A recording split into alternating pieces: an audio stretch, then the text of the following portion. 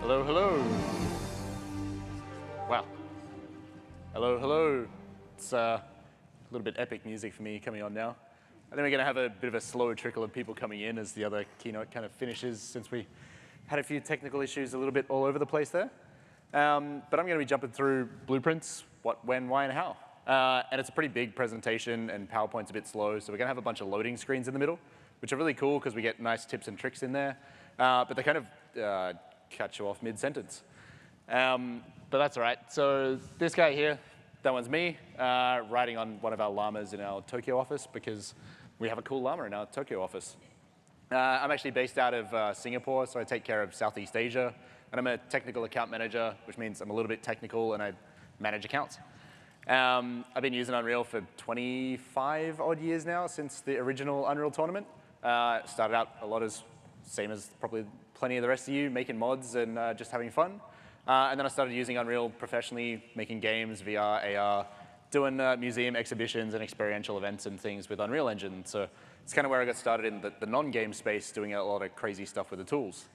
So let's go straight into the presentation here anyway. And again, like I mentioned, we're going to have a bunch of tips and tricks here as we get stuck in loading screens.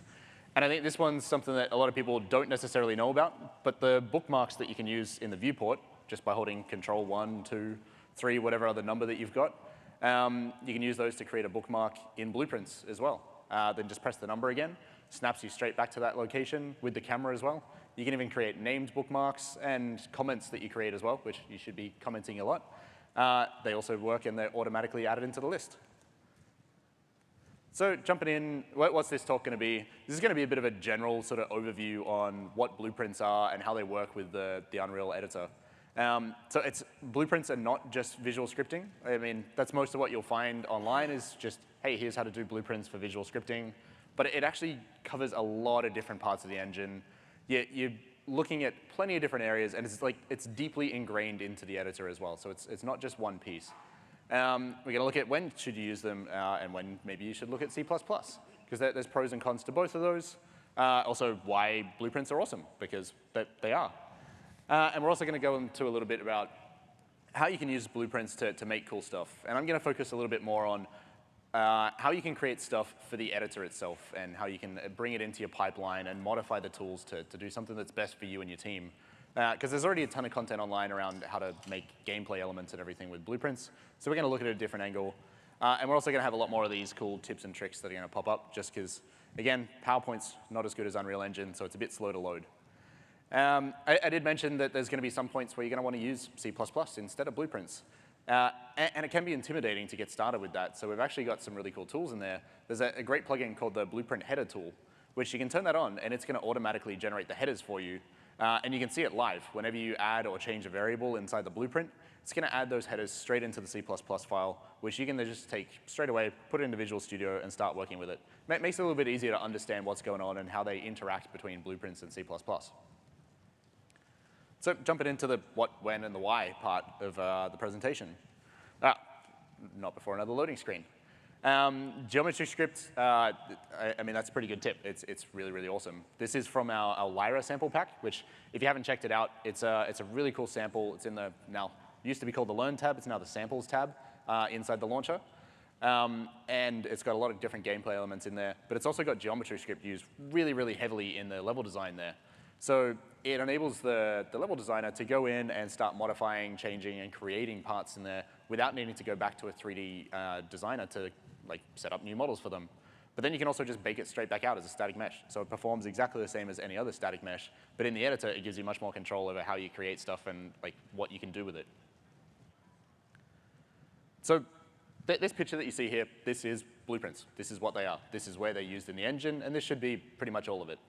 This is actually from one of our Begin Play series that the evangelism team's been doing. So we've got some really great videos online that they go through a ton of different parts of the engine, and this one's from the blueprints one specifically.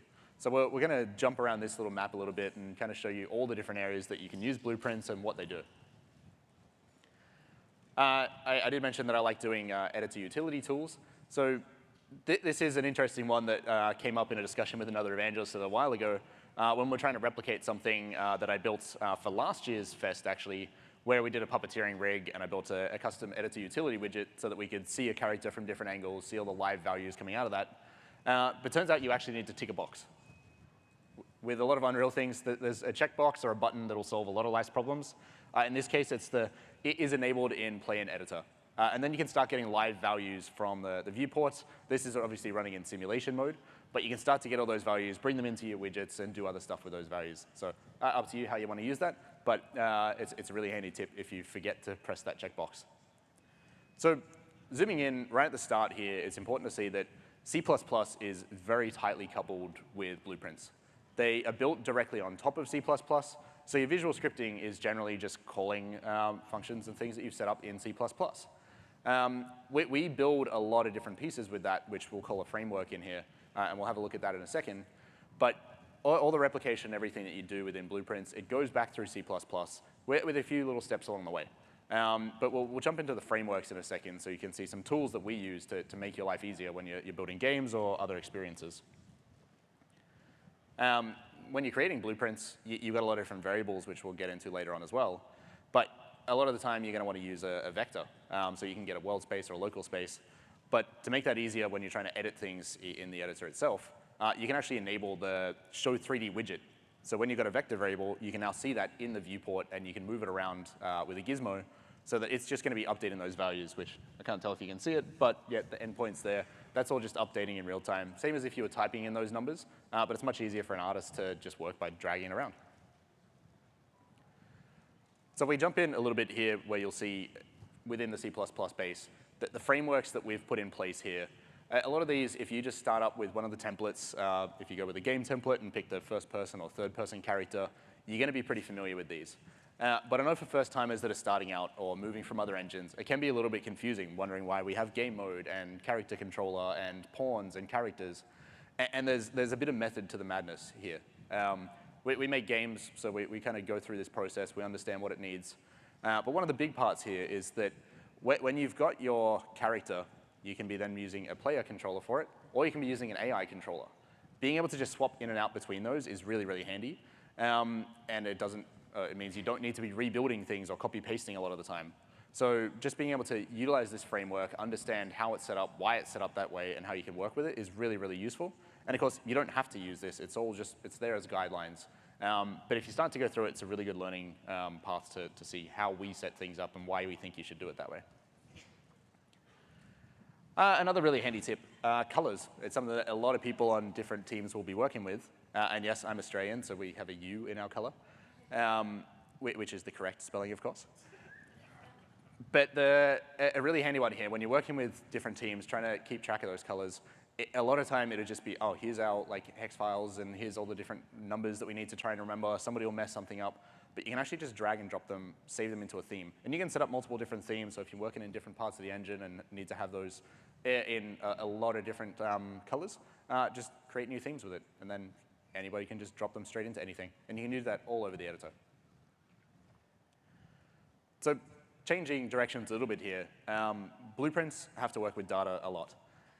But if you're working with a lot of data in blueprints, it can get pretty messy pretty quickly. Having something like a few 100,000 data points in an array inside a blueprint actor that you've got in the world somewhere, trying to parse through those and find whatever you want, it is really tough, and it's really, really messy, and it's hard for somebody else to know what they're looking at. And when you decide, oh, I need to rebalance my tower defense game and set up all the waves differently, to go through those blueprints and mess around with them is pretty complicated. You can do that programmatically and then have some code that runs across those values to update it at runtime, but that's using processing power. Instead, maybe you want to use a data table. A data table you can be set up just with a struct, and that's essentially the rows, or the columns, sorry, and then the rows are the values in there, which means it's essentially like an Excel spreadsheet. And it's exactly like an Excel spreadsheet, because you can actually just drop a CSV file in, and assuming you've got the same struct set up, it's going to bring that straight in as a data table using that struct. And then you can just loop through those values there. Be careful with how many you've got in here if you're using pure blueprints, but we'll get into that later. Data assets are really handy, allows you to store information on multiple different types of files, and curves as well. You can do the same thing there. You can have a CSV file with a bunch of curves in it, import it in, set it up as a curve type, and then you can be using that in your animations or wherever else you need to use it. Blueprints can get a bit messy. If you're a programmer and you like to keep very tidy code, you might see some horrible blueprints that people do. I actually did a whole talk last year that I called de-spaghettification, because people just make spaghetti code all over the place. But we've got a lot of hotkeys to try and make that easier for you. Just select a bunch of them, press Q, and it lines them all up, rather than you nudging things 1 pixel at a time, which I might have spent way too many hours doing before I realized this one. So zooming back out, we'll see the big picture here, but we're going to start looking at the blueprint core of things pretty shortly. Not before another loading screen, of course. I like to just simplify a lot of my blueprints, and whenever I have a chance to remove a node, that's pretty good. But whenever it also makes it easier for another developer to look at what I've done, that's even better. So the format text node is a really, really handy one, because you can actually adjust the names of the inputs that you've got in there, and you don't need to be converting the types the same way you do with an append string. So here we just drop in an actor, it automatically knows to get the display name, we drop in a float, and it's automatically going to convert it. Plus those variables are named, so that somebody that wants to change it and do something with it later understands what it is. All right, so we're going to take a little bit closer look at the blueprint kind of core of things here. And you'll notice this little one just sitting off to the side here called compilation. And that is an important piece to keep in mind, because blueprints do need to be compiled down. And this is where you'll see a lot of people like saying that, oh yeah, blueprints aren't real code and they don't run as well as C++. But you already kind of saw that blueprints are just, it's a visual way of doing C++ code. It's much easier for artists to work with, and it's easier for people to understand. So you only need to kind of really look at things when you start having performance problems, or when you're doing things that are much more suited to C++. That's when you should start moving over. But we'll get more into that a little bit later on. Another really handy one, you can actually use math all over the place in the editor as well. If you've got some input fields, start typing math in there. If you just need to increase something or double the size of it, just do ×2, rather than trying to figure out, I mean, ×2 is not necessarily that hard, but it could be something much more complicated, and you can be using that. One that I've often had to use is taking things to 16:9 format. Just divide 1 by 16, another by 9, and you got 16:9. So a lot of this is probably where you're going to be more familiar with what blueprints are themselves. And plenty of that, if we were to look at this in the context of an actor blueprint, components is probably the first things that you'll start to work with to add functionality to things here. So a component, that can be a static mesh. It can be a point light. It can be a Niagara particle system or an audio system. It could also be a child actor. So you can use components and add new functionality into blueprints as well. Where you're probably going to be doing the bulk of your work when it comes to visual scripting is in the event graph. The event graph is going to be running code that's happening at runtime. You could also call that from a construction script, but the difference between the construction script and the event graph, construction script is going to run when you first spawn an actor or when you've moved it around in the editor itself. So a lot of the time, if you're moving something with some random generation in a construction script, it's going to be jumping and changing all over the place because that's the default behavior. You can modify that default behavior just with another checkbox again. But the construction script is going to be setting things up when they're first created, and an event graph is going to be running at runtime generally. Not going to get into it too much here, but you've got replication available in blueprints. If you're building a networked 3D multiplayer online game, replication is important for that. You're going to be able to see the differences there because you get a little icon on those values in blueprints. But it's definitely a different topic to get too much into that today, so I won't. Timelines, handy little tool if you just need to animate across some float values or vector values. You can do that with a timeline. It's much simpler than a sequencer. So you've got a few different options there. Variables, I shouldn't need to explain this too much to any programmers in the room, but variables in blueprints, you've got your usual ones of floats and an integer or a vector, which we kind of covered before. A big thing that you'll want to pay attention to here is that each of them has a specific color. So that makes it really easy to just take a quick glance and say that, oh, it's red, it's a Boolean variable. It's yellow, it's a vector. Or it's dark green, and you've got a float. So it makes it really easy to work with from that side of things. And then we've got functions, events, and macros. This is where we start to look at things when we want to create more modular, reusable code. Functions and events are going to be inside of a blueprint, and you can access these by calling them from other blueprints, but not directly. You'll usually need to use a cast for that. And macros are generally reusable small pieces of code. Something like a for each loop is actually a macro. But you might want to be doing those as different ones so that you can access them easier throughout all your blueprints that you've got. And this one's actually pretty handy as well, that you can execute custom functions on every blueprint instance when you place it in a level if you just enable the call in editor.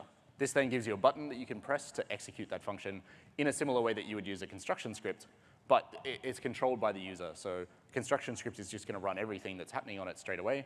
You could toggle certain functions by having a Boolean with a branch, but calling an editor just gives the artist a bit more control over whether they want to do that at all or not.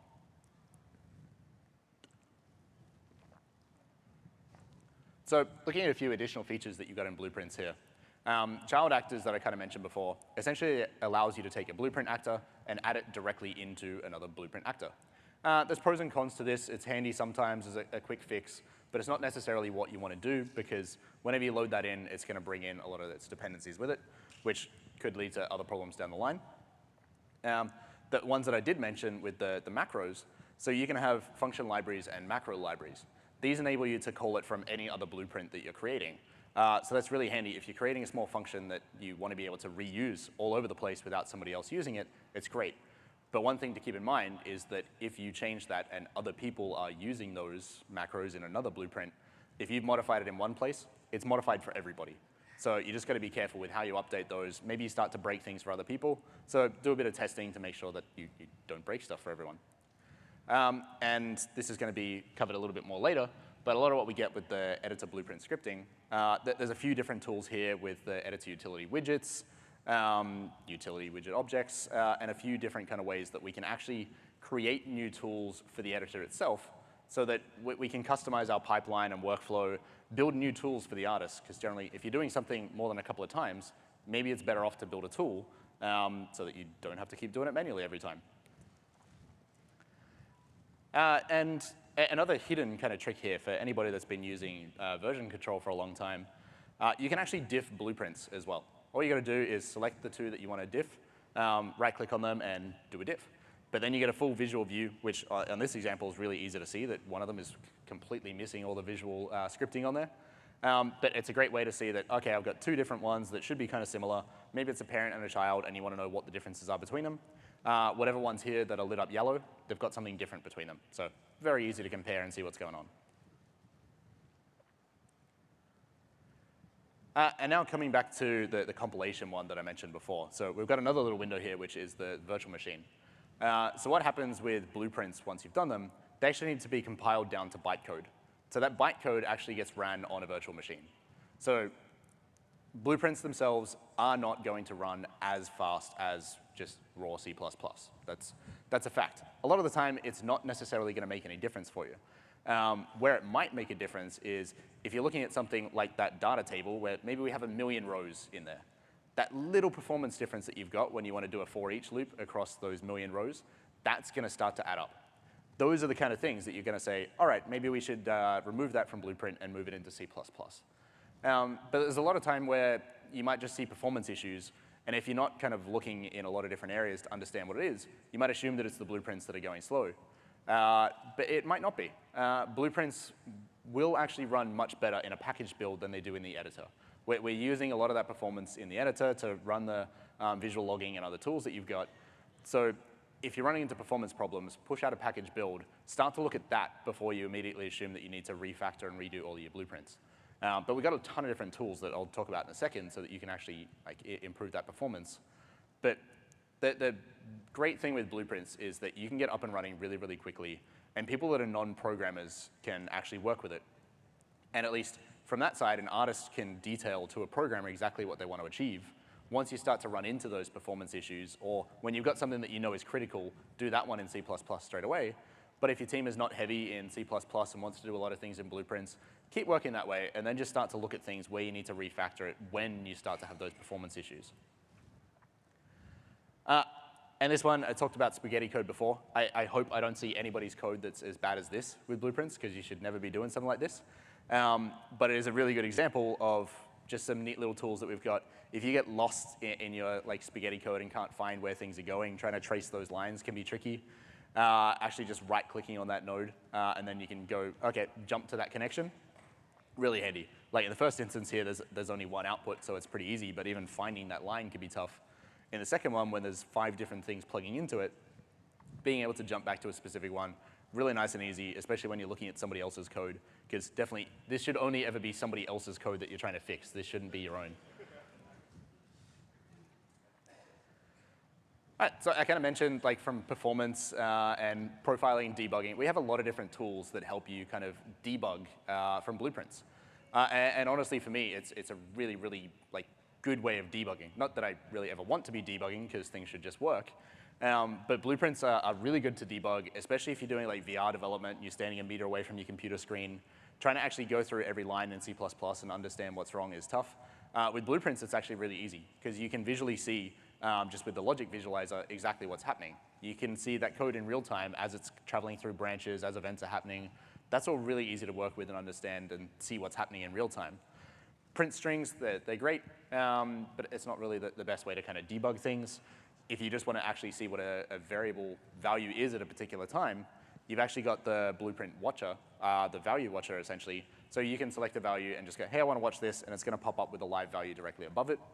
But we've also got the visual logger, which can be recording events, let you go back and understand what's happening, when it's happening, and just start to get a much more in-depth view at exactly what that performance is. And we've got a lot of different tools in here for automated testing and everything else. But generally, there are a lot of stuff that can go wrong in blueprints if you've followed poor programming practices, or if you just haven't really set things up properly. But using these tools, it's much, much easier to start to debug, and then you can see where you're running into your performance problems, and then you can go, okay, now we should start to refactor this because this particular blueprint is causing us problems.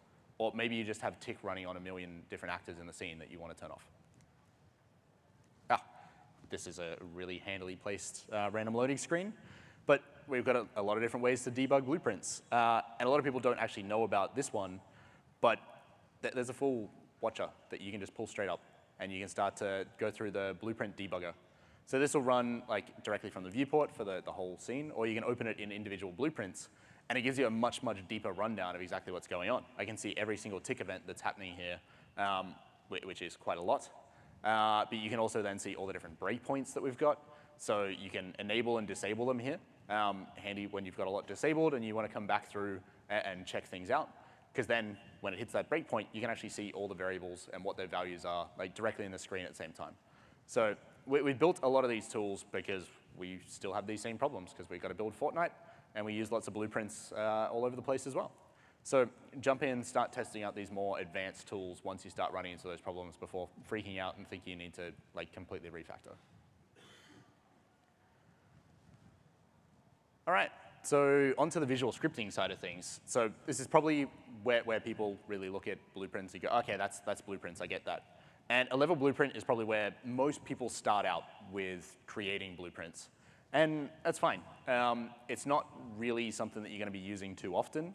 But if you're doing something and it's only ever going to happen once and only in that single level, then working in a level blueprint is fine. It's easy to access the actors that are in the world. You can just drop them straight in from the outliner. Just drag and drop it straight in. You get that reference. You don't need to be casting or anything else.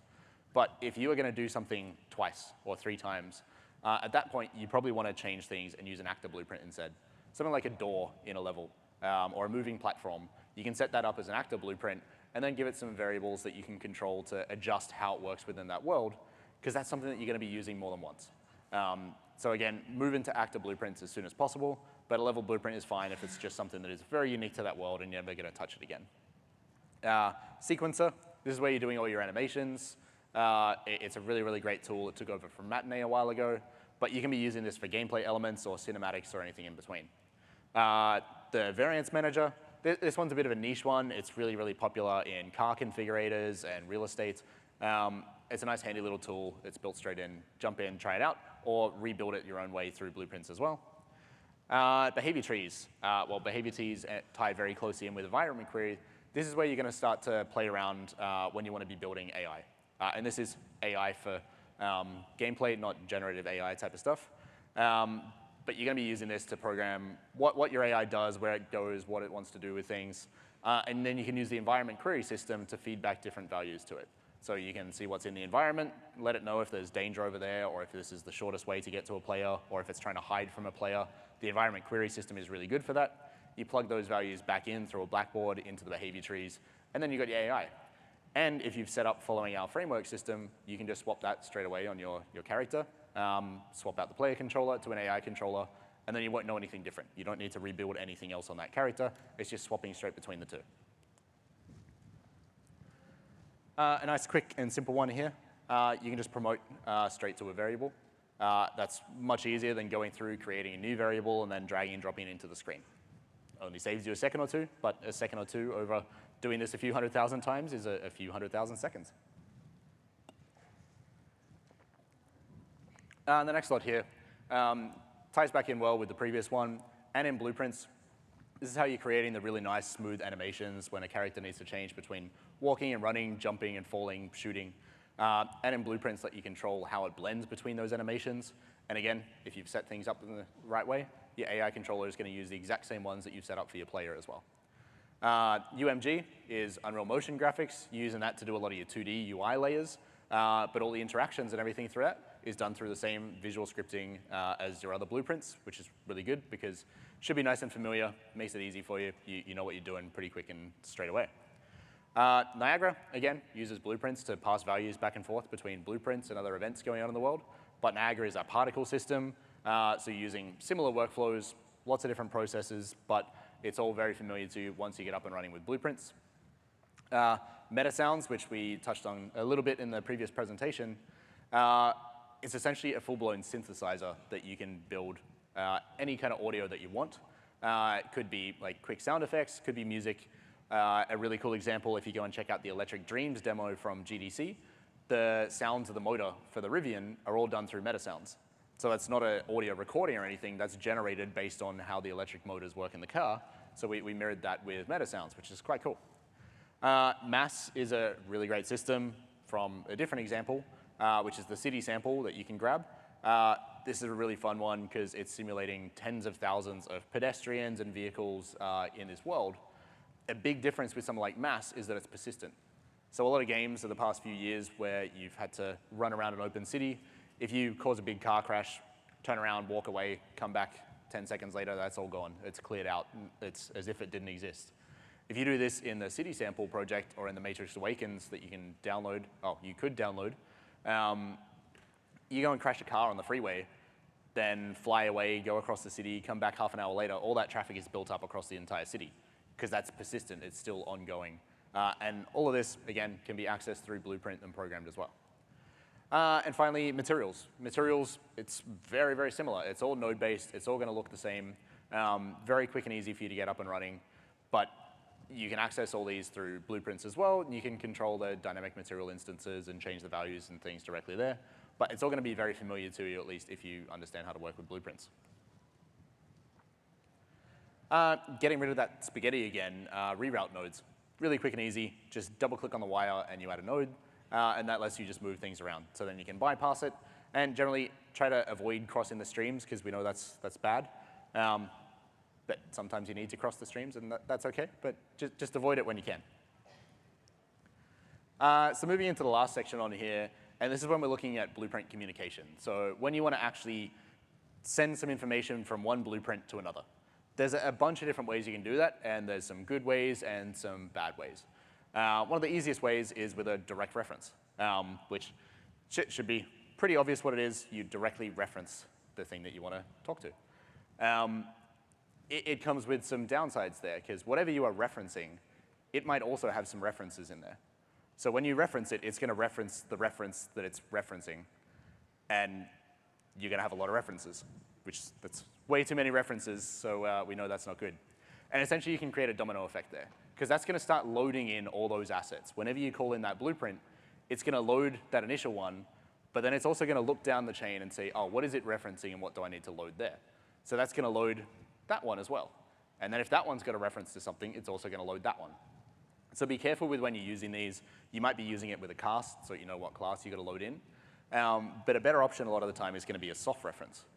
And a soft reference, rather than referencing it directly and loading it in, just says, hey, I want to talk to you later on, just stay there. And it knows where it is, so it can look at it later on, and then it can load it up when you want to in the specific method that you want to do it as well. So start looking at soft references if you are getting a lot of direct references, and suddenly you might be getting a hitch when you're loading in way too many files at once. So again, go through the blueprint debugger, understand what's happening there, and then just start to tweak things from that. Inheritance is another one. I kind of touched on it before when we were looking at the framework side of things, but also when you're looking at a child actor. So if you've got a parent that you want to have very similar kind of things with a different child, let's say you're making a farming game and you want vegetables.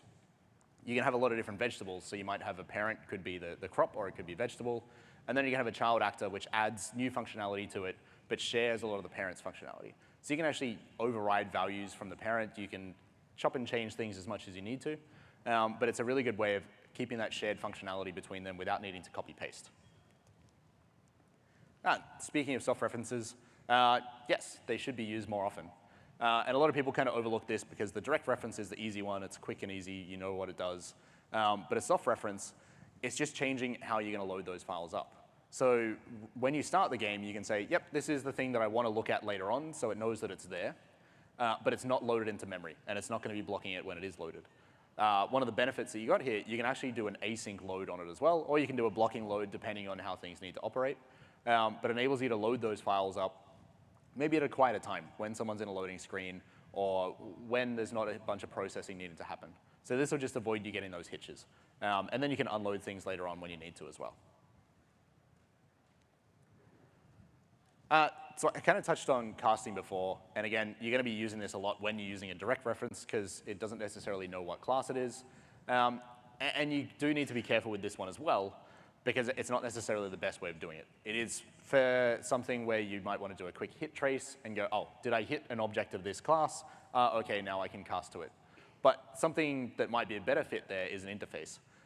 Using an interface, it doesn't know what the other side is, and it doesn't care. It's just sending a message, and if the other blueprint is receiving it, just by also having that blueprint interface in there, then it's going to listen, and then it's going to execute whatever code you've got there.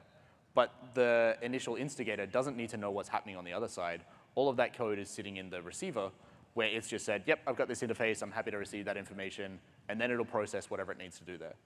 One example that we've got is the VR template. So you can fire that up. The one that's picking up the objects, that's just using an interface to say, yep, I can pick this up, and then an interface on the other side is determining what you want to do with it. Whether it's a gun, whether it's a block, you can control that directly through an interface, but it means the initial sending event is the same for everything, so you don't need to create new ones. C++ is another one. Talked about it a fair bit already, but you can create new events and things with C++ and expose them to Blueprint, which you should be doing that a lot.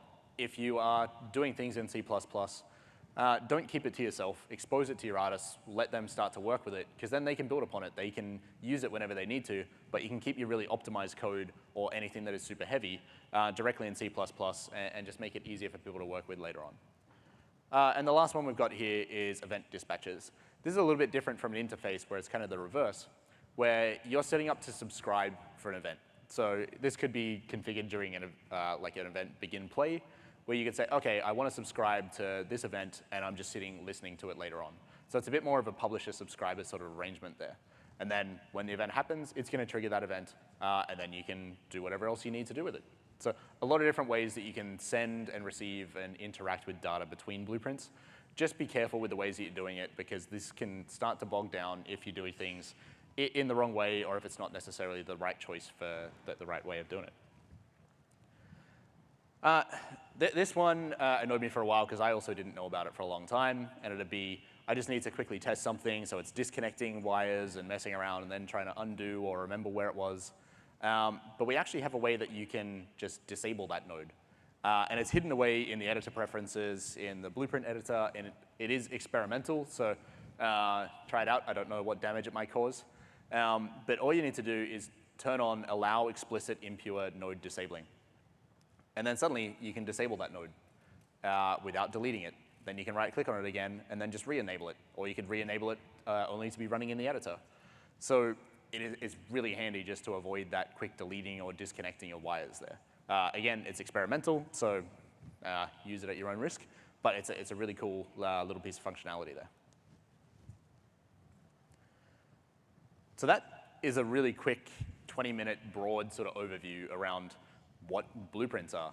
But you can see it's not just the visual scripting part of it, and it is so deeply ingrained in the engine with all the different functionality.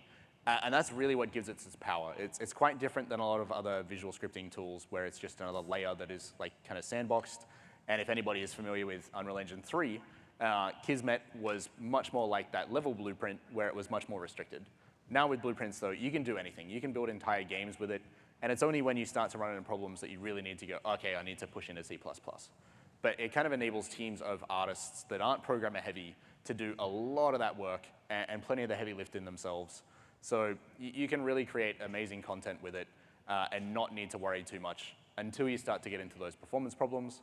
But if you've got some programmers, work with them, and you should be collaborating between C++ and blueprints. They don't exist in their own islands. So it's all about that collaboration and just giving power to the artists and not needing to bug a programmer every 5 minutes when something's not set up the way that you want.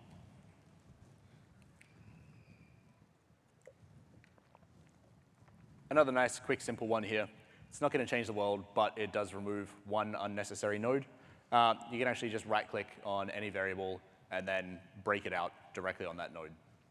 Really handy if you just need to do a little bit of quick math or you just want one value instead of 3. On some of them, though, it's even nicer because you can then just type that value directly in without needing to have a variable there at all. So just another quick, easy, cleans things up a little bit. So getting into the how side of things. So now we're going to look a little bit around how we can use blueprints to turn Unreal Engine into our own kind of product. Because Unreal Engine, it's really a toolbox. It's up to you to build whatever you want to build with it. But more than just the final product, it's building the editor and pipeline tools that you want to make with it. And a lot of the time, it might only be like AAA studios that go through all this effort. They're working on a game for 4 or 5 years, so they build really, really custom versions of the engine to do things that they need to do. But it's really easy now that we've got a lot more functionality in blueprints to start modifying the engine, creating new stuff that works for you and your team, and just building out that pipeline more. Oh, and I kind of touched on functions and events before, but you can actually like swap straight between the two. All you need to do is right-click on it, and then you can convert your event to a function or a function to an event. It's important to remember that there are differences between the two. Like functions can't have delays or timelines in them because they process over time. Functions do have outputs though, so you can be passing a value from the function out to another one and you know that it's definitely been finished. Whereas an event, it can be replicated. So different functionality on both of them and pros and cons depending on what you're trying to do, but at least you can swap between the two depending on your setup. So I'm going to go through a few different levels of, well, level design here. So the easiest and most basic one is let's just manually place some things around. If we want to do a bit of set dressing and place some rocks in the world, we can just grab them from our content browser and just drop them straight in. Then we have to move them around. If we want to make it look realistic, maybe we're copy-pasting a bunch of them, rescaling, adjusting the rotation, trying to make it look natural. And this gives the artist the most control. It's entirely up to the artist. They're manually doing everything, and it's full artistic control, but it's boring and it takes a long time. So something like a few rocks, yeah, that's not too bad. A couple of rocks is pretty quick and easy. If we want to build an entire bridge where we've got a few different planks, we could just use one piece of wood and copy-paste it at 10-centimeter intervals across the entire thing. And that's not going to look too natural. It's not going to look so great because it's just so engineered and way too perfect. We need to introduce imperfections and noise and a little bit of tilt and damage and things to it. So we can do that, again, manually. An artist can go through and set all that up. We can then copy-paste a bunch of them and try and speed things up. But I'm not even halfway across the lagoon here, and I'm already pretty bored of this, so we can move on to the next one. Again, not going to change the world, but you can actually just remove a node entirely and swap a get. Don't need to use the isValid one, just swap it over to a validated get, and then you get the same validated get that you would just by having the extra node there. So as we move on to level 2 of the content creation side of things, we can start looking at construction script. Construction script, as I mentioned before, is going to fire whenever you move something around in the editor or whenever an actor is first spawned into the world. So you could be spawning this in via a blueprint or C++ and placing it dynamically into the world, or during the editor, you can be placing it through here. This is a pretty simple one that I set up. We're spawning in a number of rocks, and it's just in a random arrangement, random sizes and rotations, and then I just trace down to the ground so that we place them onto the ground, so it's a little bit more natural. And that works okay. It lets us add a little bit of variation into it, and it's a lot faster than us manually placing 20 to 50 rocks. Another one that we've got when we come back to the path here is we can actually use a spline component, and a spline lets us just draw out that vector line directly into the world, and now that path that I couldn't even get halfway through before, we've already got it right to the other side. We can add a little bit of angles to it. We can adjust things pretty easily. It gives it a nice natural sort of curve, and every board in there is slightly different. We've got an array of 5 different boards that we're bringing in, and it's just randomly picking those, adjusting the scale, and a little bit of rotation on it to add a bit of noise. And the artist can adjust those values a little bit. So we can say, oh, we want to give 10 degrees of rotation or just 2 degrees of rotation, and we can swap in how many boards we've got as well. So you still get a reasonable amount of artistic control out of it, but it is a little bit less than manually placing it. Again, manual placement is going to give you the most artistic control, but building tools like this, you can still give a decent amount of artistic control to a level designer while just letting them do something much, much faster. So it's always a little bit of a trade-off there of how much control you want to give, because you can put more functionality into those construction scripts as well. But you can build on them further after that to just give more flexibility and more control to the artist. Some of the editor ones that I've been looking at here, it's going to be blocking the engine. If you're trying to do a complex calculation, then it's going to block the engine. But we can actually build asynchronous tasks that are going to be running in the background. Maybe you've built a utility that wants to go through and check that people have been following the right naming convention.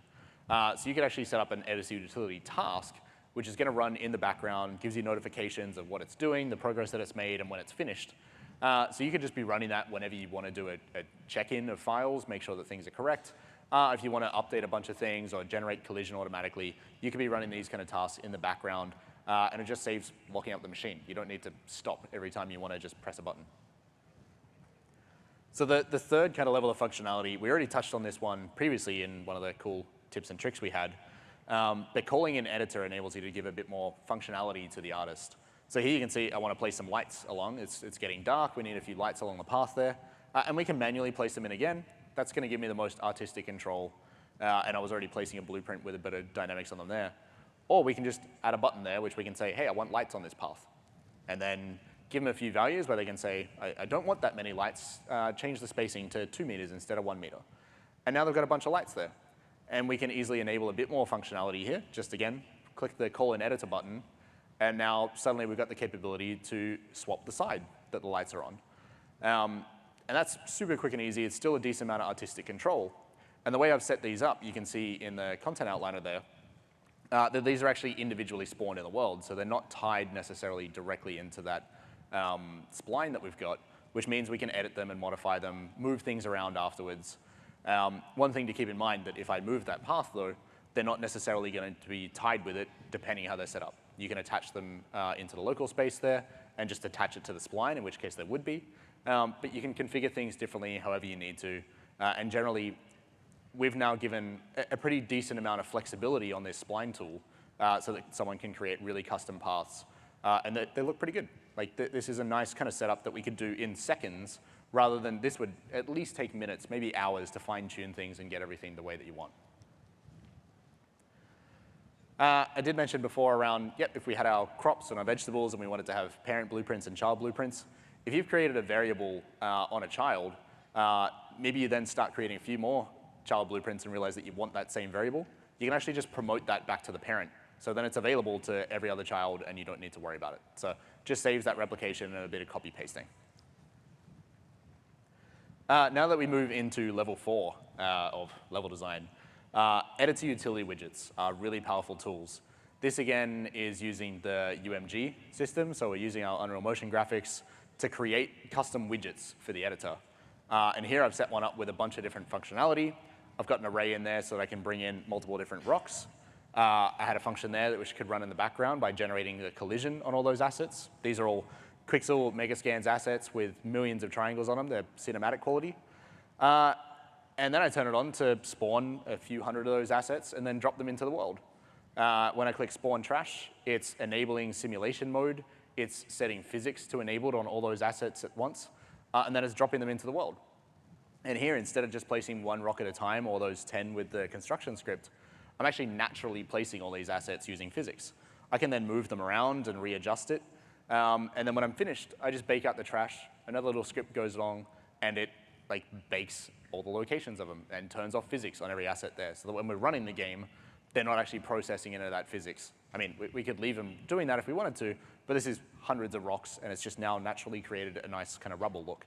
This is way more natural than anything that we had before, and it would take me hours and hours to try and do this manually. We're going to get clipping. It's going to be tricky getting those rotations.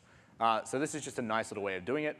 And it's not necessarily the only way you can do it. Now that we've got PCG as well, that could be a really cool way to set something up similar to this, but it's not going to have access to the physics system to understand how they should naturally fall and pile on top of each other like you could do with this kind of system.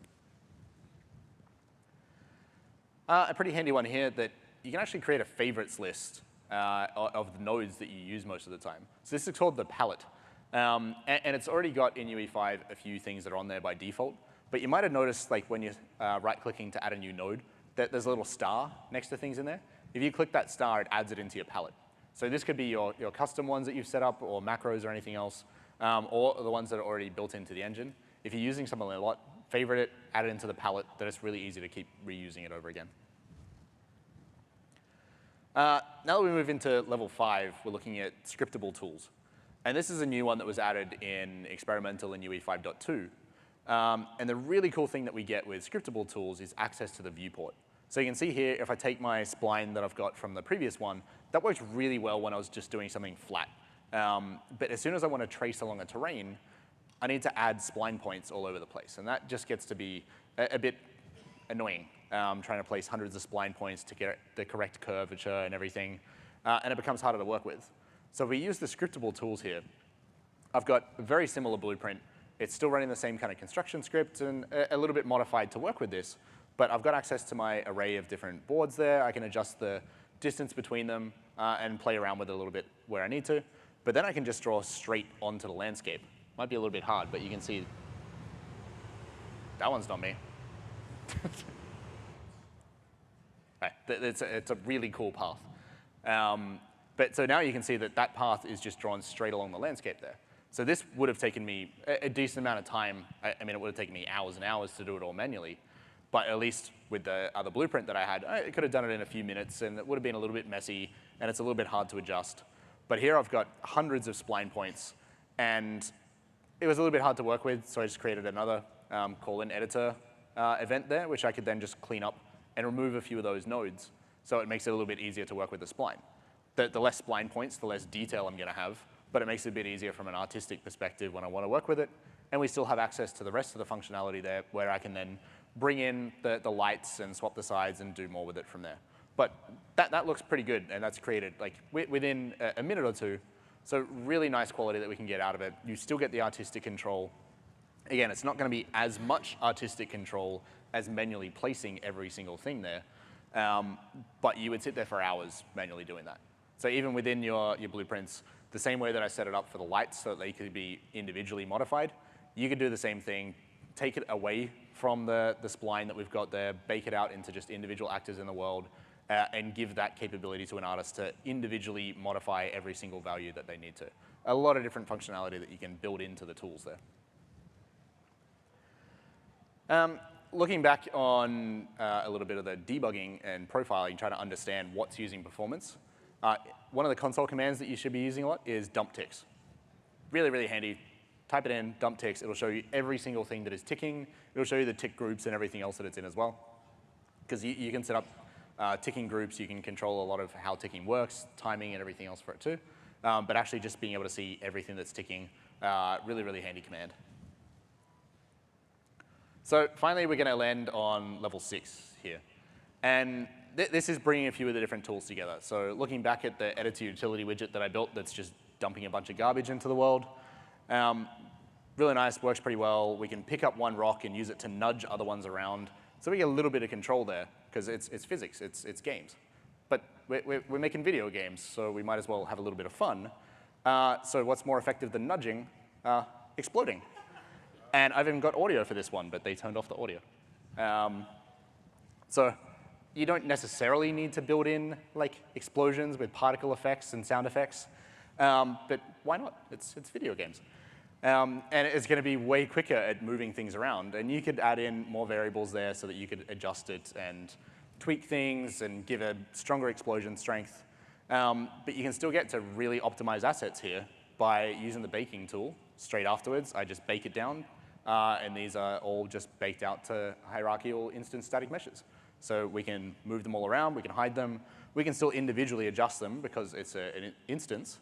But that is super optimized. It's essentially three different meshes that the GPU is looking at there. So you can build out these tools, generate massive amounts of stuff into the world, still give the artists the control that they need, and the more flexibility that they need, just build those out as extra optional parts of the blueprints, let them bake it out. But trying to build something like this manually is going to take hours or days, and it's just not going to be as good. Build in some tools, figure out what you're going to use like repeatedly, and how you can make like your life easier if you're a level designer or an artist or anyone else. Build those tools into the engine, and then start building on top of it from there. Like these are all extensible. You can keep working on it more and more, and especially with the new editor scripting tools, you can access things directly in the viewport. So you can be painting in there. You can grab those click events, and it's on drag end and on click. You can fire off events the same way that you would with a game, but then you can be using that to design your worlds. And there's actually a lot of shortcuts that you can use in blueprints as well. So again, all these like little extra seconds that you can save yourself. Just hold B and left click and you get a branch. Hold D and left click and you get a delay. That's a little bit easier than right clicking and typing in delay to try and grab it. It's all just little tweaks here and there. Saves you a reasonable amount of time in the long run. So we've gone through a lot of different parts of blueprints there. So I just want to get like a little bit of a recap and go into some final thoughts here. Oh, and I did mention about tick and dump ticks. Yep, you can actually adjust like how fast the tick is going. If you don't want something to be as fast as possible, set it to a default time. If you only need something to actually update itself once every second, it doesn't need to be going at 60 frames a second. Just change the tick time on that individual blueprint. Or you can change it at a global level as well. You can add tick groups. You can control a lot of different stuff with it. One of the biggest things is disable the tick enabled by default on new actors. That'll mean that anybody that's creating stuff doesn't have it there by default. We leave it on by default, otherwise people would like not necessarily notice it and then sit there trying to debug for a long time without understanding why something's not working. But when you want to optimize, turn it off. If it doesn't need tick, get rid of it. So there's a lot more cool stuff that you can do with blueprints. They are super powerful, and it is embedded in every single part of the engine. It's not just the visual scripting part of it. And visual scripting, it is real programming, despite what anyone else tells you. It's really good. It's a lot of fun. I prefer it. I was a programmer for years, and I pretty much purely do blueprints these days, apart from now having to move into Verse as well. But it's great experience in understanding how to work with things. It's easy for artists to work with. And it's quick and easy to debug. It's very hard for me to teach somebody C++ that's not a programmer, but it's easy for me to teach artists blueprints and get them to create cool stuff. And then if it's not performing that well, then give it to a programmer, let them redo it, and then you expose those back to a blueprint again so that an artist and designer or anybody else can work with it. This one's actually pretty cool because a lot of people don't know this one either. You can actually create subcategories. So when you're creating lots of variables on something, you should give them categories. But you can actually give it a subcategory just by having the category name, pressing the pipe key, which is the vertical line usually above the enter key, and just type in the subcategory name straight in after it. So you can have nested kind of values in there. Makes it much easier when you've got like dozens or hundreds of different variables on a blueprint. So if you want to find out more, there's a bunch of places you can do it. The Unreal Slackers Discord, which I think a few days ago actually just changed to be called Unreal Source. It's a Discord channel with thousands of people, really, really great. We've also got tons of content on our YouTube channel. Go jump on there, watch a bunch of tutorials and lots of cool videos. Also, go and join your local meetup. Wherever you're from, there's probably a meetup somewhere nearby. If there's not, go and start one. Jump onto the communities page and you can chat with our team, find out more, and get involved. A little bit irrelevant to everybody here, but I know there's a few people watching online. Come to Unreal Fest. It's really cool. There's a lot of interesting people here and great stuff going on. If you've done some of that great stuff, throw it up on ArtStation. Let us see it. Share it with everyone else. There's a really great community on there, and there's an even bigger community on the Epic Dev community. All of our different communities are coming onto here. So it's where all the documentation is going to live. It's where the forums are, where all the tutorials and everything else are. So it's a really great spot to go when you want to find out more. And one other quick one here. We looked at functions previously very quickly, but when you need to add inputs and outputs to it, you can actually just drag those straight onto the output node, and it's going to create it for you. Again, it's just going to save you a couple seconds, but much easier to just drop them straight in, and then you don't have to go and configure it and rename it. It's just going to have it set up for you straight away. So if you still need to find out more, the dev lounge is outside. There's a lot of developers there. I'm very much a generalist, so I don't know much about anything. I know a little bit about a lot, but a lot about nothing. But there's plenty of people around, and anybody that's wearing an Unreal Engine t-shirt, we're going to be wandering around New Orleans for the next few days. Come and find us, have a chat. Everybody's happy to say hi. And I think I got one last one here. Nice, quick, and easy. You can actually search for references across the entire project, not just the individual blueprint. Just use Control-Shift-F instead of Control-F. Or after you've done a search, click the little binoculars, and then that's going to search throughout the entire project. So you can find any of those references super quick and easy, and it saves you from having to go back out and search a dozen times to find it. So that's the last tip that I've got. Thanks a lot, everyone. I hope this was useful. Enjoy the rest of the show.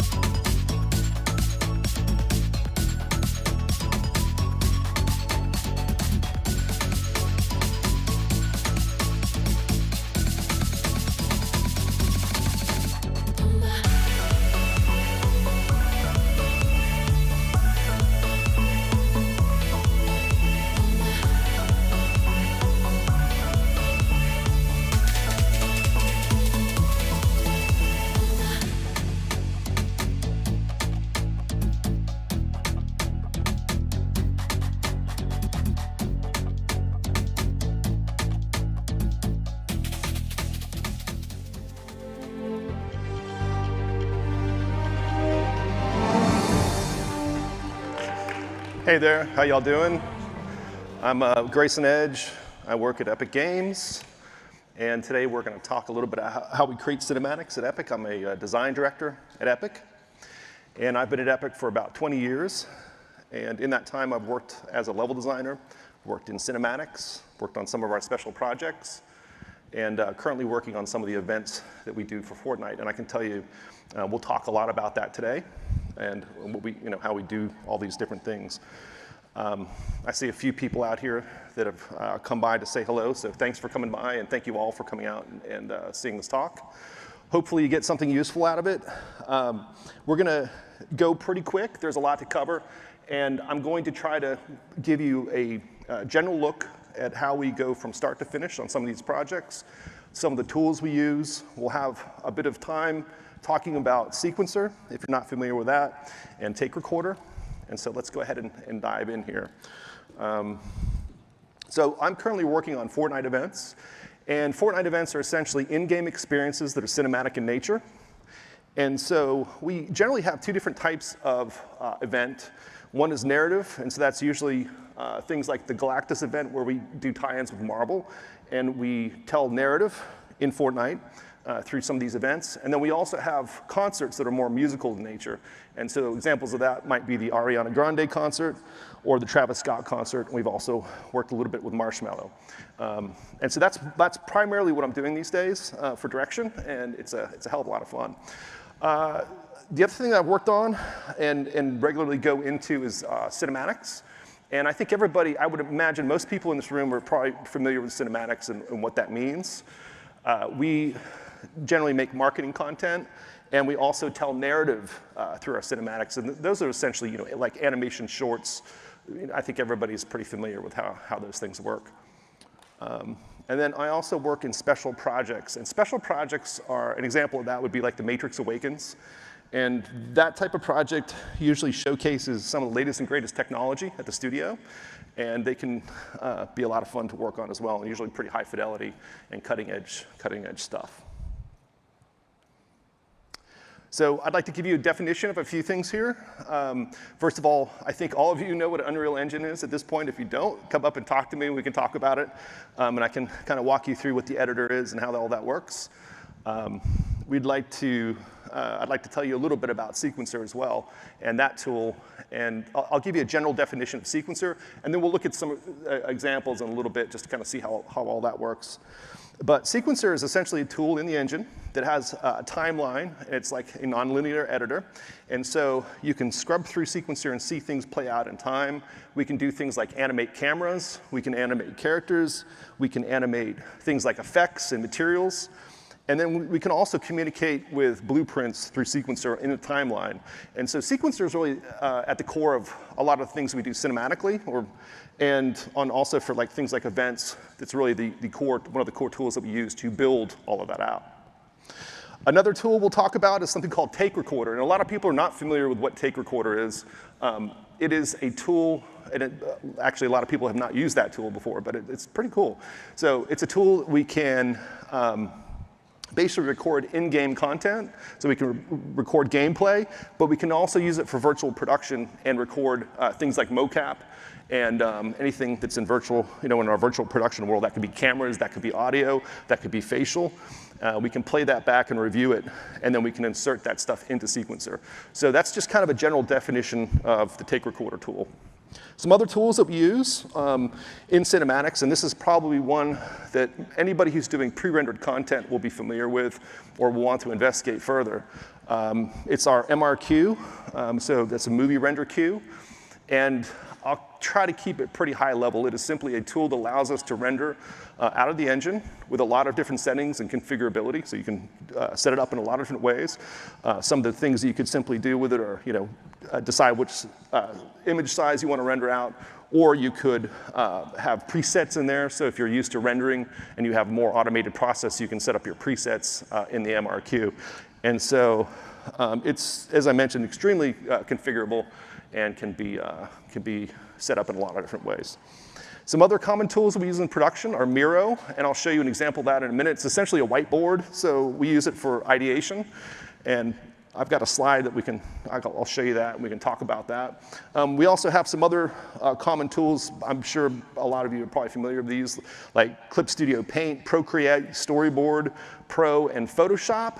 And then we also have TV Paint and Blender and After Effects are used in our departments for storyboards and for general creation of content. We also use Premiere, and we usually use Premiere the most in our editorial pipeline. And we go back and forth between Engine and Premiere. We do have some tools in Sequencer that allow us to go back and forth for editors, which is pretty cool. And then we also use a tool called Perforce, which is our source control, version control. And so that shows us a history of files. So when we're building content, we can check our files into Perforce, and we start to establish a history of that file. And we can go back and forth between files from the past, or we can see if somebody's checked something out and broken it or done something. So it's a really useful tool for version and source control. On top of that, we have something called Unreal Game Sync, which we've developed in the studio. And that is a system that allows us to basically bring down builds a little faster. It's essentially created for artists and allows artists to, instead of having to go through all the hoops with Perforce, we can bring down precompiled binaries and essentially just sync up builds much more quickly, so we don't have to wait as long for a build sync. And then we can also verify if that build is any good. And then last but not least, we use Maya quite a bit in our process. And I think there's a couple slides we'll talk more about that, but we use Maya. And then in general, if you have any questions or you're more curious about some of the editor and engine features, just go and visit unrealengine.com for some of the information on tools there. So let's talk a little bit about pre-production. So we start off in our ideation phase, usually depends on the project, can be a couple weeks, can be a full month, but generally we like to get in front of whiteboard and start to plan things as a team. And so in this slide, you can see this is Miro, and this is a great program we use to basically put in sticky notes. We can put in images. We can put in references from concepts or from storyboards. And so what we do is we basically start to get all our ideas together in Miro and then start to refine the idea of the product we're trying to make, or in our case, in a cinematic or the Fortnite event or the special project or whatever it may be. And we find this tool very useful. Also in the ideation phase, we start to work on the first version of the script, and then we start to move it along into storyboards. And I think most of you are probably familiar with what storyboards are. That said, I was really surprised how many people are used to hearing storyboards in the context of film and other things. And I'm finding that having made games, having worked on cinematic content, I find storyboards to be incredibly useful for games. I see a few of you nodding out there. It's good to see that. But generally, we use storyboards to kind of establish some of the core beats of the product that we're trying to make. And I think the most important thing about storyboarding is the speed, because once you, like if you're developing things in 2D for sketches, it's very simple and quick to do, versus if you go into the complexity of another dimension. If you go into 3D, you're dealing with more dimension and more complexity. And so I think that the storyboard is a great tool to very quickly solve problems. And we use storyboarding at the beginning of projects, and sometimes we insert storyboarding into the middle or end of projects to target some problems.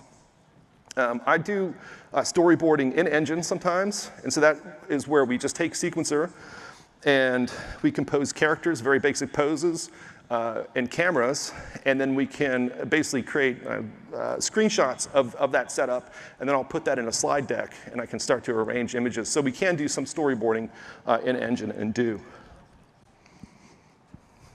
We also do storyboarding for our games, for the stuff that we're making in general, for basically some of the events that we do. And for storyboards for the events, we can put in things like the UI. This image here is actually the wrong image. We're supposed to put a different image up there. But what you can see is some of the characters from an in-game experience. And so we will start to storyboard those characters in the game experience. And so, like I said, we'll put up UI, so we can start to establish when the UI might come into play, or any special gameplay mechanics will come into play. So we do use them for games as well. The next phase for us is usually after we've got a pretty good idea of what we're trying to build with storyboards, and we have the general beats of things. We go into our animatic phase. And animatic phase is simply where we take those storyboards, 2D content, and we put them into Premiere, and we start to create a timeline. And we start to feel out the time and the pacing of how shots are flowing. And then we start to feel out the tone of the thing we're making. And we often will start to get music into our animatic. And the music really helps us kind of feel out overall tonally what we're trying to make. And so we'll also insert things like VO, at this point, where we'll start to have characters speaking. And so the overall goal of animatics is to start seeing a product from the very start to the very finish, and seeing how we can build things up and what that end product is going to look like. We use animatics for cinematic content and for special projects and for in-game content. And we also usually keep a running animatic throughout the process. So we go from having an initial kind of animatic for the team to see, but then we start injecting designs and all kinds of things into that process. So for example, for something really concrete here, if a layout artist is doing shots or something like that, they would sometimes we'll put those early shots into the animatic because they are representative. So it can be a mix of storyboards, can be a mix of 3D content, and even in some cases concepts. This image here on the top right, this is the image that was supposed to be in the previous slide, but all it shows is a UI for gameplay, and that was from one of our events where we had you can see the player character there, and you can see the UI there. So once we're through our animatic phase, we'll usually go into full-on previs, and the shot in the upper right here is basically just a character from game. And behind that, you can see a chair, and it's just a simple shot. So if somebody took a storyboard and put a camera on it, and that's like our V1 of previs for that shot. And this is something we can do very, very quickly with Sequencer and in the engine. And we have a ton of different tools to do that. And usually, the good thing about working on some of these games is that you can very quickly draw from your large database of assets from the game that you can then do your previs with. The lower right-hand image is from the Galactus event, and there was a moment in game where we stood in a battle bus and we looked around, and on our left and right we could see hundreds of other battle buses. And so this image just shows an untextured version of that. And this is from an early prototype that we did. And I think the point of this slide, one of the points of this slide, is that, as I've mentioned, we can do traditional previs for cinematics, but then we can also do it for a myriad of other types of projects. So, for example, Fortnite events. And we also do previs for things like special projects, AR and VR projects, and we do that all with Sequencer. So we're going to look at a few videos, 2 videos. We're going to look at the Sequencer video, and then we're going to look at a take recorder video. And I'll talk through those videos to kind of show you how we do the basic stuff in Sequencer. All right, so in this video, we're creating, that's a level sequence, the actor that I'm clicking into there. This is me adding a character to the scene, and then I'm going to add a camera into the scene here. So it's pretty quick and easy to add characters. This has got a control rig. That's the tool that you see there. I'm going to remove that in a minute. We're going to add just a simple idle animation. And so we'll remove the control rig. So it just plays the animation. And so you can see the character idling. It's really basic type stuff. But again, I want to make sure that you're following the whole process here. This is just adding a camera, and now I can pilot and move that camera around in Sequencer. And so this is basically how we go about starting to set up shots, where we have a character, an animation, and a camera. And then I'm changing depth of field here, and changing some of the f-stop information, some of the lensing. And I'm going to talk about our cinematic camera in a couple slides from here. We'll dive deeper into that. So I'm adjusting focus right there. And I believe the next shot here is showing me keyframing this camera. So from A to B. And again, really basic stuff. We're essentially just making it cinematic. But I do think the important point here is how quickly some of this stuff can be done. And how easily. And so this is the process we use. We'll take the storyboards and we'll start to build these things out. This is a focus plane, so it's a tool that allows us to do focus, manually adjust the focus. There's a lot of different things you can do with that, and we'll talk about that in a minute too. You can rename your cameras. And this part, I'm adding a walking animation. So what I'm doing right now is building a short scene, a series of shots. And so I've got a looping animation here. So we've got looping character animation. And I'm going to add something called a post-infinity cycle to this character. And that's essentially where it just takes the animation and loops it. If you're not familiar with animation, just loops it into infinity on a trajectory. And so we're using a looping animation with a motion of the character to get a character walking. I'm adding a rail here. This is our camera rig rail system. And this is a really cool tool if you're trying to do complex shots, especially fly-throughs, where there's a lot of bends and curves. And we use camera rig rails quite a bit. And so I think what I'm doing here is just basically shooting a character, and we'll be pulling back with that character as the character's walking towards the camera. And so you can do all, like I said, you can do all kinds of really cool moves with that. This is showing our camera cuts track and showing that I've added a number of cameras in a single sequence that I'm then going to break out into multiple sequences. And there's a lot of different ways that you can do this. There's automated ways that we can do this. I'll talk a little bit about that in a few minutes.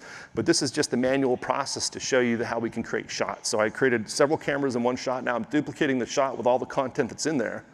I'm creating a master sequence in Sequencer. And the master sequence is like it's kind of like a persistent level. It contains all the other level sequences in it.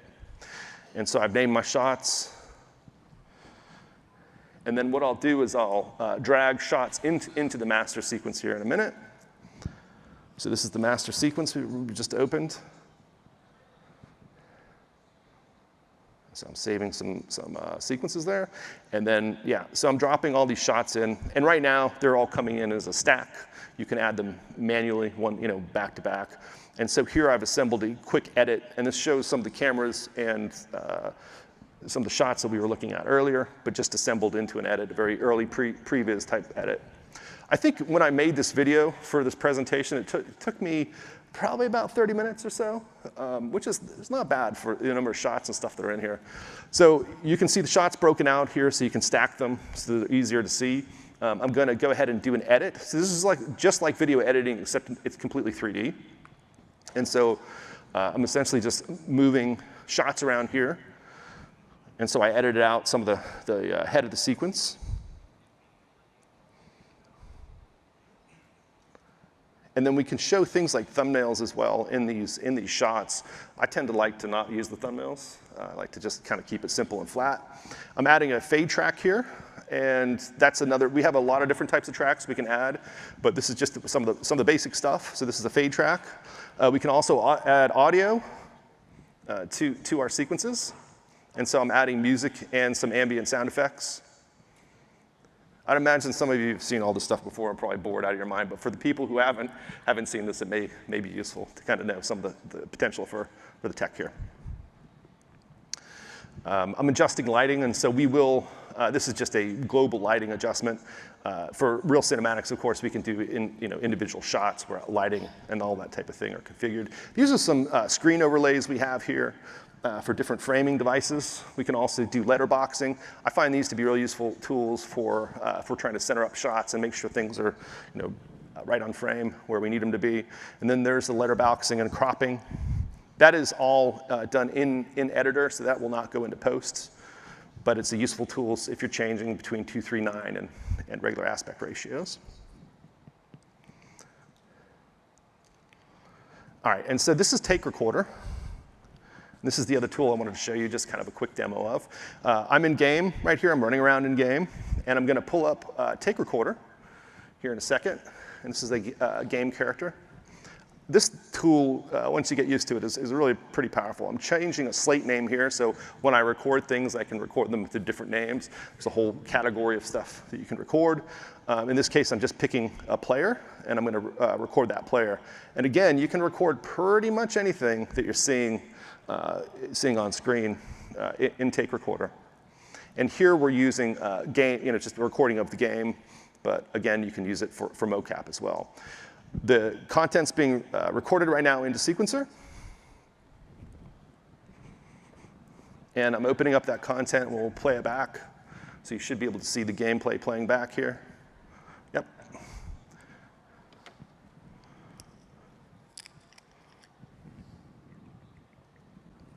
And I'm scrubbing through, and so I just wanted to show you that you can see the gameplay recorded. And so now I'm going to inject that sequence that I recorded into the earlier cinematic that I set up.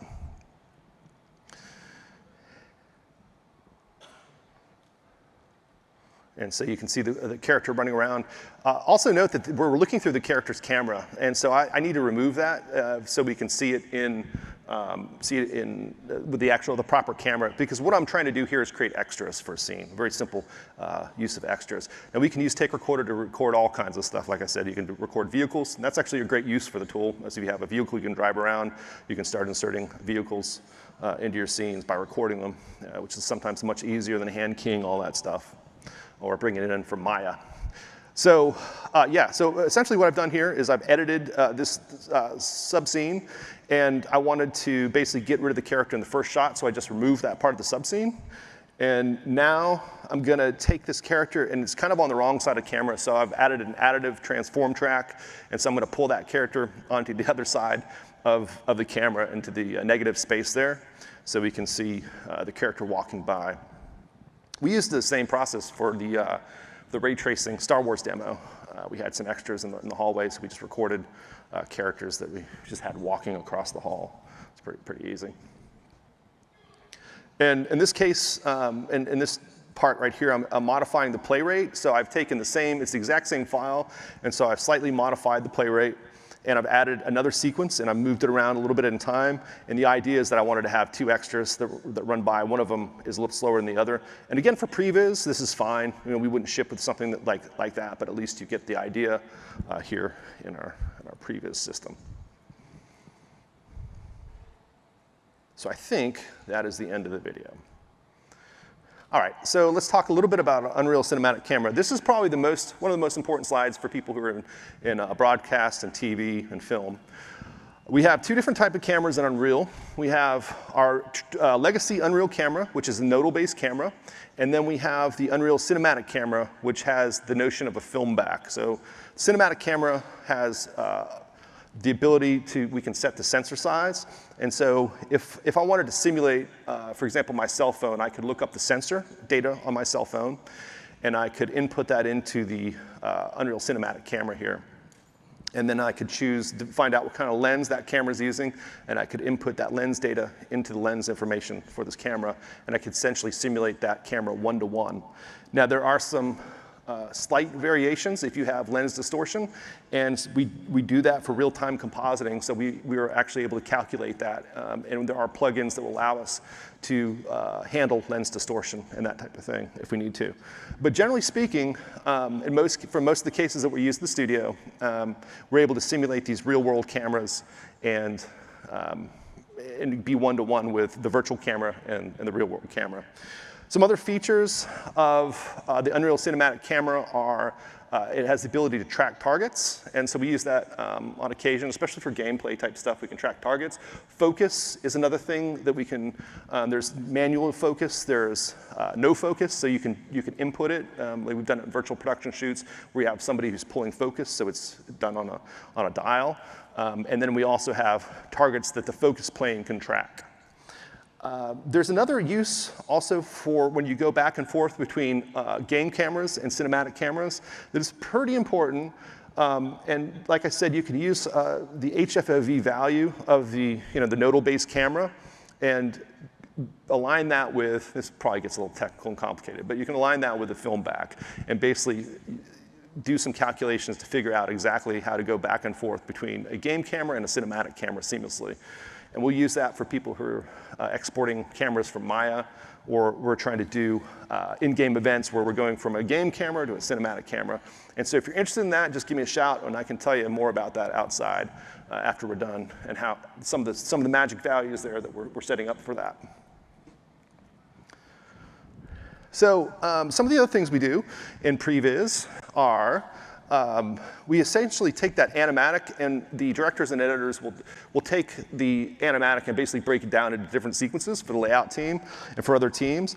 And so we'll go through and find the main beats. So if there's 100 shots in a sequence, the first 10 shots, we'll assign that to sequence A, and then the next 10 shots, sequence B, sequence C. But usually it's based on the sequence and the content that's in those sequences that it makes sense. It's kind of a natural ending for that part of the sequence. And we will take that, and then we will burn that into our animatic, and then we will hand that content over to layout artists, and then sometimes early effects teams and other teams. And those teams, like specifically for layout, tend to focus on just one sequence in terms of how we spread out work. And we find that's pretty useful versus having artists jump around to tons of different scenes. At least they tend to own a particular section. And then it helps a little bit with camera flow and editing and just generally understanding what's happening in their part of the cinematic. At this point, we do start to do dailies. So even in previs, we start to do dailies pretty regularly. And we look at everybody's work, and we give notes on that work, and we start to dial things in. And sometimes the dailies can include 3D content, but they can also include storyboard content if it's still there. And we do make changes throughout the entire process, and we do dailies throughout the entire process. And like I mentioned earlier, we do keep a running edit. So honestly, some of the projects we do, if they're small, if it's a 10-second short, we don't really do as much of the running edit. But if it's a little more complex, even 30 seconds or more, we generally try to keep a running edit of content and keep things updated. And also that has to do with how many people we have to resource and to dig into for that type of thing. So we do keep a running edit. There are a lot of other types of previs that you can do with Sequencer, and I'd like to tell you about those very briefly. So one of my favorites is the old radio play, and if you've never heard of that, it's basically where you use Sequencer and you inject VO, so I'll record voices on my cell phone or work with team members. I think there's somebody in the audience today who's done one of our voices too, so thank you for doing that. But we're able to take VO and put that into Sequencer and play it back with music and sound effects, and it essentially starts to sound like a radio play. And it sounds like something you might listen to on the radio. And it tells a narrative and a story. And I find that particularly useful for narrative cinematics and events that are based a lot on VO and dialogue. And I think that's kind of cool because you can really just get the pacing and tone of things down in the radio play. Another thing I do a lot of is do scene blocking with Sequencer. So before we go out and do a shoot on the mocap stage, I'll try to get some basic characters, set up cameras. And some of this we do, of course, in storyboarding, but we'll try to make sure we've got the right lines of action, that everything's working the way we want it to. I'll kind of block things out in very primitive form. So when I go to shoot stuff, I just try to get a little more keyed into the scene before we roll all the people and all the cameras and all the stuff into things. So it's kind of a nice tool just to block some ideas out. And then last but not least, we do proof of concept, or what we call POCs in Sequencer. And this is simple form is basically a proof of concept of a gameplay element or anything else you can imagine using Sequencer. And so this example, lower right-hand corner, there's a image of what we made for one of the events. We made an asteroid simulator, or a shooter, and the player was able to get into mount into a seat, grab control of machine guns, like rockets, lasers, and they had HUD with other characters they were able to talk to, and they would shoot asteroids. And we set that all up in Sequencer, manually animated the asteroids, manually animated the effects and the stuff that was shooting, had sound effects, and then the player was able to get out of the chair, so they could jump in and out of the chair. And we prototyped all that into about a 2-minute video that we then handed to our design teams, and they made it real. They basically hooked up all the gameplay, and we used that as a prototype to kind of to get them going on what we were trying to make there. And we've done that a number of times on various projects at the studio, so it's pretty useful. So let's talk a little bit about our full-on cinematic production. I think this is pretty familiar for people in general. After we get all of our previs stuff done, we will start to move into full-on production. And full-on production for us is basically the point where we know what we're making, and we want to progress things forward and move into the basically towards the finish line and take things over the finish line. So in this process, especially for cinematics, we tend to drop some of the naming for like pre-production of some of the scenes, and we'll look at that in a second. And then we also start to do more refinement of lighting, effects. We have all the teams start to roll in and work on very specific things. And I think the most important part of this is for us, once we get into full-on production, it's just knowing what the thing we want to make. Because once we roll in all the teams and roll in all the tech, and all the art, it becomes increasingly more complex to make simple changes. So we usually try to get all the simple changes done up front before we roll big teams of people into projects. And I think most of the troubles we've ever encountered are usually going into full-on production before we're ready to do that, before problems are solved. So simple messages we try to solve as much as we can in pre-pro, and then production can be the more challenging part of actually taking things over the finish line and making things look cool and doing all the hard work that's required for production. During full-on production, we also do things like set design is improved, and like I said, lighting, and we'll talk a little bit more about all that in a second. So a couple other notes. We do dailies at this point very regularly, and we also do a daily render so we can always keep track of the latest and greatest of the content that we're making and any problems we're running into on the way.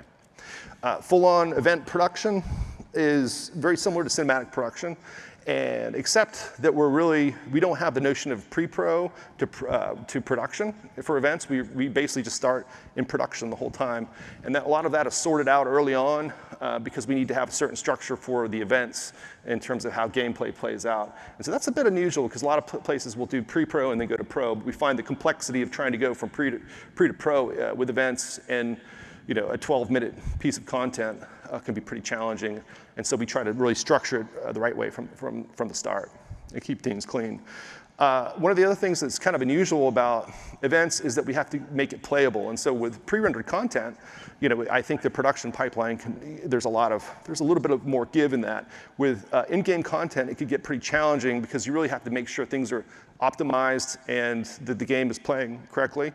And we generally do something called purple glass, and so as we come out of pre-production, we have this term called purple glass where we can look at a thing and say, that looks like purple glass. It ain't pretty, it kind of looks like glass, but we can tell it's purple glass. And that's basically our term for going from pre-pro to production. And so at that point, we start to play the event, the thing that we're making regularly, and start to build on that, just like we do with cinematics, where we start to roll larger teams onto the project, and they start to work on the fidelity of things.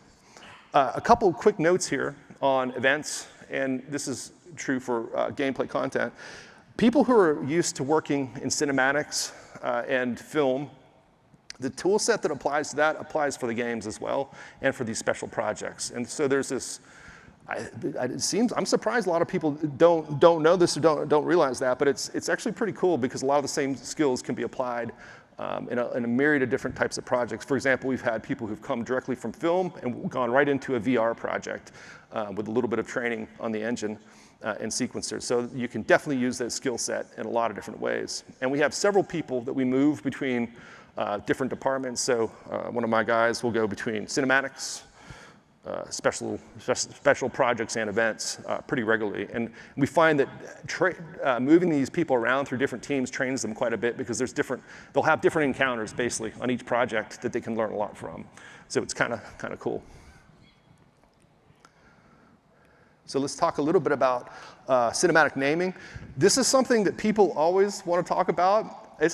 I'm not a huge fan of all the naming stuff. It starts to kind of bother me after a while, but it's extremely important for organizations. So I'll give you a look at how we name cinematics. And I want to say that we have a few different things. So regular cinematics, we have standard pre-production naming, so we have pre-pro naming. And then when we go into production, like I said earlier, we go into a production naming, which is slightly different. And then in general, our naming is always evolving and always changing. For the most part. I mean, our cinematics team has kind of stabilized a little bit. We've been doing kind of the same thing for a while, and we really got a pretty good cadence. But as new technology and new techniques pop up, we will tend to change our names a little bit and how we name things. If you look at how we named things 5 years ago, that's very different than how we name things today. But in general, some departments have stabilized a little more in terms of naming. Events in particular are all over the map because every event you have, there's some different things that you may have to account for and structure things a little differently. But in all that, there are some similarities, and we'll look at that just a minute here towards the end of these slides. So these are the different naming conventions we use. So here's an example shot name. So we use Overall, there's the show name, so that's like in this case, Epic. We're just gonna call the show name Epic. And you see the pre, that's for pre-production. And then there's the A, and if you remember when we talked about the sequences that are broken out into A, B, C, D, E, F, G, that type of thing, that's what the A is. The shot number is 0010, and then we're padded to 4 digits there for a shot, and the last number there is our take number. And that's a pretty standard for us. This is the overall structure of sequences of how they're structured. So we have the show at the top, show pre-master, right, sits on the top. And I think I may have mentioned this, but if not, we're in the process of kind of renaming master into main. So if you see the term main used for master, it's basically the same thing, but we're slowly starting to change that into the word main instead of master. So you've got the show pre-master at the top. Under that, you have show pre-sequence A, so you have the master, sequence A, sequence B, sequence C, sequence D. And then in each sequence, you have a shot. So it's show pre-shot 10. So if you're in sequence A, shot 10, sequence B, or sequence A, shot 10, shot 20, shot 30, shot 40, that type of thing. And that's generally how we break things down and keep them organized in pre-production. Once we go into full-on production, we drop the pre-prefix. And so now you just see like show master and show sequence A, show A, so the shot name A10 underscore take 1. Right, or 01. And then we also start to break those down inside of each of these shots. Because we're in full production, we break those down into departmental subscenes. And that is because we want to basically allow people to work. So if you want to have 10 people work on a shot, you can't do it if the shot is just everything stored in that one shot. So we start to break down basically the shot into subscenes. So there's an effects subscene, there's a lighting subscene, there's a set design subscene, and so all these different artists could go into that shot and do their work together without basically bottlenecking shots. This is an example of, if you look at the image here on the right, that is an example of the subscene structure. And this is a commonality between cinematics and events. And I think it's pretty important for the overall how we structure. This is probably the most commonality and the thing that's stuck around for the longest interval. Change all kinds of naming, but the overall structure of this type of thing seems to be more and more persistent as we're developing products. So events, like I said, their naming can be all over the place. And so this is just an example of the latest one. It's a little confusing, probably if you hear it, but I'll just go through it very quickly here. So you have show, the show name, show part. So we may have, it's a master, so we may have several masters for events, Fortnite events, and some larger special projects. And so we've got like show start, show middle, show end, just to keep it really simple. So these are the different parts. These are different master sequences. And then in each of those parts, so you may have a show start phase 1, phase 2, phase 3. And you can see we're really trying to break this stuff up. In each phase, we can have different parts again. So you may have part 1, part 2, part 3. And then in each of those, you usually have this breakdown, and that's the image we see here on the right, where we have an animation, I'm not sure if you can see that, animation subscene. We have an audio subscene. We have force feedback subscene. That's an interesting one because it's essentially a track that communicates to a controller, to create controller rumble, or for haptics, if you want haptic feedback for a variety of different things, you could do that. We have effects for the effects team. Game is another interesting one. That's a really common one for events. And that's a track that has events that communicate to the blueprints and talk to scripts in game. So as you're running the cinematic content, in some cases, you're talking to the game as well. And then we have lighting, common one for between cinematics and events. And then tech, which is world tech stuff that we have. And last but not least, we have VO, and that's where all our VO lines are kept. So again, lots of variables in naming, but this is a pretty common structure throughout all of that. Let's talk a little bit about managing the world. We usually use 2 different methods, sometimes both of them. For the most part, we're using level sequences, or I'm sorry, level systems. And I think most of you, if you're used to working with Unreal, have used levels before. If you're not, levels are essentially containers that can contain other levels, and they can contain content. And so you could contain things like static meshes, you could contain lights, contain effects, that type of thing. The image up here in the upper right is a very simple example of that. You've got a notion of a persistent level, and under that you have another level, interior level, so you could have persistent level, you could have interior level 1, interior level 2, interior level 3, lighting 1, lighting 2, lighting 3, and these are basically other levels that you can store in a persistent level. And this is done for a number of reasons. Sometimes the level system was partly created for streaming, and so back in the old days when we would manually stream things in levels where we'd stream things in and out, we would basically structure these levels and, like I said, manually stream things in and out. And we can also use them for organization during projects. So for example, our lighting team tends to use or has used levels quite a bit for organization to keep all their lighting in a level, and so they can basically load and unload that stuff very easily if they need to. We also use the world partition, which is, I think that one of the main points of world partition is essentially to handle complexity, because as we go from larger and larger worlds, the manual process of trying to manage levels, it can become cumbersome. And so world partition helps us stream things in and out as we walk through the environment. And so some of the key features of world partition are OFPA, or one file per actor. And so that means in the old days of levels, I say in the old days, but with levels, you may have a level that contains 1,000 actors. And if you want a team of people to work on those 1,000 actors, you'd have to wait for the artist to check that in, or the person to check that in for them to then do their thing too. But with OFPA, everybody can work on a single actor. So I can check out this mic on the stage, and I can modify that and check it back in. And so it allows like I said, a lot of different people to do things at the same time. We also use level instances for performance, and then also for our design team, we'll use that for some of the backgrounds to speed up things. We use data layers for organization and for streaming. So if we do want to touch into manual streaming with Sequencer, we can use data layers for that, which is pretty cool. And then also we have validation improvements with world partition. And that's essentially because we're dealing with more complexity again. We have more tools to kind of manage information and how all that works with the world partition. And so it'll catch some of that new validation stuff. We'll catch things that shouldn't be checked in, or help users basically manage their content a little bit better. We can do animation in engine. And this is something that if you're here, talk to Frederick Nielsen while he's here. He's kind of the guru in this, so I'm not going to go into a deep dive on this. We could literally talk about this stuff for a day, easily. It's relatively new to the engine in terms of after 20 years of being here. I mean, I'd say it's relatively new, but it's an incredibly powerful tool for layout artists and for people who are trying to animate things in an engine. In the past, we might have had to go out to other programs and then bring things back in to make very simple changes. And the great thing about animating an engine is that we can bring up Sequencer, animate a character, or see even a slight modification to a character, and we're done. And we know exactly what it should look like. We're also looking into things like additive animation on top of mocap. So a classic example is I'm a layout artist, and I want to modify my mocap to have a better eye line towards camera, or an animator. Maybe I'm an animator and I want to change the eye line towards camera.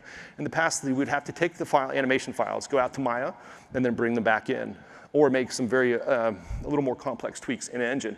And so the cool thing about in-engine animation is that we can now do that in Sequencer, so we can adjust that eye line and get that right there, and without having to jump around to different programs. So it's very powerful stuff. And again, I think especially for things like previs, in the early days of previs, it's insanely useful just to be able to pose something quickly for your needs. As you know, we also support animation outside of engine. So we have a lot of people that have come to work with Epic from the film industry and from TV. And we have some really amazingly talented artists and directors. I'm working with an animation director right now who's worked on a ton of different movies. And he is really good with Maya in terms of creating cameras, creating animation, and very strong vision. The only problem is that he's not that familiar with the engine yet, and so he's learning. And so that's very common. We have a lot of people in the studio who've come from film and TV who are able to animate and do what they want to do, like for example, if they want to do layout in Maya and then bring it into the engine. And so in Sequencer, we're able to go back and forth between Maya, and so we do support these other tools to allow people, artists, to do creative stuff in Maya. We also, so we'll do animation, camera, and world geometry. Those are probably the three most common that we'll see with Maya, bringing back and forth in Sequencer. I wanted to mention briefly that we have, Sequencer is used in a few other places as well. It's used in Niagara for animation of particle effects. It's used for UMG to animate UI. It's seen in some of our MetaHuman with facial data. And then also, there's a few cases where we're using it for avalanche or motion graphics for broadcast in the future. And I think the point of this slide is essentially just to be a reminder that if you learn Sequencer, I think it's a pretty important tool in the engine. It can be applied to a lot of different areas and can be used for a lot of different things. So we have some scene setup tools and automation tools that we've created with blueprints for our cinematics team. And I wanted to mention this just to let you know that if you have certain problems you're trying to automate, there's a lot of ways you can go about that in the engine. And so this tool that we're looking at here does a few of the simple things that it does is when we go from pre-production to production, we want to re-index all of our shots. And so in the past, somebody would get stuck with doing that, or a few people would get stuck with doing all that. And it would take some time for them to go through. And this is a system that automates all that. So it basically, we aim it at all the pre-production shots, and it basically goes through and properly names everything, so it's all sequentially named, and cleans everything up. And that's very important for efficiency. As these projects become more and more complex, we have to deal with complexity, and we have to become more efficient, essentially. And so this tool is designed to do that. Some of the other things that it does is, for example, if you're a layout team, you can use this tool to start setting up your shot names. And one of the problems we've seen in the past is where we have a large layout team, and everybody's using slightly different naming conventions, or something's just a little off, and then even if it's a few cases of that, when we go from pre-production to production, the re-indexing could become a problem. And so this ensures that layout artists are setting things up properly and in the first place. And so we're doing more of those type of automation tools in our pipeline right now as things get more complex. I'd like to talk for a few minutes. We're getting towards the end here. So we don't have too much more time. I'd like to talk a little bit about virtual production. This is our mocap stage in Cary.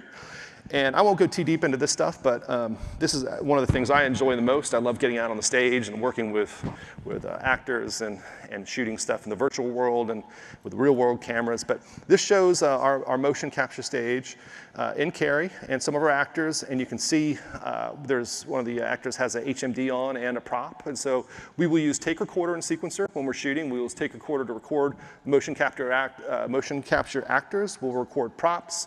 And we record, sometimes there's sound effects. You'll also note that these actors have a boom mic and a facial a camera on there.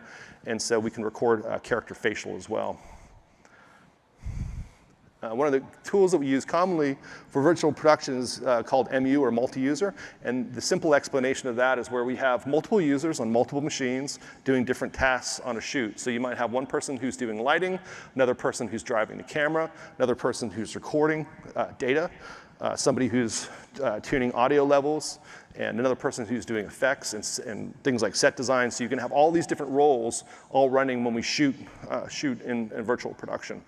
Another common tool that we use for virtual production is called the VCam. Excuse me, the VCam, and that's you can see that in the lower right-hand corner here. There's two different ways to run this. You can run it with ARKit, there's an iPad, or you can run it with a markered system. Pretty basic stuff. That VCam, though, has a ton of different camera settings. So if you want to add motion stability, you want to create different types of camera moves. We use it for scouting scenes. We use it for shooting scenes. We use it sometimes for AR type of stuff. The image you've also, you can see on the lower left is one of our weapons we created. It's just a markered prop, but it actually does shoot. We set it up to shoot effects. And so you don't see it shoot in the real world, but if you're in VR or if you're watching the screen, you can see see that shoot, which is some of the actors have a lot of fun with that type of stuff. And it actually can be useful in terms of setting up scenes and making them feel more visceral in some ways. We also have encoded stage cameras, and there should be, let me go back a slide here. So you can see in the lower left-hand corner, there's a camera, and all that is just a real-world camera that can see both the real world and the virtual world, and it's using the cinematic film camera, or cinematic camera, with the, like I said, with the notion of film back to make that one-to-one, so that they align the real world and the virtual world are in alignment. The slide here, I'd like to kind of, again, bring your attention to some of the uses for this technology outside of just games and cinematics. So we have we had a VR shoot here with one of the actors. This is one of our directors named Gavin. He's got a HMD on. And we had him play a group of robots in Robo Recall. So we put him on the HMD, fired up tape recorder, had him perform in places one of the robots, and he'd perform, and then we'd have him step over, and we'd take that recording from tape recorder, and he could see himself in 3D in the world, and he could act to himself. And so we populated a group of about, I think about 20 robots. Crowd is all the same actor performing to reacting to each other. And so they're spatially aware, and they're also aware of their performances so they can react. And so that was kind of a cool use in VR. And we've done many VR projects with sequencer and tape recorder like that. And then another good example of AR being used in some of these projects and the use of the cinematic film camera is we did a project called The Human Race, where we had, it was a stage demo where we had a piece of hardware, a car piece, that we had a virtual overlay on the car. And we wanted to, for that stage demo, we wanted to do tech viz. And we wanted to make sure that the camera that we were shooting the car with would overlay things properly, and we also need to see how much room we had to work with on the stage. And so we used the cinematic camera to copy the film back, so we knew the film back of the camera that was going to be we were going to be shooting with, and the lensing. And we discovered we didn't have enough stage room, and so we actually modified the demo with that. So that's a really good use for that. Also, I would like to mention too that also allows us to create AR projects, so we can overlay, stuff in AR if we need to with accurate real-world cameras. So that's it. That's mostly what the talk is about. This is a slide for roadmap and feedback sequencer. And I'll be around after this. If you have any questions, I'll be outside here. If you'd like to talk about sequencer or anything else, give me a shout. I'd like to talk a little bit more about our process. Thank you a lot for coming out today. And it was good seeing all of you.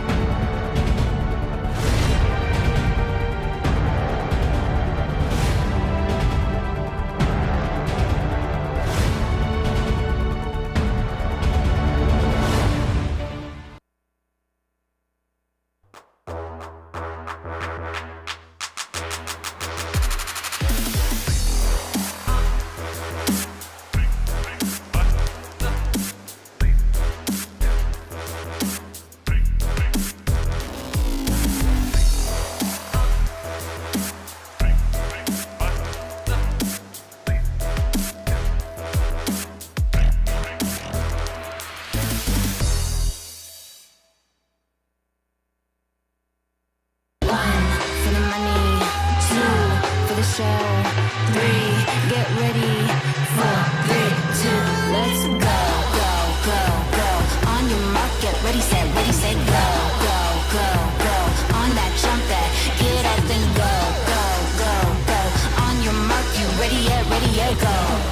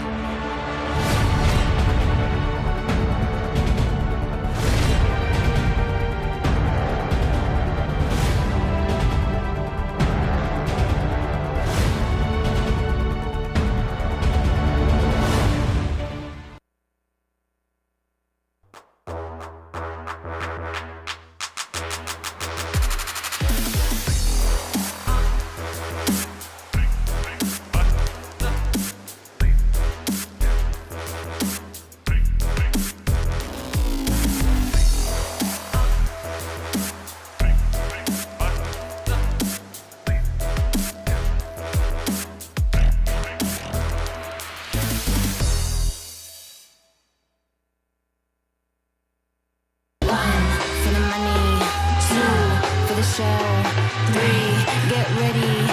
4, 3, 2, let's go, go, go, go. On your mark, get ready, set, go, go, go, go. On that jump that, get up and go, go, go, go. On your mark, you ready, yeah, go.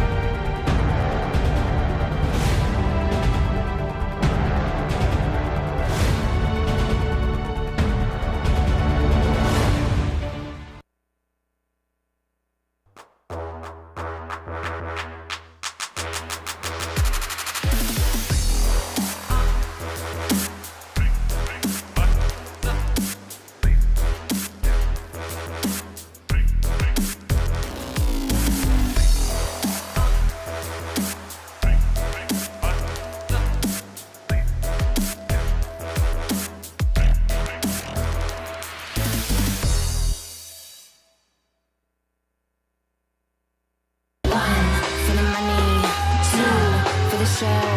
3, get ready. 4, 3, 2, let's go, go, go, go. On your mark, get ready, set, go, go, go, go. On that jump, that get up and go, go, go, go. On your mark, you ready, yeah, go.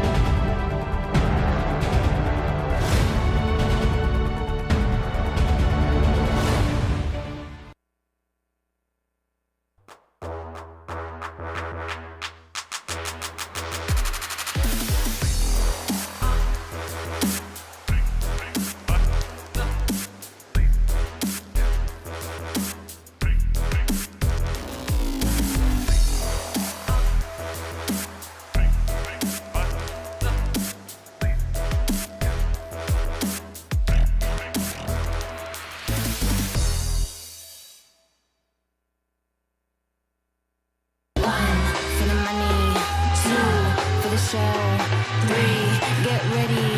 4, 3, 2, let's go, go, go, go. On your mark, get ready, set, go, go, go, go. On that jump, that get up and go, go, go, go. On your mark, you ready, yeah, go.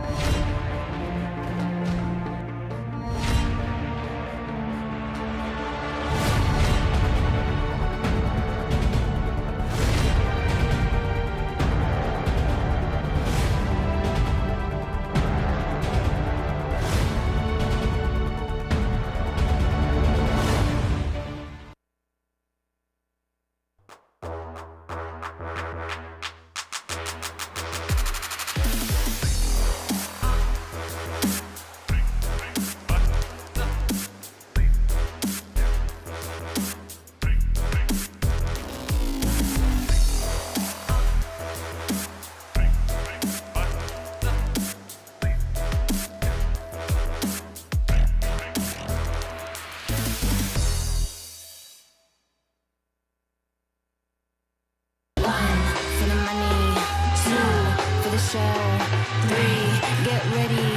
4, 3, 2, let's go, go, go, go. On your mark, get ready, set, go, go, go, go.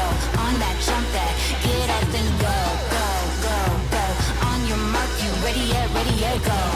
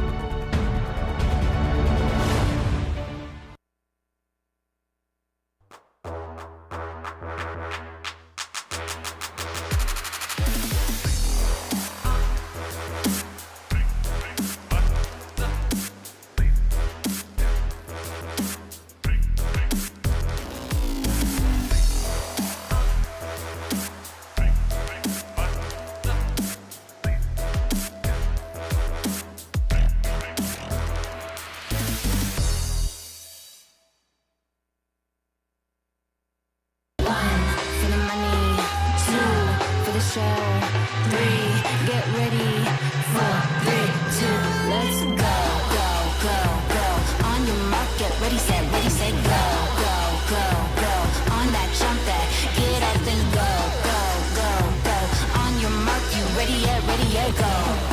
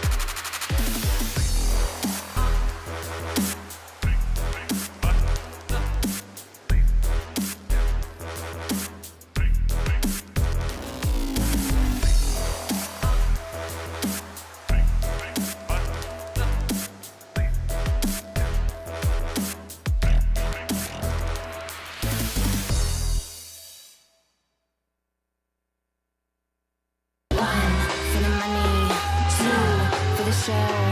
3, get ready. 4, 3, 2, let's go, go, go, go. On your mark, get ready, set, go, go, go, go. On that jump that, get up and go, go, go, go. On your mark, you ready, yeah, go.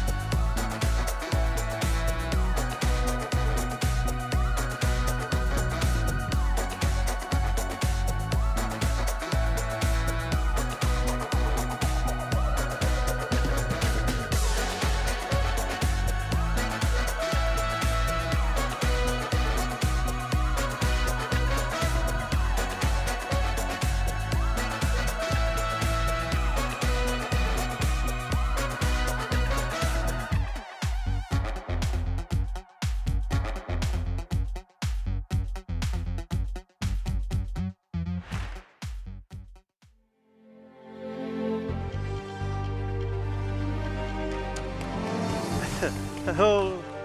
Hello, everyone. My name is Chris Murphy. I am a senior technical artist for Epic Games.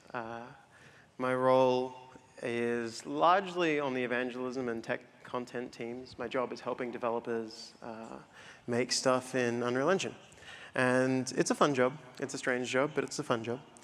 And it means that I encounter a lot of different people having a lot of different things that they're trying to solve. Now, for today, I have a pretty strange presentation.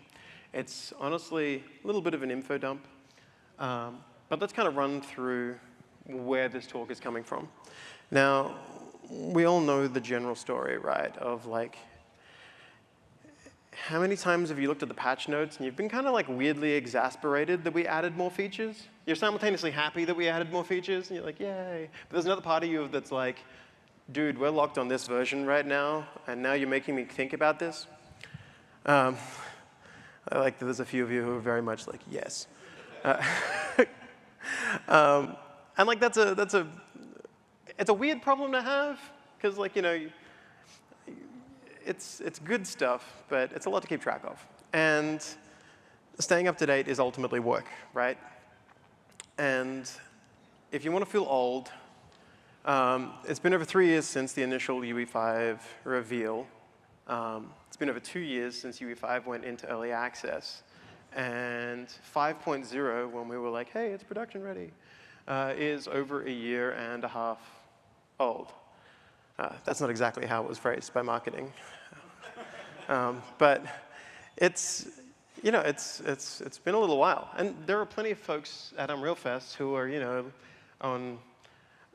deep into projects who I'm sure are still on 4.2.7 and looking at the 5 features with increasing lust. But I kind of wanted to do this talk because I wanted to do something that was covering major features. I wanted to do a bit of a catch-up talk.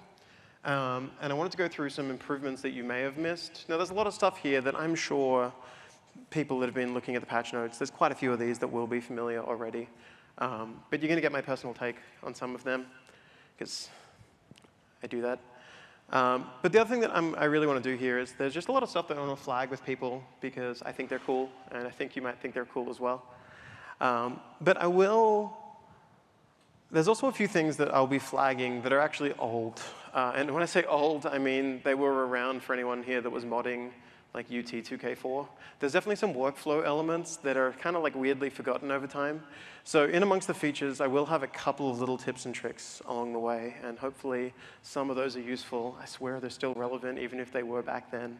But we'll see how we go. Now, the first thing that I really wanted to cover was Unreal Audio post 5.0, like what's happened, where are we at? So first off, audio modulation is production ready, and we've introduced the Metasound Builder API.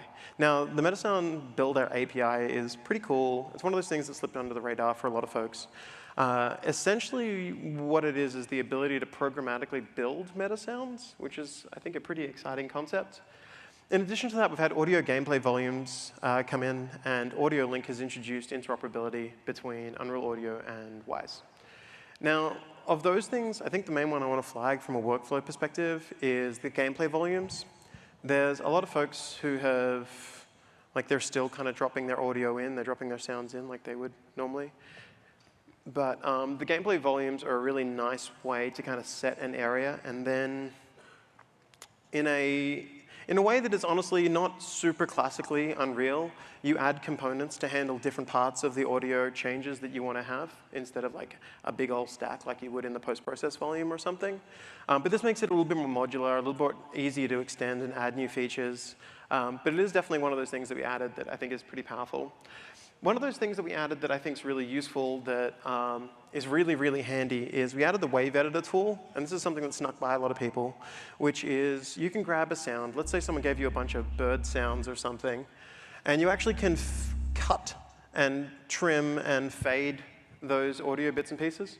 So the next time someone gives you like a huge WAV file that has like 10 different sound effects that you wanted to be individual files, you don't have to groan and then Google Audacity and then find that and then download it and install it, and it's the first time.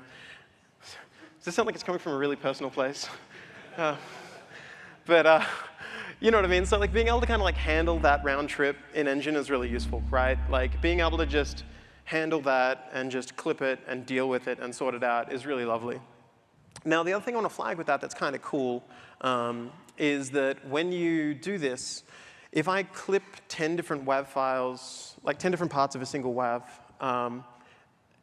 and kind of make the new ones, they actually all reference the original built data. So you can non-destructively go back and kind of fix it because you may have clipped it a little bit too early or anything like that, which it's a small thing, but honestly, whichever programmer was in charge of that, I'm pretty happy with. The other feature that we added on the audio front that I really love is a plugin called Soundscape. And how it works is you set up a bunch of sounds, and then you set up the rule sets for those sounds. There we go. I'll level with you. I kind of forgot that the sound effect was leaky noises. So for a second there, I was like, is my stage leaking? Sorry, I'm kind of jet lagged. But what this will actually do right now is when you play Soundscape, you can use gameplay tags. And the gameplay tags, you might have like river.embankment. And you can set it up so that I will actually mute this because now I'm getting a little bit, there we go. So you can set it up such that if we have like river.embankment is the gameplay tag that's fed in, I can tell it to say only play this sound when river is played. And I can tell this to play only when river.embankment is played. So it can kind of grab like sections of the tags that are being fed in and figure out what to play and when. And it will trace out, right? So you can do things like automatically trace down to the ground to spawn those sounds within a radius around the player. Or I could, in that case, I was tracing upwards. So any of the leaky noises, I was trying to trace upwards to find positions along the roof that I could spawn those sounds. It's a really, really easy plugin to use. It's really lovely to have this like procedural like setup where you're kind of just authoring the biome. And honestly, it saves you, you know that like the one person on the team who decides they want to have like wind noises in the map, and then they went through and they hand placed like 1,000 different sound cues for wind? There's one person chuckling way too hard at that in the front row, because you're clearly that guy. But like that thing that happens is really frustrating, especially when someone's like, hey, can we move this? And you're like, all right. So when you can kind of trigger that with just simple gameplay tags, like, hey, we're in this kind of environment, set up this kind of vibe, it's much nicer. Moving on from audio, let's have a look at Nanite post 5.0. So the biggest of the Nanite 5.0 things, in my opinion, was the introduction of world position offset support for Nanite. When we added WPO support here, it meant that we have a lot more like doodads within the world that are able to kind of move around. But the other part of that is that it became another thing that you needed to manage. So I will flag that when something has world position offset, there is still overhead. It's not quite the same situation where with regular Nanite meshes, you can have just like a gross number of polys and be happy with it and it'll just do its thing.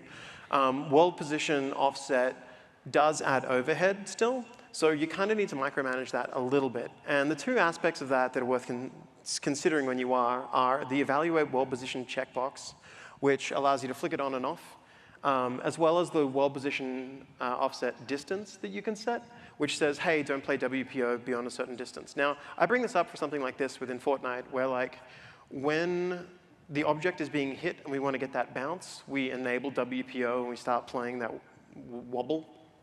But then afterwards, we can kind of dial it back and let it render as quickly as it would be had WPO not been enabled. So we are micromanaging that checkbox, but it does have some pretty serious performance boosts in the process. The other one that is worth flagging on that front is the master blend support for Nanite meshes. Now, master blend support for Nanite meshes opens up foliage in a much nicer way, right? Because now we can have, you know, you'd think to yourself, hey, doesn't that mean that we can cut out leaves? But one thing I want to bring up on this front is that in a weird way, and like I want to be clear here that every like part of my developer being thinks this is wrong, but somehow it isn't always. I'm gonna roll back. You know when you make grass in a game and you're like, hey, we'll make a billboard, a series of like flat planes and slap some grass on that and like alpha mask it out and job's done, let's all go home.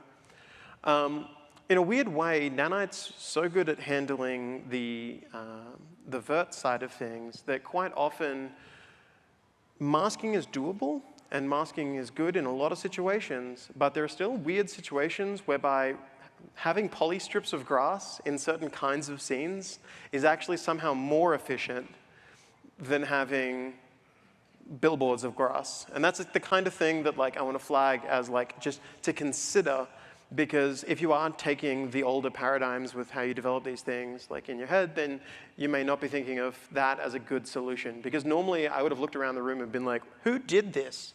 But somehow that is actually pretty good. Static displacement is another feature that we added. This literally just allows you to open any nanite mesh, and inside of the mesh, you can flag it as having static displacement with a displacement map, and that will then create a nanite mesh from that. Now, because this is static, it has the same overhead as a regular nanite mesh, but it's a little bit easier to up-res a whole bunch of assets really quick. So in the case of this, you can see that the stone wall is obviously being displaced. But it's worth noting that if I had a lot of stone assets and I was just kind of feeding those in really quickly, I could up-res a lot of those really quickly to a nice spot. Preserved area is a little bit of a gotcha. If you stare at the trees there, notice that all of the leaves disappeared. And then when I came back in, they were good again. This is something that was brought in to handle an edge case in Fortnite that I want to make sure folks are aware of, which is if you flag preserve area on foliage meshes, the engine does a much better job of not discarding leaves and bushes and such. It's a bit of a strange name, preserve area, so it's easy to miss, but it is basically render my trees and bushes right checkbox. In classic Unreal fashion, there's always a checkbox for it, right? It's just not always what you expect it to be named. But yeah, easy one to miss, great results for certain kinds of projects. Nanite Landscape has come in. So we added this in 5.2. 5.3 added live rebuilding for Nanite Landscapes. But it is off by default because I think it is a little bit buggy. I'm saying that because I remember an engineer told me it was off by default, and I totally spaced on why. But if you ever want to try the live version, sorry, engineer that told me not to, the command is landscape.nanite.live-rebuild on modifications space 1. That works in 5.3. And in future, ideally, that'll be on by default, but I think they're just kind of sorting out some of the stuff. Now, if you're wondering why Nanite Landscape is useful, because it doesn't increase the density or anything like that, so why is it useful? The reason it's really handy is that occlusion in Nanite works by having standard actors and then Nanite meshes, right? So when the landscape is not nanite, you're not actually occluding a lot of the stuff you need to be. So by having it as a nanite mesh, you're actually getting rid of a lot more geometry, and everything's going to be much more efficient because of it. Other general callouts that we should make here are two-sided material support, pixel depth offset support, landscape grass support, hidden shadow, custom stencil, and variable precision normals. In 5.3, I was going to mention it, but it's a thing that you shouldn't use. But now I've started saying it, we'll go with it. In 5.3, there is early nanite support for spline meshes, but it's definitely not a good idea yet, because if you enable them, every single mesh has to have that overhead right now, and this is something that'll be ideally fixed up in the future. But we're getting closer and closer to having that whole nanite pipeline working, which is mwah. A little thing that people are unaware of is under here, you can see level of detail. High res is an option. And what this actually lets you do is preserve your existing LOD chain. So if you have meshes in Unreal that have a LOD 0 through 6, you can actually go ahead and if you right-click on the mesh and go level of detail, high res, import high res, it will bring the nanite mesh in over the top of them, but keep the existing LOD chain. And the reason that's really handy is when you turn nanite off on that object, you'll still have your old billboard versions and everything else there. So if you are expecting to be multi-platform, this is a good way to handle that pipeline. Nanite overrides are available as well. So we have nanite switch expressions in materials. We have nanite override materials and static mesh components, which is kind of cool, because you can say, hey, when this mesh is being rendered in nanite, throw this material on it instead, which might do something like turn off certain normal bakes because you're just doing it with polys now, And the other one that's really handy here is disallow nanite flag for static mesh components. If you're ever going to have objects that can never, ever, ever be nanite because it's using a translucent material or something like that, you can flag it and be like, no. For mobile development post 5.0, we now consider production-ready distance field shadowing, spotlight shadows, SSAO, clustered local lights, and reflections. And when you're using pre-computed lighting, we have, I wrote lightning, oops. When using pre-computed lighting, we have skin shading models, hair shading models, and thin translucency.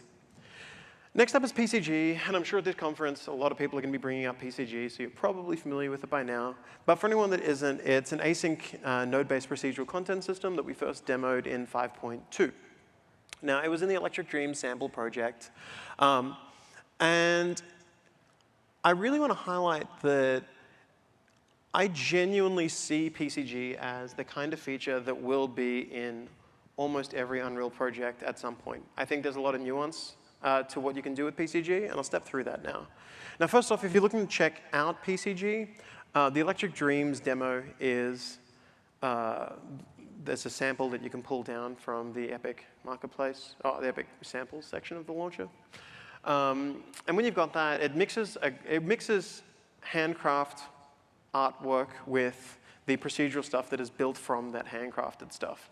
But most importantly, the thing that people don't get when they're looking at it is that it utilizes level instances as a way of handling PCG in a really cool way. So what I mean by that is instead of scattering meshes, so instead of like going through and being like, hey, I'm going to put a bush here, and I'm going to put a tree here, and I'm going to put a rock.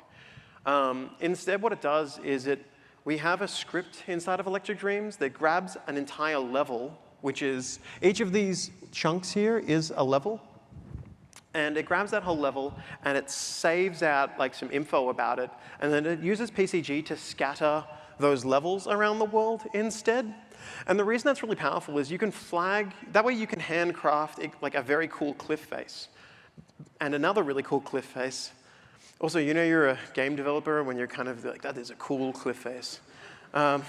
But when you're kind of looking at these things, by scattering that out, they can be made from the same meshes in different configurations. So you get much more power out of the instancing in the engine because they're all being sampled in different ways.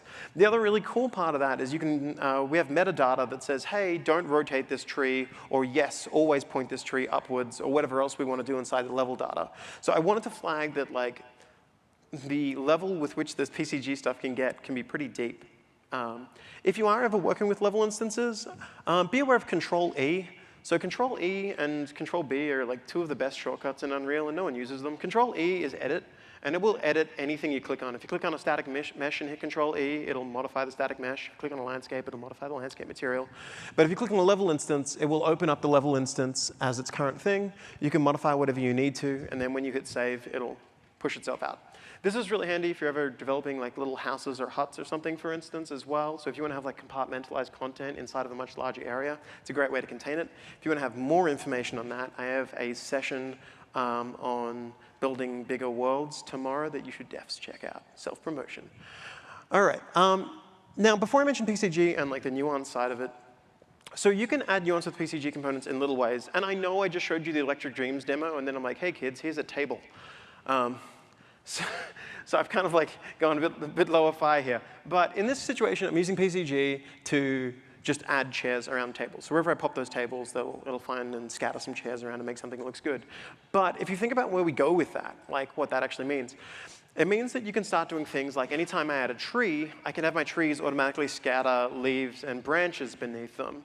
If I ever have parked cars, maybe a bunch of those parked cars are going to leave little oil decals accordingly. You know what I mean? Like that secondary layer of detail that you can start to automate and start to hand off, I think is a really exciting aspect for PCG because it's just going to make fast iteration on some of these things much, much, much, much, much easier. And that's pretty cool. The other big part of it is that PCG is easy to extend with blueprint node support. So if you are using it and you don't have the ability to do something right now, you can spin up a blueprint node that it then hands its data off to processors and hands back. And I flag this because I genuinely think that when PCG starts to become a bigger feature and more people are using it in their projects, you're going to start to see these kinds of libraries moving between projects as they find more and more creative uses and things to do within it. On this side as well, on this side as well, I also want to flag that you can sample landscape data with PCG. So what's actually going on here is I'm in my regular landscape painting mode, and the more of the rock that I paint onto the surface, PCG notices that I changed it and then starts building cliff faces and boulders in that area according to the amount of rock painting that I'm doing. So instead of like just changing the texture data of the ground for the landscape, PCG will pick that up automatically and let me kind of fill that area out and remove them again if I start deleting that space. And that's cool, because you can start to analyze, hey, if we've got this here, what's nearby, what else is nearby, what's, you know, and you can start to have some really interesting setups. Moving on from PCG, but still within the Electric Dreams demo, is the Niagara Fluids plugin. So this leverages simulation stages inside of Unreal for 3D advecting fluids. This has been a really great step forward. You can do the fluids in either 2.5D or 3D setups. And with 5.1, we added heterogeneous volumes, which allows you to have like much better lighting on them than when we first demoed them.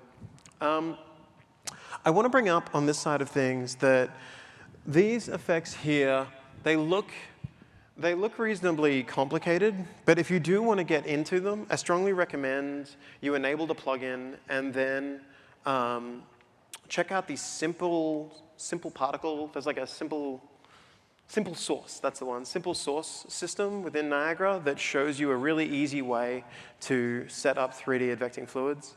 And I strongly recommend that as your starting point if you're trying to wrap your head around it. Because basically you have one Niagara emitter that handles the 3D rendering, and then another Niagara emitter that handles the source locations of all of those particles. Niagara caching is a really big feature for devs that's been coming in. I'm going to fast forward in a little bit because I awkwardly recorded this as way too long.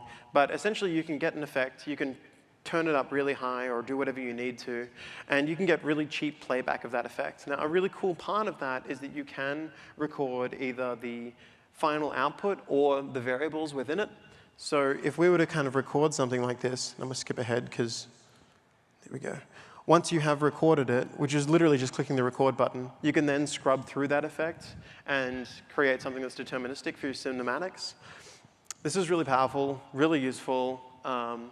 And you don't necessarily need to have a Niagara cache as a purely cinematic thing as well. Like if you have effects that you don't mind if they're the same either way, you can kind of get that replay and treat it as almost like a sprite sheet in some ways.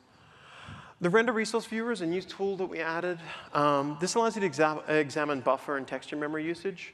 It's tucked away inside the developer tools menu, but sorry, the text is really small. I guess you might have a bit of trouble with that. But essentially, you can look at every buffer or texture and see how much memory they're using and who's to blame.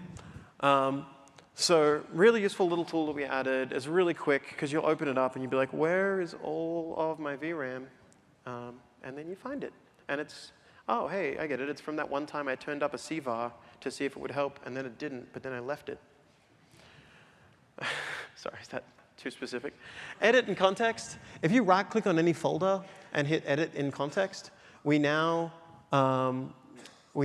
make it so that anything you do gets added to that folder. This is really handy for workflow reasons. So in that case, just right-click on the lighting folder or whatever it was that I clicked on, lighting, and hit edit in context. And now any mesh or light or anything that I bring into the world is going to end up in that subfolder. I bring it up because more and more people are using the folder structures, especially with one file per actor, and it's nice to have some way to handle that. Now, on that specific note, I actually wanted to go back to some older features from Unreal that people aren't necessarily aware of.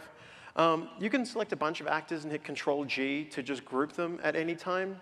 And Control-Shift-G is a really good shortcut that turns on group selection versus no group selection. So I can group all of those bits of the bus, Control-Shift-G, and then move bits around. And then when I switch it back, they'll still be grouped, but I'm able to like handle them independently of one another. Which for workflow reasons, for little small settings, if you feel like a level instance is too much, sometimes this is kind of that nice thing in between. The other one to flag on that is Alt-A gives you an attach picker. So in this case, when I hit Alt-A, I'm able to literally just click on the object and attach them. It can rotate freely, no problem. But if I was to ever rotate the parent object within it, there we go. It'll attach accordingly. So again, another simple little shortcut, but somehow more and more have been showing this to people recently. So I'm like, I'm going to put this in the talk. Translucency overlay materials were a feature that we added in 5.2. These are superb, because what they do is they do a final pass of any mesh that you feed into them. That instead of, if you have a character with like 6 materials, and you want to add a shield to the character. Historically, what you would need to do is you would need to go through and you'd need to add the shield logic to all of those 6 materials, and it would be a real pain, especially when someone wants you to change it, because, hey, you've got too much curl noise in there, Chris. But, sorry. But in that kind of situation, what you're actually getting is the translucency over material does a single pass of the whole mesh. And in doing that, it allows you to kind of treat this as, in a weird way, kind of like an asset post-process. Do you know what I mean? Like, because you're doing one translucency pass after the main thing is done as a single material over the whole thing. So this is really good for things like shield effects and stuff like that, because you can just drop it on and it will work on whatever you've dropped into it, which I kind of love. Substrate, obviously this is, there are plenty of folks here. Ooh. Sorry, folks. All right. When I go back to the slide, the video is fine. We're going to back away slowly. File a JIRA ticket and never look at it again. So what we have here is Substrate is the new material system coming into Unreal, next generation material system. It massively increases like the number of things that are possible. But a really cool aspect of Substrate is that it starts treating materials more like slabs, so that as you blend 2 things together, their inherent properties of how they should blend starts to weigh in, and you can get some really cool effects. I strongly recommend you check out Substrate materials if you're if you're a tech artist or you've been dabbling in materials while you're at Unreal Fest, because we have a couple of talks on it, and like this is coming in. The Here Be Dragons part of Substrate is if you convert your project to use Substrate, it will auto-convert, but you can't convert back. Okay, so make sure you've duplicated the project the first time you're ever going to tinker with it, because you'll break stuff. Lumen post 5.0. So for Lumen post 5.0, it's generally faster, high fidelity, 2-sided foliage, single layer water, scene capture support, split screen support, and multi-bounce support have all been added. The awkward part of discussing these things is Lumen's just kind of behaving how you expected Lumen to work. Because every time we add a new feature that it supports, when you add the thing, you're like, yeah, of course, I'm getting reflections. You're like, so I'm going to call out some other stuff. Local exposure is a big one. This is a feature that we've added to the engine that folks aren't really taking use of yet, but it does have a big effect in a lot of environment artists' setup. How it works is, if you see the disabled version, notice we're losing a lot of the detail underneath the overpass, whereas up here we're still getting that detail. The reason for that is it actually creates a mask between the 2 levels on the scene. So instead of having like one general level of exposure, it finds 2, creates a mask between them, and allows you to blend 2 different exposure setups. This is really good for scenes like that, but it's also really good for scenes like if you're inside of a house and you're staring out at a field or something and the field's really bright, this way you don't lose detail inside the house at the cost of having that really bright, vivid exterior. So it is just a post-process setting, but you got to know to look for it, right? So I wanted to bring it up. This is an old little gotcha, which is material ambient occlusion requires disabling static lighting in your project settings. If you're developing something for PC and console these days in UE5, there's a really good chance you're going to be using Lumen anyway. Static lighting is still enabled as a project setting by default, but if you're not going to use it, turn it off, because there's a bunch of stuff under the hood that Unreal's doing to allow for that. And one of those things is you lose material AO. So if you turn that off, the material AO channel inside of your materials is good. High-quality translucent reflections have been added. These are mirror reflections, so it's a very, very reflective reflection, but they're pretty powerful. They can be enabled inside of the Lumen settings of the post-process volume. And that actually brings me to Project Hillside, which is what the last screen was from. Project Hillside is one of the samples that we released that I think a lot of game developers have kind of ignored, because they're like, that's ArcViz.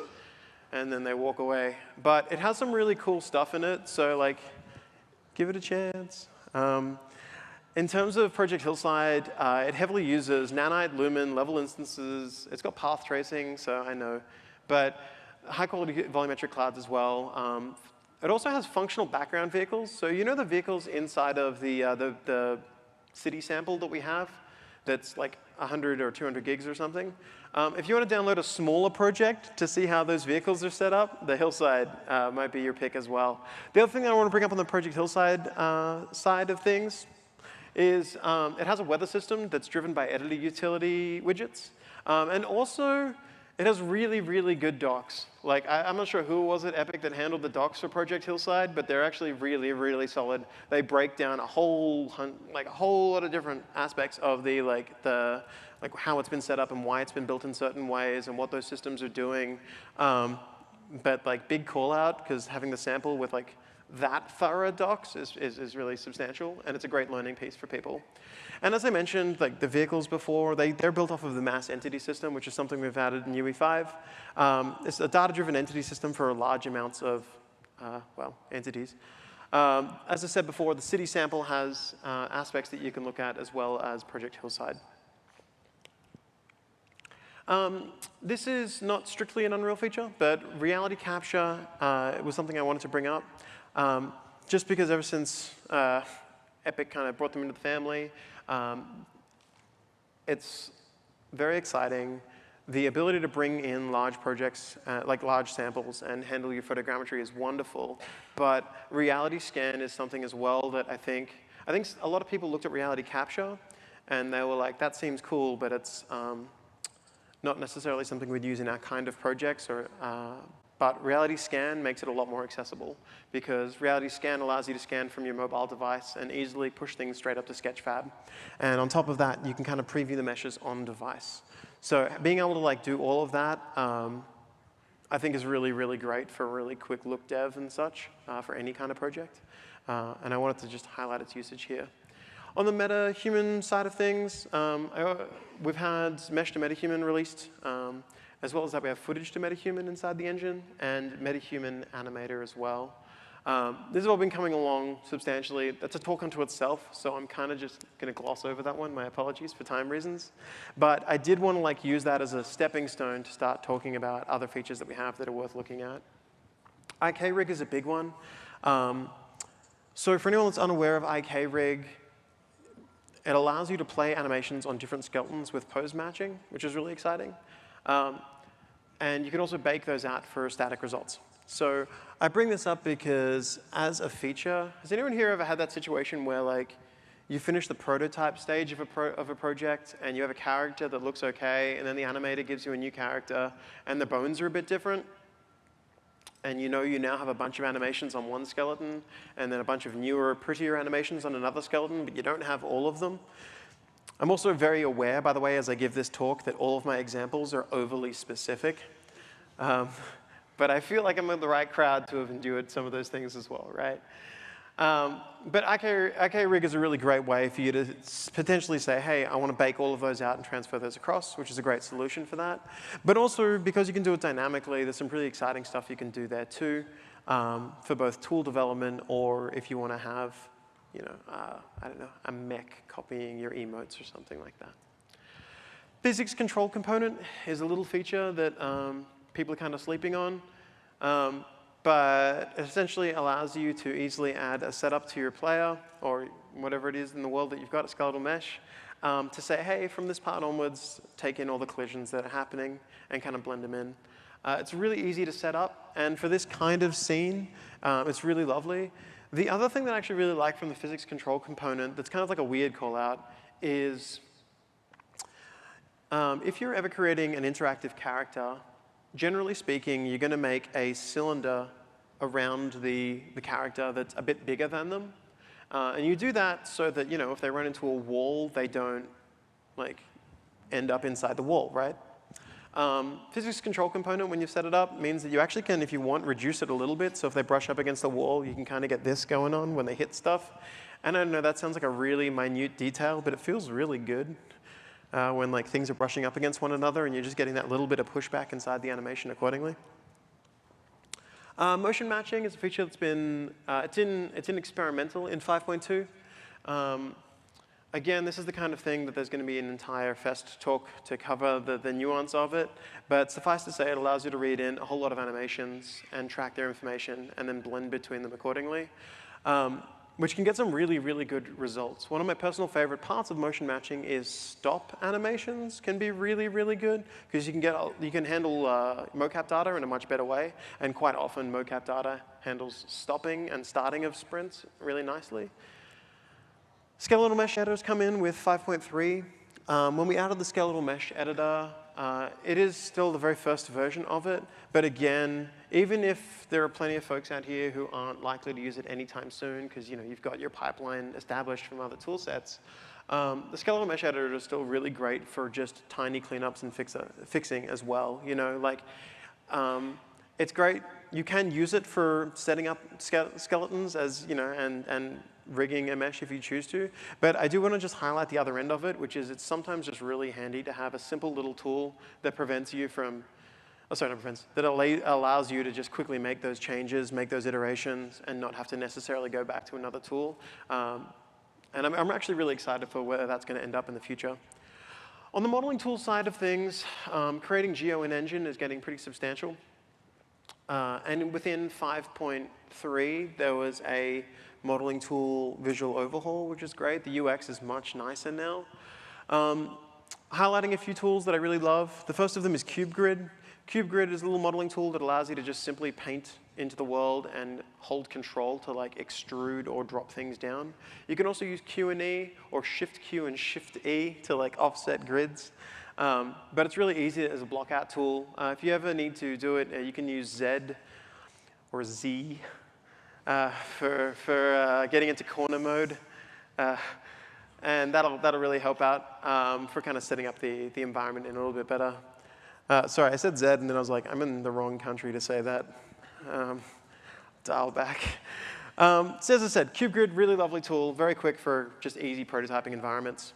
This is, in my opinion, my favorite thing that got added to 5.3, which is in the modeling tools, you can click Spline Tool, and what it lets you do is specify any blueprint as the spline tool, which means any blueprint that you've got that already has a spline component in it, it actually creates the blueprint and then reinitializes it with the spline that you just painted into the world, which allows you to grab any blueprint that you've already got and just convert it into a paintable tool, which is really, really, really useful. And props to the modeling tools team for adding this because it's wonderful in my opinion because so many tools within Unreal leverage splines within blueprints. And historically, we've kind of all just dealt with the fact that we will then have to draw them in manually afterwards. So being able to get any of your existing library and just have them function out of the gate is, I think, really lovely. On the modeling side, one thing I want to flag is we often, when creating things in the modeling mode, people are generally creating 3D models and saving them out as assets, right? It's the default setup. It will save things out as a static mesh. I wanted to highlight that you can, in most of the tools, save it out as a dynamic mesh. And when it's a dynamic mesh instead of a static mesh, it's just kind of something that you're doing a bunch of operations on in that go. And then when you're done, you can save it out separately. But in this case, I got a sphere and I displaced it. And I kind of just turned it into a bit of a displacement brush that I can then go through other assets in the world and kind of boolean them away and rip those bits and pieces out. It was a little demo as an example of this, but I really like that workflow, and I really like some of the value in having something like that. The other aspect that's really powerful within the modeling tools that, again, on the round-tripping side of things, is you can bake ambient occlusion and curvature. There's other things you can bake, but I've suddenly gone blank on what they are. I think there's position and normal can be baked as well. But you can actually bake them to either texture data or you can bake them to vertex data. So if you bake stuff, if you bake your AO down to vertex data, for instance, or curvature down to vertex data, you can then use that curvature to just automatically start having rust effects kicking in on certain materials without necessarily having to have that texture data. I will point out that baking stuff to vertex data with nanite meshes is really super useful because with nanite meshes, you have so many more verts to play with and to store that data that saving that out can be really, really, really useful. Geometry script. So most of the tool sets that I've described in the modeling side of things are actually doable now through Blueprint, which is really cool. Because in this situation, I kind of just set up some simple little feelers that were growing out and creating tubes, and then those tubes would just spawn some leaves over the end of them. But being able to kind of set that up is really, really useful, really powerful. And being able to like save this out, I think it's a great step in the right direction of saying, hey, what kind of project am I making? What are we going to need? What are the requirements for this specific type of game? Does Unreal fit that brief? Almost, but not quite. It'll need these tools. And the second the it'll need these tools question starts to become something that not only programmers can start to develop, but also, honestly, the people using the tools, like your artists and such, if they're able to kind of iterate on those and add little prototype versions of things that may be required for a racing game or an RTS or something that you're building, I think that's really powerful. And I think Geometry Script is a great step in that direction. And like in this situation, I built a little fan, and wherever I put the fan, it samples the mesh underneath it and just booleans a cylinder out of it, cuts a hole in the mesh, and then we're good, right? So like being able to set this up, I would just need an extra button that baked out that mesh. But an equivalent here would be, imagine you had a situation in which you've got a wall piece and you love the wall piece, but you need to put a door through it. Being able to just set up a simple door actor in your game that punches a hole in whatever your wall piece is and saves that out as a variant instead of having to go back to your environment artist to kind of create that again is really useful. Scriptable tools mode is one of the features that came in with 5.2. This is another one that's a huge step in the right direction because what it lets you do is you can get drags and clicks and gizmos and then roll custom tools into them. So in this situation, this was actually a video from 5.2 before we added the spline tool, so it's way less impressive now. But in this situation, I was just capturing all of the clicks, all of the drags, and as they were dragging the mouse around, I then just spawned the vines that I had earlier to automatically just create a simple vine tool inside the world. If I was to do something with the click, then it's literally just click in the world. And in this case, I made a 2-click thing that whenever I click something into the world, I can rotate it to my next mouse click. And look, these aren't tools that should blow you away by any means. I don't care about how kind of useless that tool is. What I want you to know is just that these things are possible, and leveraging the scriptable tools mode allows you to really easily create your own tools that fill up that left-hand side that you can have do whatever you need to within your project, right? Like I could be using that to handle AI within my world, or I could be using it to handle just all sorts of things. Gizmo tools, so it just literally gives you 2 gizmos. I'm doing a debug cube to make it a bit easier. But in this situation, I just made a really simple tool that hid everything that wasn't inside of the volume apart from the lighting. So I made a little checkbox that says, hey, keep the lighting and hide everything that's not inside the cube. So I made a little volume that I could just drop into a space and be like, I want to work in this, get rid of everything else for the time being. Purely as an example, but I wanted you to see some of the value of having these gizmos as a tool.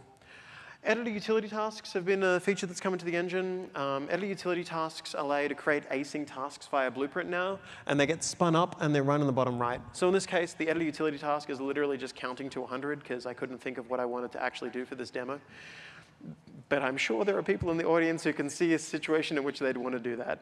But it has a built-in queuing system that just allows you to add simple processing over time that's just going to step through, step through, step through, step through, and process whatever you have instead of having like a big old hitch that would slow you down, right? Interchange. So this is an import and export framework that's been added into UE5. This is one of those things that I think will affect quite a lot of the AAA teams here especially. It provides a customizable asset import pipeline, and you can set up automation from that. It's import file, format agnostic, asynchronous, customizable, and can be used at runtime. Now, if you're like, dude, you threw a lot of words at me then, what does that mean? What it means is you can have certain setups for files that you've set up such that when you import it, it catches, hey, that's a weapon. I'll automatically create this blueprint and grab this data from the folder and then automatically assign this to that. You know what I mean? So if you're going to have a lot of content in certain ways with certain naming conventions that are always going to be done the same way, setting up an import pipeline that is no longer necessarily just import mesh, but instead you now have import character or import weapon or import whatever. You get where I'm coming from, right? Like having that capacity to like easily handle what is specific to your project is really, really valuable. Virtual assets are another feature that's come in that are important to know about, especially for larger teams. How this works is we have a derived data cache that essentially stores the the bulk data.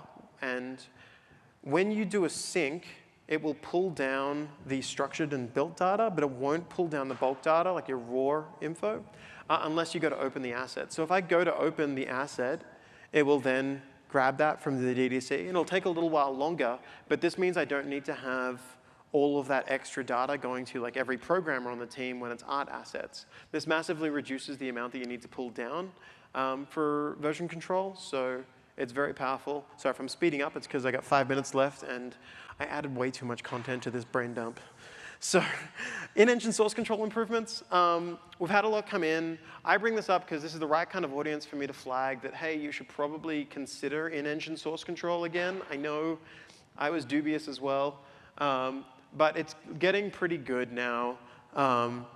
The diff tool allows you to do more than just diffing blueprints, but we also have uncontrolled change lists. So having uncontrolled change lists means that you can kind of spin up specific change lists for different kinds of things you're having and then push them up independently of one another from the editor. But you can also shelve from the engine as well, which is really good. So if you've created a scene that is a problem, it's got a bug in it, instead of committing it to the repo, you can now push it and say, hey, this is shelved, and you can tell a programmer, this is the version that it's broken in, download this shelf, and you can see what I did wrong. Please fix this for me. Media plate is a pre-built actor that if you now drag videos into Unreal, it will automatically spin it up as a media plate, but it's a video actor that allows you to play videos, images, image sequences, and URLs.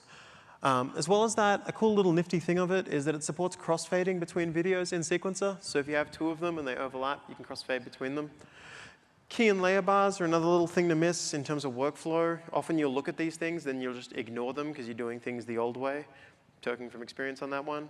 But in this situation, having that allows you to kind of grab these bars and move them as sets of data, or the difference between the points is maintained instead of handling independently. Anim constraints, another useful thing that's come in, allows for a non-destructive workflow for setting up things like, instead of animating the hands and the gun, just animating the gun and allowing the hands to just stay attached and follow through.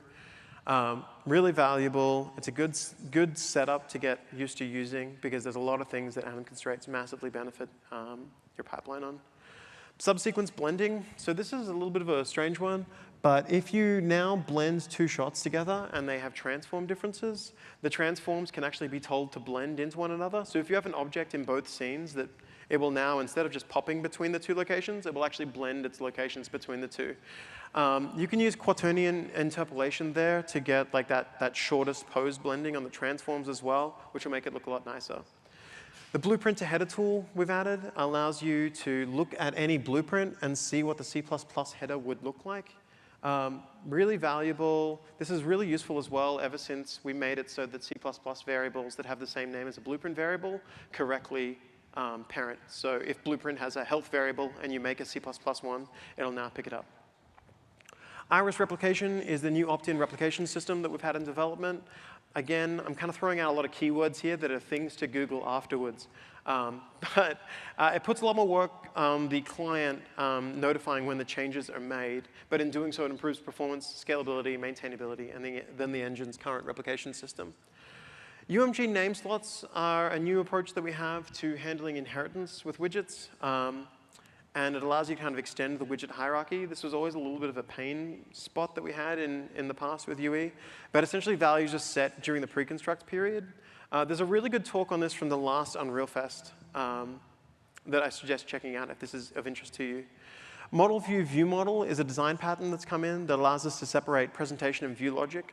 What this means is you create basically something that sits in between UMG and the gameplay. So you might create a view model that is storing health and armor. And that means that the people working on UMG can access that information, and programmers can write to that information, but they're never actually touching each other's work. You're just kind of creating a simple like in-between step. This is a really good approach. It's easy to hot swap different layers of data through this, but one thing I want to flag is if you're incorporating this, do your best to avoid large monolithic structures. You really want to drop it down. State tree is production ready now. So as of 5.1, this is now production ready. The This is demoed within the city sample, so if you want to see pedestrians kind of walking around doing their thing, this is the best place for you to start. I have 30 seconds left. Great. So I'm going to quickly go through quick tips. So shift drag will, sorry, not going to. Well, it's going to be too quick. I lost my 30 seconds. We're now going to run a minute overtime. Or not. I think PowerPoint's doing that thing where it won't play the video. OK. Fair enough. PowerPoint's having a little bit of issue with the videos, but that's OK. Of these things, a few that I want to flag with people are reducing engine file size. Be aware that whenever you're installing a build, I brought this up a few times with people recently. Whenever you're installing a build, be aware that you can disable certain features. And if you don't need Linux or Android or iOS or whatever, don't feel like you need to install it. Unfortunately, it looks like I've actually hit max RAM usage on PowerPoint, which is pretty funny. But conveniently, everything that I had left was pretty minor. We'll see if I can reset it and if that'll work. Give me one moment. Yeah, I've hit max RAM usage. But that said, we're at time, so I will skip the last 30 seconds of quick tips that I was going to have. I hope this was useful. I know it was a whole lot of chaotic points that I was bringing up in the process. But honestly, it was just a lot of stuff that I thought was really important for people to know about that were a little outside of some of the really big announcements that we had. So I hope this has been useful, and I'm looking forward to meeting some of you around Unreal Fest as we continue. Thank you very much for your time.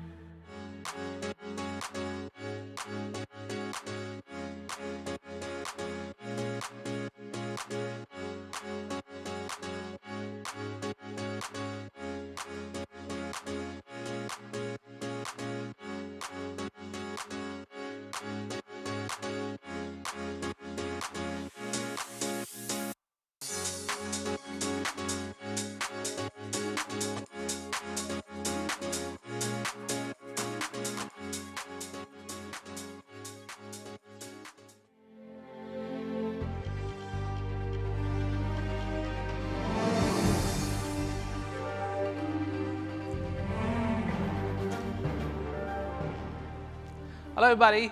Welcome to Unreal Fest. Hope you're having a fantastic time. I would also like to welcome our wonderful audience joining us over the internet. Thanks for tuning in. I'm Gaurav, Solutions Architect at Epic Games, and it's my unreal pleasure to be here with you today. So first things first, who is a solutions architect? Well, according to my wife, it is someone who sleeps a lot. On the days when I'm out of my hibernation, I work with animation and visual effects studios, helping them transition to Unreal Engine. For the past 20 years, I had a dream of an animation pipeline that is artist-friendly, easy to set up, available for industry-standard DCCs, accessible for everyone, and future-ready.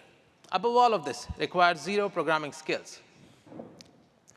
Well, today is that day, as you're going to see that in the next 30, 40 minutes.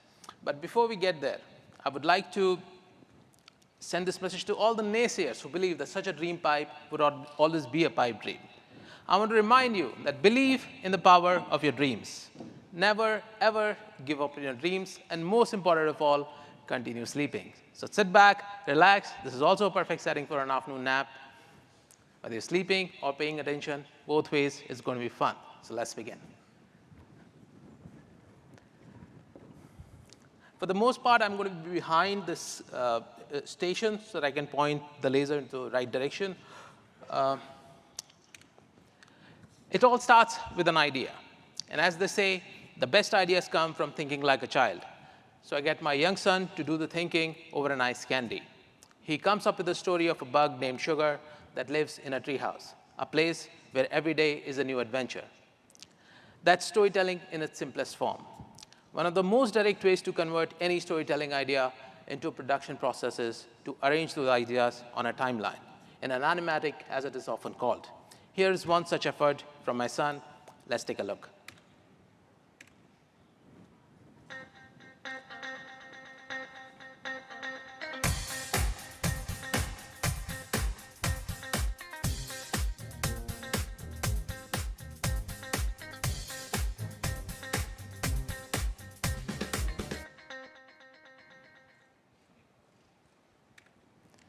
Well, today we are going to be taking the simple idea through production pipeline right from concept to final pixel. The question is, what is a production pipeline? Most productions are divided into phases: development, asset build, and short production. Here's one such example breakdown based on the complexity of project. Each phase is further broken down into different stages. This is where task needs to be carried out in sequential order using DCC tools of your choices, starting from editorial to the final lighting and rendering, each stage generating products such as scene files, edit decision list, images, movies, geometry caches, or at times entire scene graphs that needs to be managed. Commonly, the tech that connects and automates different stages and guides the data flow is considered as a pipeline. However, we are still missing the fundamental aspect that animation production primarily is a deep collaboration between people. And it is the production management that plays a very critical role in facilitating that, connecting artists, supervisors, directors, clients, vendors, accounting, studio management, and other stakeholders. We need to bring these powerful ideas together in creating a seamless experience for everyone involved in the process, connecting different DCC workflows on a collaborative platform. Presenting Kitsu for connecting people, and Prism for connecting and automating workflows of tools of your choice. Let's talk about Kitsu first. Kitsu is a collaboration platform for animation production. It is artist-friendly, easy to set up, it has open source core, and is focused on TV series production. So rather than me reading out a feature list, we are going to be seeing it in action today by setting up our example project on it. But before we do that, we need a clear task breakdown. Simply put, a list of tasks that needs to be carried out during the production. In our example project's asset production phase, we are going to build two assets. First, the main character, for which a virtual 3D model needs to be created. That will require some time in virtual look development for a specific look, and it also needs to have a rig for animators to animate. Second, a treehouse environment that will go through all the above stages minus the rigging, as it's not going to be animated, it's going to be static. Under the shot production, we have two shots of different frame ranges. This information is picked up from the animatic. Each shot will require animation and lighting. So out of 11 total tasks, we already have 2 concepts done that leave 9 tasks on the table. With this info handy, it's time to now set up our projects on Kitsu. Here I'm on Kitsu. Its instance is running and using my credentials. I log in. It's web-based. Takes a second and welcomes me on this create new production. We don't have any department set up right now, so you can go onto the screen left.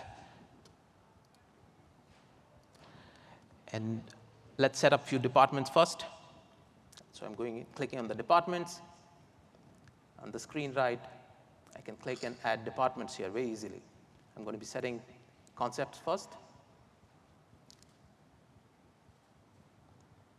and then modeling, look dev, rigging, and animation. Lighting.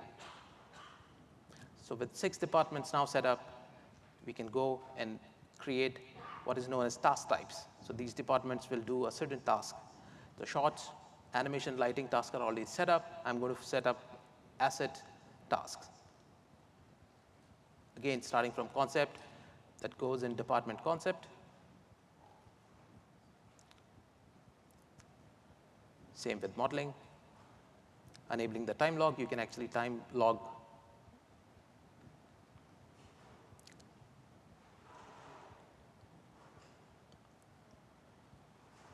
look tab,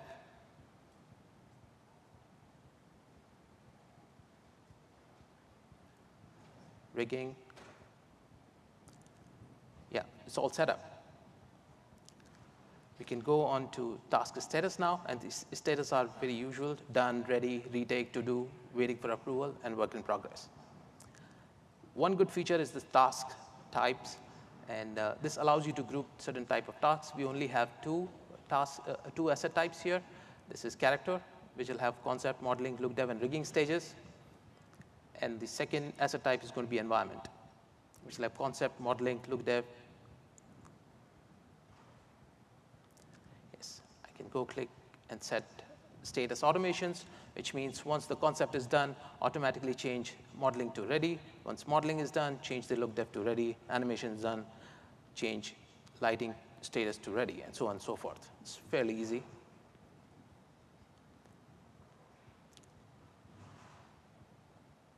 Now I can go back to my productions and hit create new production. This is where it gets really interesting. We start by giving production a meaningful name. In this case, Sugar Trails is our project. It's of type short. There are a bunch of other types that you can choose from.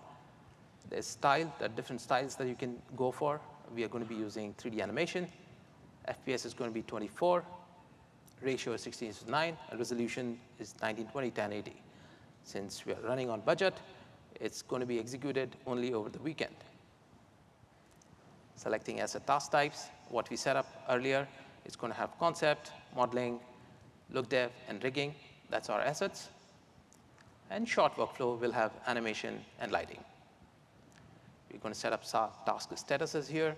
So it's going to be ready, work in progress, waiting for approval, retake, and done. Sixth and last one, add the asset types, character, and environment. All done, let's go. That's about it. It sets up the project for you. Now, it brings us to this asset page here, and I can hit and create new asset. The first is character. That's going to be Sugar, giving it a description, confirm its stay, so it doesn't close the window. Same with the environment. This is going to be treehouse.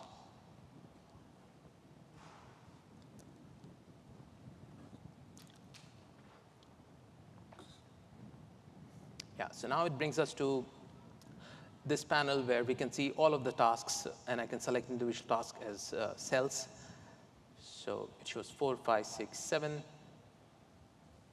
tasks, and I can go onto screen right and click on this assign task button and assign all of the tasks to me, because I'm the only one right now in the studio, and assign all of these tasks on me.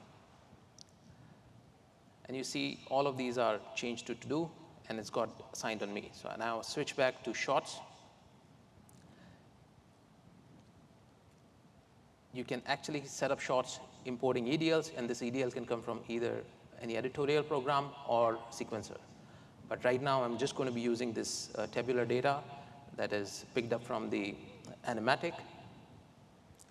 And on this here, I can paste it in the CSV data. So CSV is comma-separated values. This parses all of the data and sets everything for you. It brings in all the right frame ranges, total number of frames. It also tasks animation and lighting to do. Right, that's it. With one click, you have your shots ready to go. So, and with the right frame ranges, in and out, and FPS, everything is set up for you. Now I can just click all 4 and assign it to me again. So 4 tasks on me. So with shots now set up, on the right-hand side, if you click, then this is the area where you can leave comments. You can see how the shots have evolved, basically. There are also a bunch of features. We'll take a look at it later, but I just wanted to highlight it here. On the burger menu again, if I go to my task, it lists all of the tasks that needs to be carried out in our production. So from concepts, modeling, lighting, look dev, and rigging, we have total of 11 tasks. So with this information now ready, since we already had concepts done, I'm going to go and select these cells. So it opens up here, and I can leave a comment or attach any information file, basically. So I'm going to leave the concept art that was already created by my son for a reference, and call this task, change the status of this to done, and post a comment. So immediately everybody will get notified that this task is done, and whosoever needs to look at it or at least be aware of that this is done, they will get a message. The same thing for the treehouse environment as well. I'm just attaching it and marking it done. And you saw how automatically it changed modeling to ready. So that's pretty easy. And with our example project now set up, let's talk about Prism. Now, Prism 2 is a pipeline software that connects industry standard DCCs by organizing and automating workflows. It is artist-friendly, easy to set up. It has open source core and focused on individual artists and small teams. It has more than 20 plugins for various applications. Unreal Engine plugin is supported by Epic Mega Grant that connects assets and short production workflows of various DCCs to Unreal Engine. It's got a very tight integration with Unreal Engine sequencer. We are now going to go over its installation, take a look at its user interface, and then hook it up with Kitsu and Unreal Engine with just a couple of clicks. Here, I'm on the Prism pipeline. You can click on the Prism 2 beta. There's a bunch of FAQs that you can read through. So once you install, it creates a shortcut on your desktop. But what I want to highlight is the Prism Hub. This is a pretty cool feature, and it allows you to manage all the integrations from one window. So I already have Houdini set up, Maya integration installed, USD is installed, Nuke not needed, Blender I could have installed, ZBrush, it has integration for Substance Painter, its texture library, there's a Photoshop integration, 3D Max, it's got short grade, FTrack, but what we are interested in today in Kitsu and Unreal Engine, so both of these are installed. And Prism versions all can be controlled from this window. I'm on the latest version, which is 17.10, and it's fairly easy and straightforward. Now let's take a look at the project browser. This is all the standard window that you're going to see across all applications. So right now it is hooked up with Kitsu, so it's pulling this data of the asset panel. You can see that it's got a sugar character, and there's environment, treehouse, and all the departments are listed here, concept, modeling, look dev. And on the tasks, you see it's also color-coded, which means it's done, and the yellow is ready to start, and the gray is to do. So from one window, you can access it. This is where all the scene files would go, products, anything that you export from the software will list here. Any media that you play blast or renders will come here. And it also has a good function of library, which is integrated with Polyheaven. So all of the HDRIs are available. You can browse through and just with one click install directly in your projects. It's very handy. It also has a task panel where it shows all of the tasks that we assigned in Kitsu, all accessed here. And there are a bunch of filters which you can turn on and off. And this is the review. That's not something we're going to cover today. Now let's set it up with Kitsu first. So go to Settings, And if you go to project settings and project management, all you need is a URL, and there is also auto setup button here, which you can just click and give the right URL, and with your credentials, you can hook it up to Kitsu instance. Now, Unreal Engine integration is just like a pointer to where your U project is, basically. That's it. And that's all you need. I just want to touch on creating a new project. So on the right-hand side, if you go and click on top here, Sugar Trails, under that, you will see create new project. A project in Prism is just a location on disk. So for example, I can call it project X.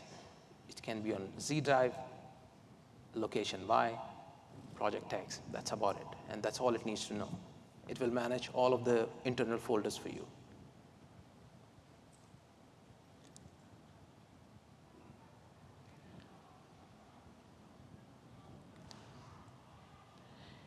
Yeah.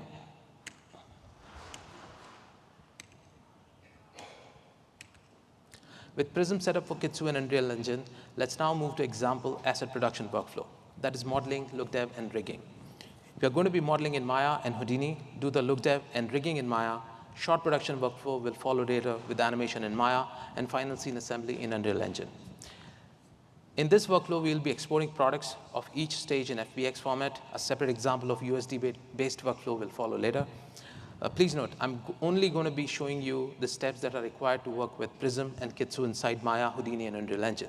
The artistic part of 3D modeling, shading, rendering, rigging, animation is beyond the scope of today's session. As a quick disclaimer, if the steps shown in the next 15 minutes feels repetitive or slow at any point, I would have achieved today's goal, because it's really 4 simple steps repeated over and over. Work, save, loop, import assets, and export assets, and review and feedback loop.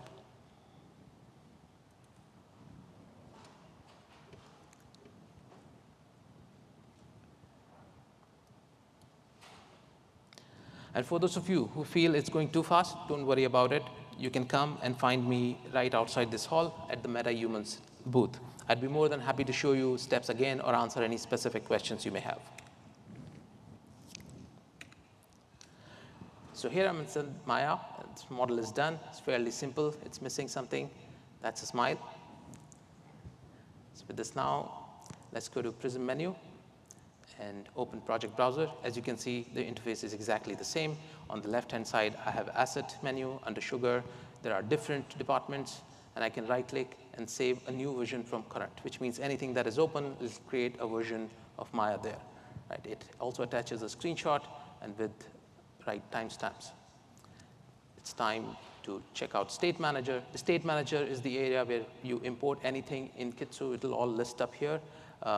Or export anything within Prism pipeline, it'll basically have it list here. So I'm going to be exporting a play blast, and that's going to be 1280 by 720. It's going to be JPEG. I just set it up, right-click, and execute. I can check that going to project browser, and I'll find it under media. As you can see, this is a static image. Now for review, I can just right-click and say publish to Kitsu. Add it a description, and publish. Now, Kitsu's real-time engine updates, and I can see that change reflect immediately. Now my soup, who is taking a look at it, he'll get notification, and he can review the work and leave a comment and change the status. That's about it. We are one task down. If I refresh, you can see the change immediately taking place, and the modeling task will turn green. Coming back to look dev, again, select the task. It's ready to begin, and I can, whatever is open, I can create a new version from current. I find this feature very useful. Now, for the interest of time, I already have assigned a very simple shader to it.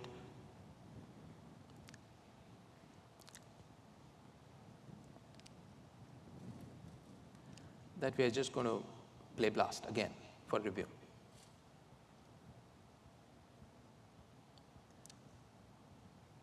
Same thing. is going to be attaching it under look dev, and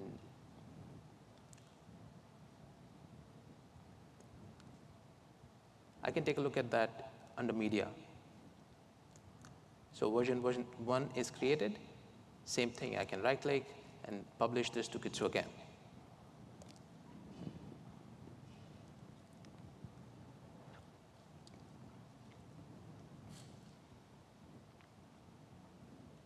And open it in Kitsu.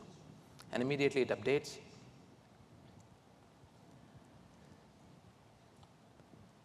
On this, I get a comment. Nice work. Can you make it darker red? Of course. And the status you saw automatically changed to waiting for approval. Now it comes back to waiting for work in progress.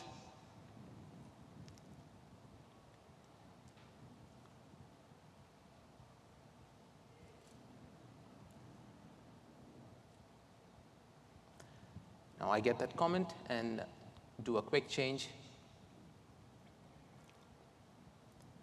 Go back again, save a version. As you can see in the project browser, 2 versions have been created, and I can quickly compare the snapshots that have been created. The same thing, go to State Manager and re-execute the play blast. It was successful. Go back to project browser again. Under media, I will find a version 2 is now being created. That also can be published to Kitsu for review.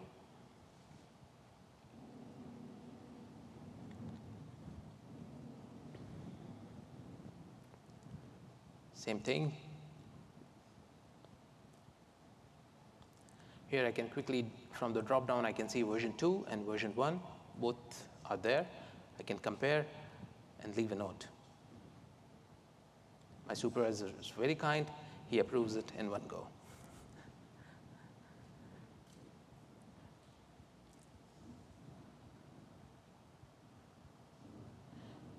Yeah, done. And you saw the look dev turn green. And on the task panel, you can come and see, as you're working, you can quickly see how the tasks are changing to done. You can turn on or off any filters very quickly, be updated with what needs to be done and what's waiting for your approval. Again, same thing with rigging. Because it changed automatically to ready to start, I can do a very basic rigging, just like a single bone that is linearly attached. The mesh is linearly skinned. It's nothing fancy. You can see the sophistication of my rigging capabilities. Go back to Prism, State Manager again, export. Now this time, we are going to be exporting this as FBX. So the root is your root bone chain, and the sugar is essentially the model. Again, with this selected, executing an FBX is now created, exported. On the project browser again, I can mark this ready, or I can mark this done. I don't have to go back to Kitsu. I can set the status right from the menu and just mark it done. That's about it. And in the standalone browser, it also has a 3D viewer. So I don't need to open any 3D application. I can just select any product that I exported and inspect in the viewer directly. It also has a bunch of presets. That's like a turntable. You can see, and also on the view modes, you can choose like wireframes or points or hard shaded.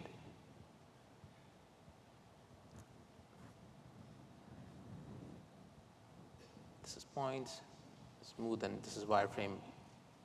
Yeah, so this is going to be useful in reviews. So without opening any other external, any other softwares, you can just do the inspection here. Yeah, so that was the interface and basic hookup with the Kitsu and Prism and asset workflow.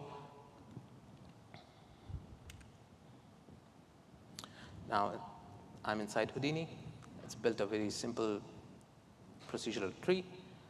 The details are not really important, but what I'm exporting this as FBX, the same thing. You can see the similar structure here. Even in Houdini, it looks exactly the same. There are departments and tasks and scene files. I'm just doing a right-click, save, and it's that simple. Again, I've already created an FBX op, and just if I go to State Manager, you will see it popping up here, and this is all ready to be executed. It just needs a lit path to that, and it is written out a FBX product. So if I can inspect that under products, and I can see a version has been created. Now there's this idea of master. So if you have multiple versions that have been exported, you can set a master version to any of that, any one of that basically. Now I can mark this task done and move on to look dev that we will execute inside Maya.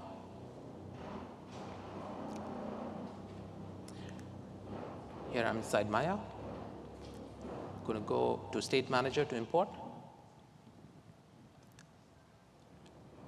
Click Environment. Under Modeling, I will find the model, import it. It imports, and this area allows me to quickly check which version to import. Right now, it will import the master version, which is the latest anyways.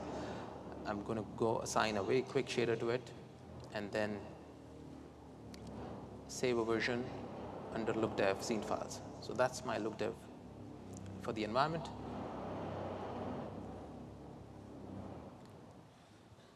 And do export, this time selecting the entire mesh, bring it into the object selection. And so there are a bunch of options you can choose, but right now we are going to be using only FBX. That's it. Successful, FBX is being exported again.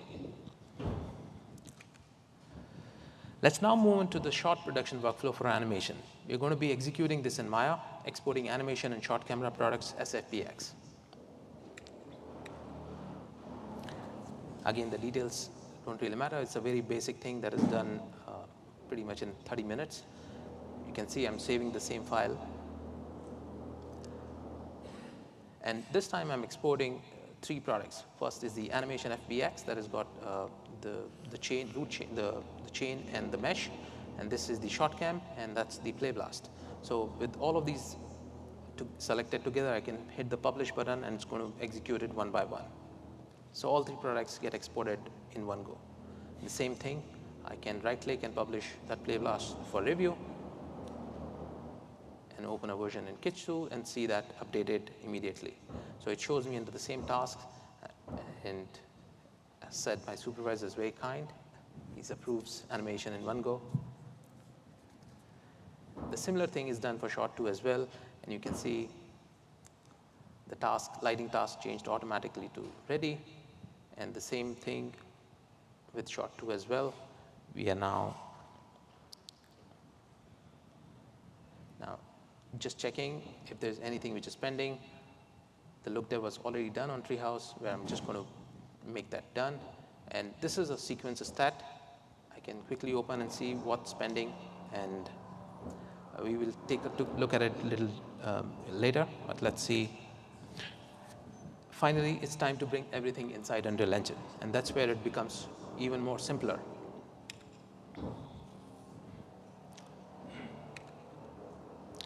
So here we are, and from the menu I can import.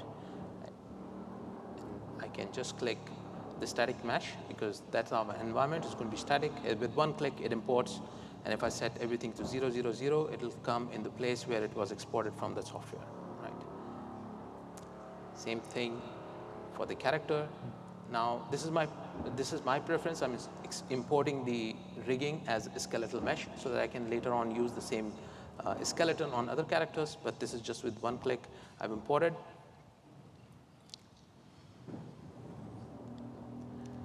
Now, again from the project browser, I select both the shots and right click and say load selected shots into sequencer. And this is where it gets really interesting. So with these 2 shots selected, I can load shot cameras. And just hit click on load shots. You see the frame ranges are coming all correct. And it sets, with one click, it just sets up the entire level sequence for you. So this is, there are 2-level sequences that are come as the shots. And it's time to import animation. Right-click on the product and say import, and sequencer animation, and you can choose the skeleton, import all. It brings the animation on the sequencer. Just give it the right skeleton, and there you go. That's about it. And you have your animation inside Unreal Engine. Same thing we're going to go and do for shot 2 as well. Select the shot, import, sequencer animation. Now I could have saved those 2 clicks. If you press Control and press sequencer animation, it just kind of skips those 2 skeletal selection, and it just brings it directly in. But this is just my personal workflow. Yeah, animation is all inside Unreal Engine. You see all the right frame ranges are set, and with cameras imported, animation imported, we are now ready to save everything and hit render. Same thing from Prism menu, I can go and select render. I need to give it a sequence. It's going to be a sequence level render. Select, and there are a bunch of options that you can choose. I'm just going to be doing it very basic. There are EXR, PNGs, or JPEGs. I'm just going to be using JPEGs. EXRs also support AOVs, but JPEGs will do for now. And this is one area which you all know. This is where it's really powerful. I can check it out on its inbuilt media player, that all of the JPEG sequences, what I exported, is now ready for viewing. Now let's import a quick HDRI for basic lighting, or as a backdrop, basically. Right-click, import HDR as a backdrop. It plops it in. You're free to modify. I'm just going to rotate it a bit so that it aligns better.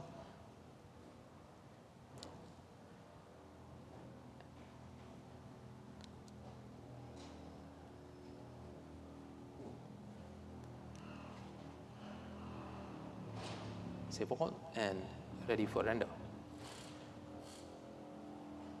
Same process again. Nothing changes in that. A new vision of the render is going.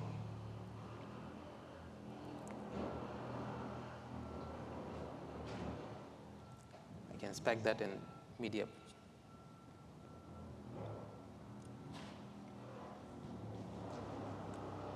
I can quickly compare the 2 versions, basically.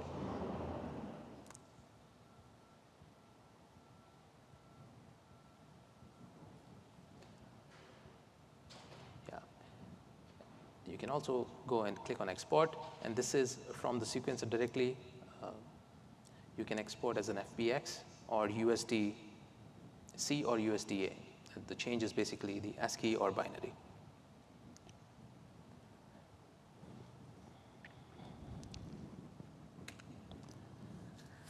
We'll now take a look at the shot production workflow using USD. Animation is done inside Maya, shading and lighting in its Houdini, and scene assemblies in Unreal Engine. I would like to start by thanking Tumblehead Animation Studios in Denmark for allowing to use their amazing work for today's presentation. We are inside Houdini Solaris context, used as a layout, look dev,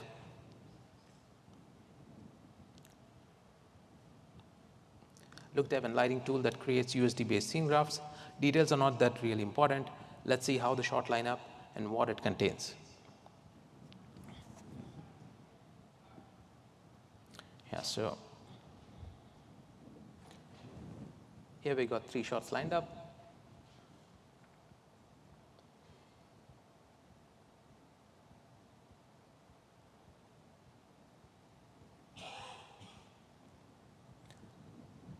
So how it is going is basically it's the LOP import nodes. It's importing a dragon head in rest position.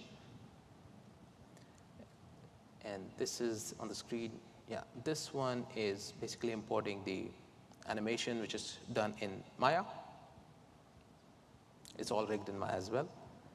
And further down, we are merging all the layers that have come in.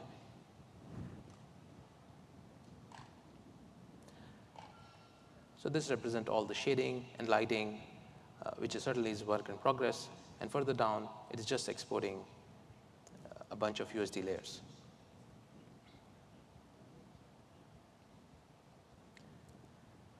Just hit execute, and everything is managed by Prism.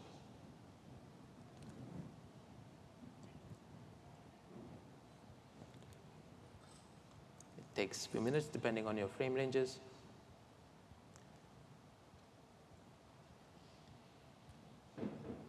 And we are ready to import everything inside Unreal Engine. Again, from the Prism menu, I go and say Project Browser, go back to the shots, and select shots 20, 25, and 30. Right click. It brings up shot loader. And load products is on. This time with one click, it will set up sequencer with right level sequences and cameras directly. It's taking a bit of time. It's caching the data. And that's it. You can see lighting and shading, which is certainly work in progress, that has also made its way inside Unreal Engine. And everything comes with the right frame ranges. You can see this comes as USD stage, and there is a render camera, which is pretty neat.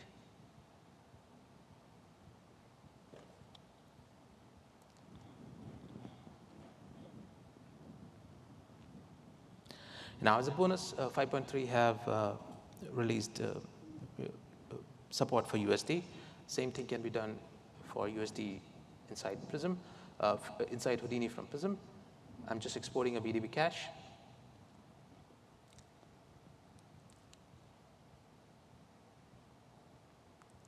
It's done. Going back to Unreal Engine, import the product, right-click, hit import. And with this one click, VDB is being imported inside Engine. It just takes a few minutes to cache, depending on the cache size.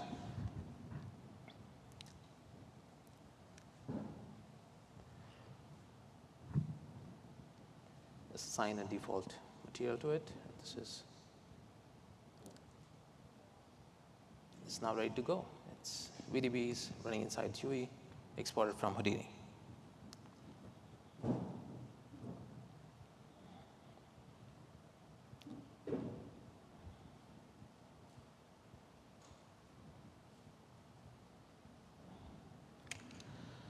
So what's next for Prism?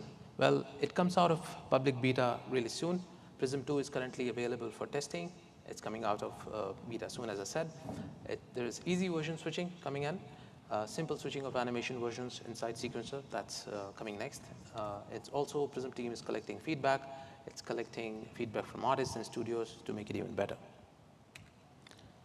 Now, let's take a look at the quick look at Kitsu's production management feature, which are there on task panels and the review list that you can create. There's breakdown, productivity, and statistics. So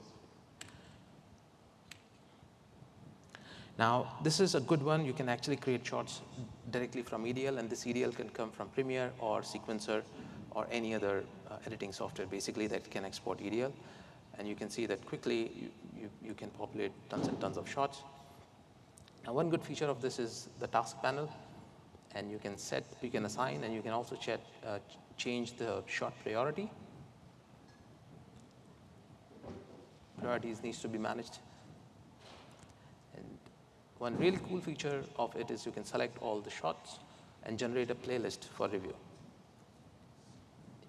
You can play them shot by shot and compare different versions side by side.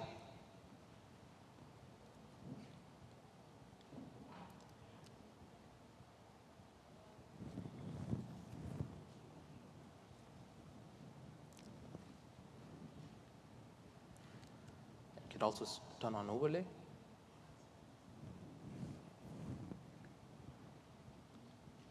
And save a playlist for internal studio purposes or to be shared with the client. Not only that, you can also do quick reviews. Where people can join in a session, and the leads or supervisors can actually quickly draw over. It's a very handy feature. And these annotations get saved as files that can also be attached with comments.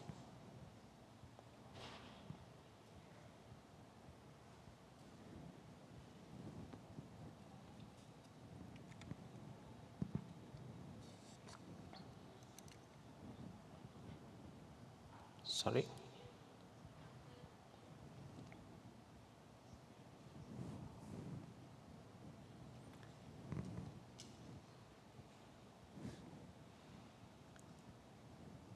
You can go back to the same annotation. And now, one very unique feature Kitsu has is a breakdown feature. Basically, it allows you to cast. It allows you to control casting, basically. You can check sequence-based casting. For example, we are just adding a few assets here, creating a new one called Rabbit.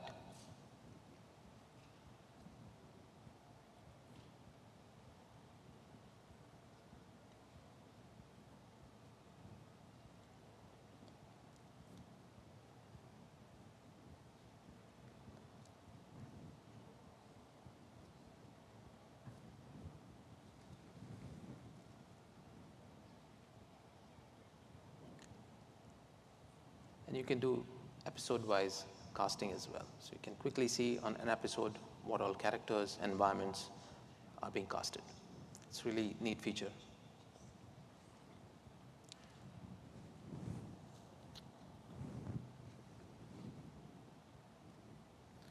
Yeah, there's a bunch of productivity tools. You can actually log time. So if you go to My Tasks,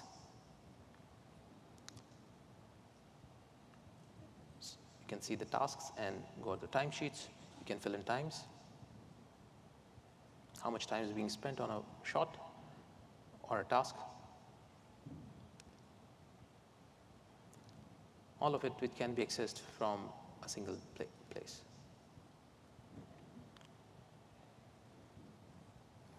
Quota is also a great feature to check on productivity. You can see that in frames or in seconds, or see the total counts, basically. You can see overall episode stats and see how the retake evolution is happening on your show.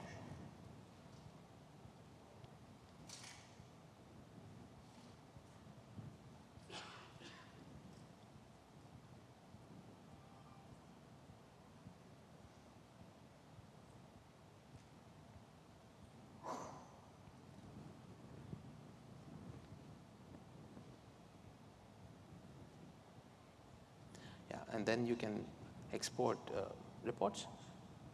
Like all of it can be exported as CSV data that you can open up in any spreadsheet software.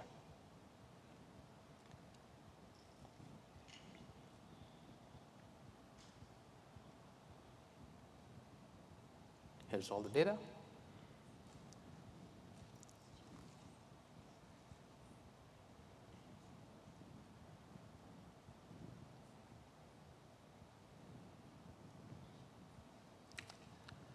It's now time to introduce the team at CG Bar.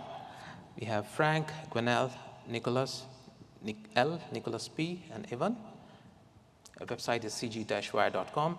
Please feel free to reach out to Frank or Gwen. Here's amazing Prism folks, Richard, Manuel, and Daniel, forming the core team. Their website is prism-pipeline.com. You can also reach out to them on contact@prismpipeline.com. I would also like to now thank both the teams, and special shout out to Mahmoud Khali from Monkeys TV from Egypt for generously giving their time and sharing experiences of using Prism and Kitsu on the live projects. And thank you all once again for coming. Try it out.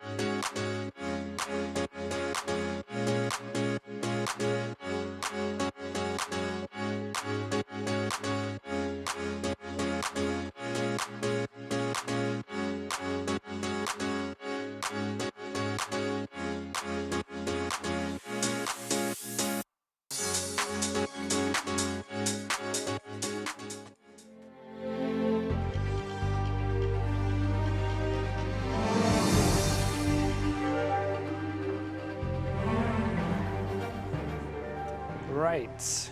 Hello, everyone. Welcome. Welcome, welcome, welcome, welcome. This is going to be so much fun. I'm going to be doing a lot of stuff in Engine, so if it crashes, please applaud or something like that. It'll be, and also it was definitely intentional. I meant it to crash. It was a learning opportunity, because the stuff that we're talking about today is experimental. So I'm sure none of you are using this in production at the moment, right? Oh, we've got a hand already. I didn't think you were going to admit that, but you did. You get points for honesty. So, yes, my name's Arran Langmead. I'm a senior technical artist at Epic Games, and today I'm going to be taking you through the wonderful, wonderful world of PCG. That's procedural content generation. For those of you who don't know, we've got a brand new plugin that we showed off at GDC this year. And I was really fortunate to get to show off that plugin in our learning theater.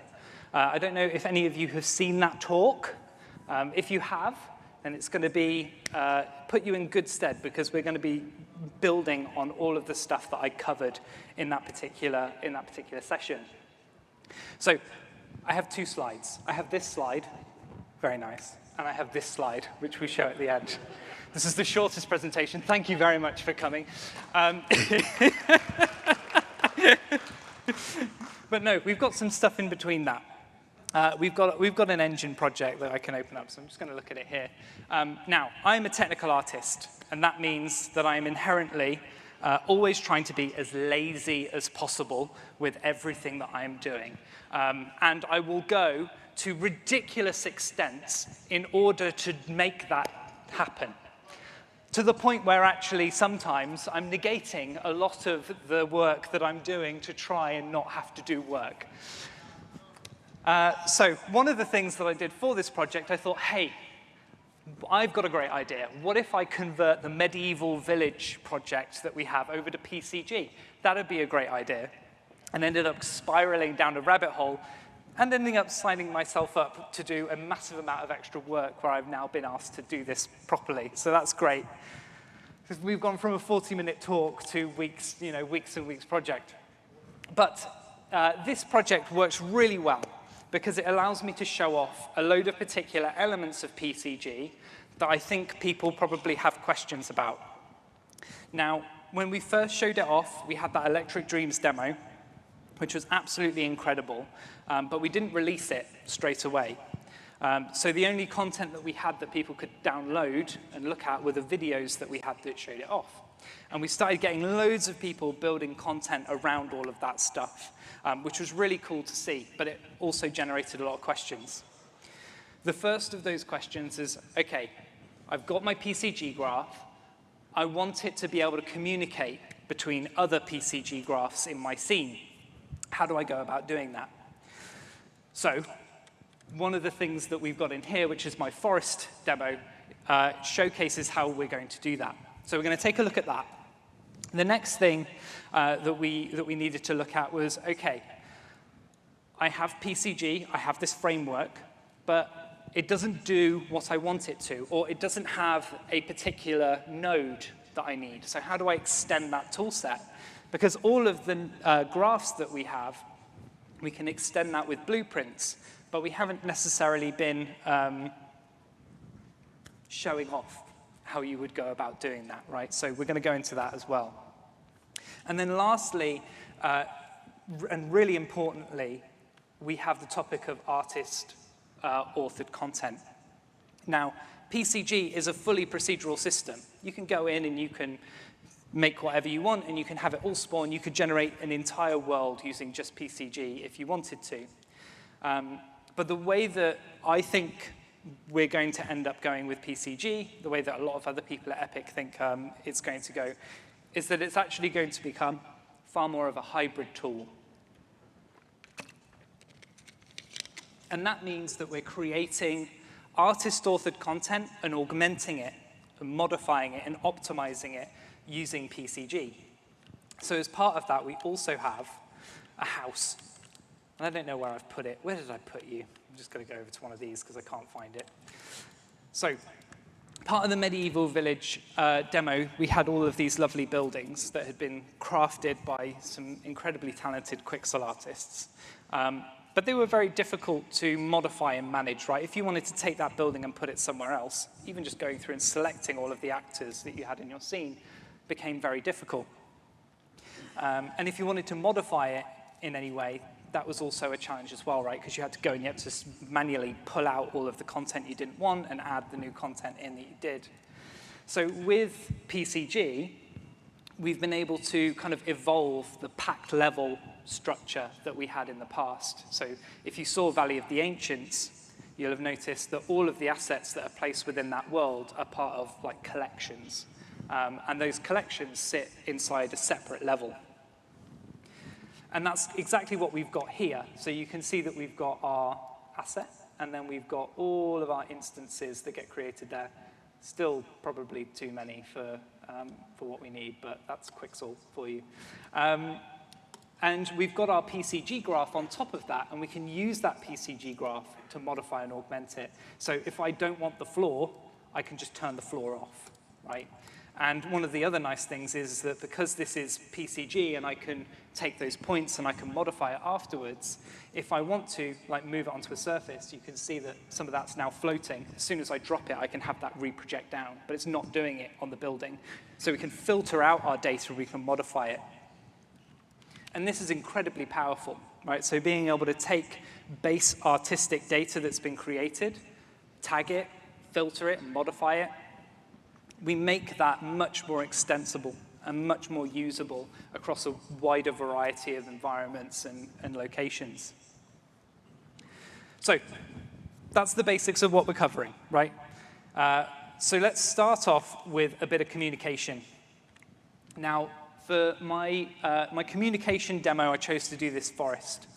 The forest is built up of a load of separate PCG actors. So these are my kind of forest child actors that I have in my scene. And I can go in and I can move them around as I need, and it will regenerate my forest as I go through. So all I wanted from this is basically to be able to create more organic shapes, right? So not have just a big square in my scene and generate points in that and then have to kind of like filter out a bunch of it. I wanted to create these kind of nice radial shapes that I could go in and I could use it. But that comes with problems, right? Because as soon as I create these two overlapping points, I'm generating a ton of data that's going to potentially like overlap or mix in ways that we don't intend and don't want. So when I take this sphere here, which has a load of points, and I take that sphere there, and I have them overlap with one another, there's the potential for those spheres to create a higher density within those matching points, right? So how do I go about solving this? I have a few options, right? I can start trying to get the PCGs to all talk to one another, which is rife with problems, so we're not going to do that. Or we create a hierarchy. We have a parent PCG, and we have a child PCG sets that all feed data into that.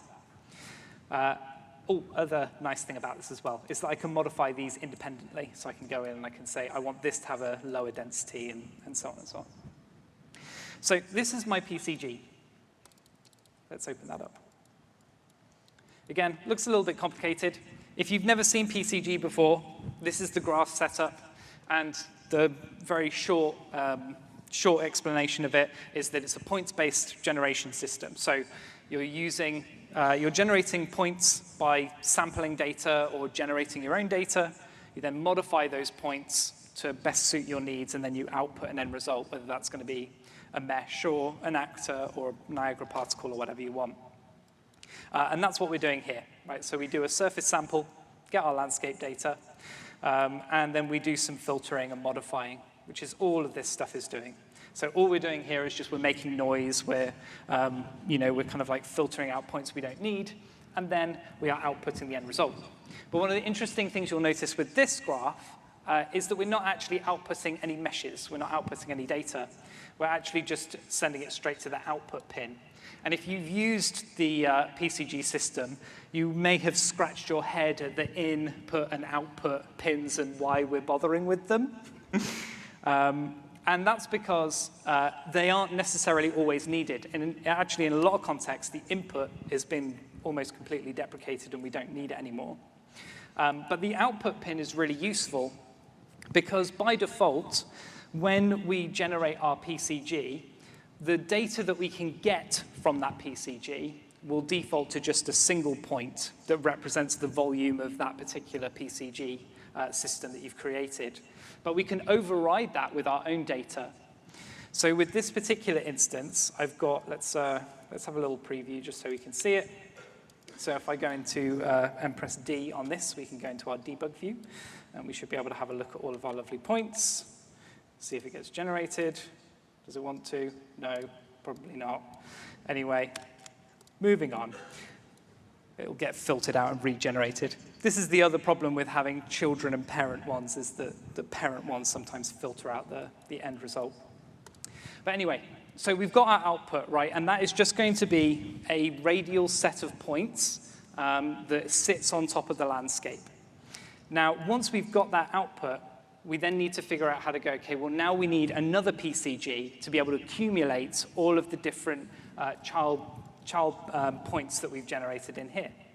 So if we go to my output log, I'm just going to type in forest and go to this actor here.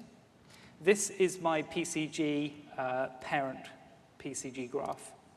So if we go into here, you can see that what we're going to do is we're going to basically just get all of that actor data. And the way that we get actor data is very kind of arbitrary. It's not like a lot of stuff that you're used to with Blueprint where you're doing like casting and things like that. Rather, we use either classes or tags to define the type of actors we want to get, and then we just search the world for it. So our get actor data here is going to allow us to get the actor filter of all world actors. And then we can filter that get all world actors by either a class or a tag. In this instance, I'm just using a tag. So any actor that has a tag of forest is going to contribute its points to that data set. And then because we are using select multiple, it's actually going to collate all of those points together into a single data set. And then we can go in and we can filter that. Now, this brings me on to a bit of a caveat with this. Because one of the options that we have, and I'm telling you this not because I got caught out by it, but someone else at Epic got caught out by it, not me. Someone else, not me. Definitely found out about it. OK. So the way that someone else at Epic, not me, used to think that PCG worked when you marked it as world partitioned. This is one of the options that you have when you create a PCG volume. You can tell it that you want it to be a partitioned actor. And I can't be bothered to find it, so I'm just going to search for it. So you can say is partitioned. And the way that I thought this worked, no, sorry, the way that someone else at Epic thought that this worked was that that actor would propagate its generation across to all of the different cells that you had loaded. So inside our outliner, we have got, and I can't be bothered to search for it again, so we have our PCG world actor. And you can see we've got quite a lot of them, right, because we're setting up our grid size to be 128 or 12,000. So what that meant, right, was that you'd have one PCG graph, and you would send that data to each of those cells, right, and then you would get a nice little collection of data. But that's not actually the case. What happens when you say that that graph is partitioned is that it will basically instantiate that graph in each of those individual cells. So rather than you running a graph once, you are running it. If we go down, I don't think all of these are valid, but anyway, you're ending up generating that PCG graph and you're running it 260 times. Okay, so that's what's actually happening.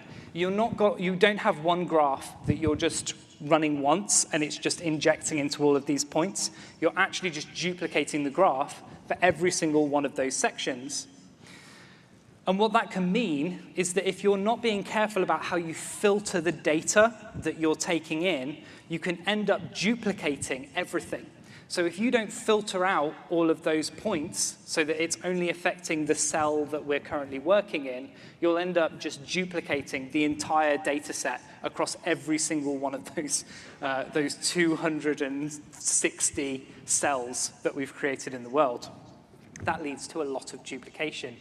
So you do have to think about your PCG generation slightly differently if you are working in this system rather than if you're just generating it by default.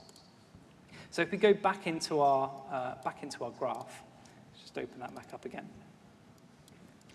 What we need to do is we need to make sure that we are filtering and culling any data that's outside of that cell, and that's going to help us avoid that duplication of effort.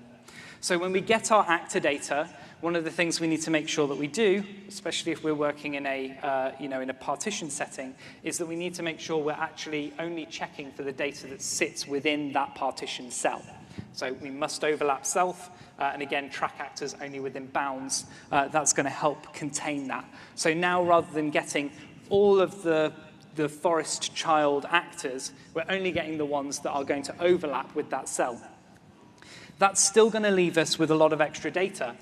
So if we have a look at our data set here, let's click on one of these, and you can see our nice partition square shape here.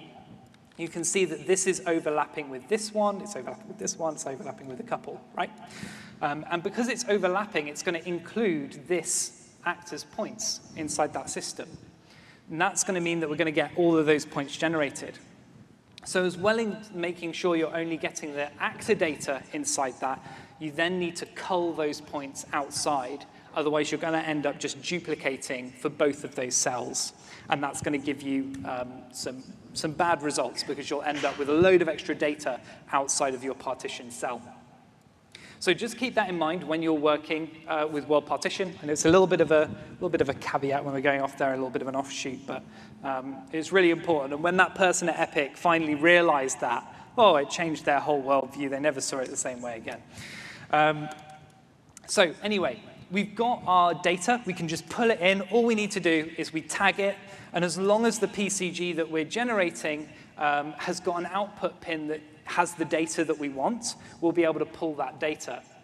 And sorry, last bit as well, when you set your mode, you do need to tell it to get the PCG component data rather than just the actor data. Because again, we don't want any of the actor information, we want the PCG data that's being generated.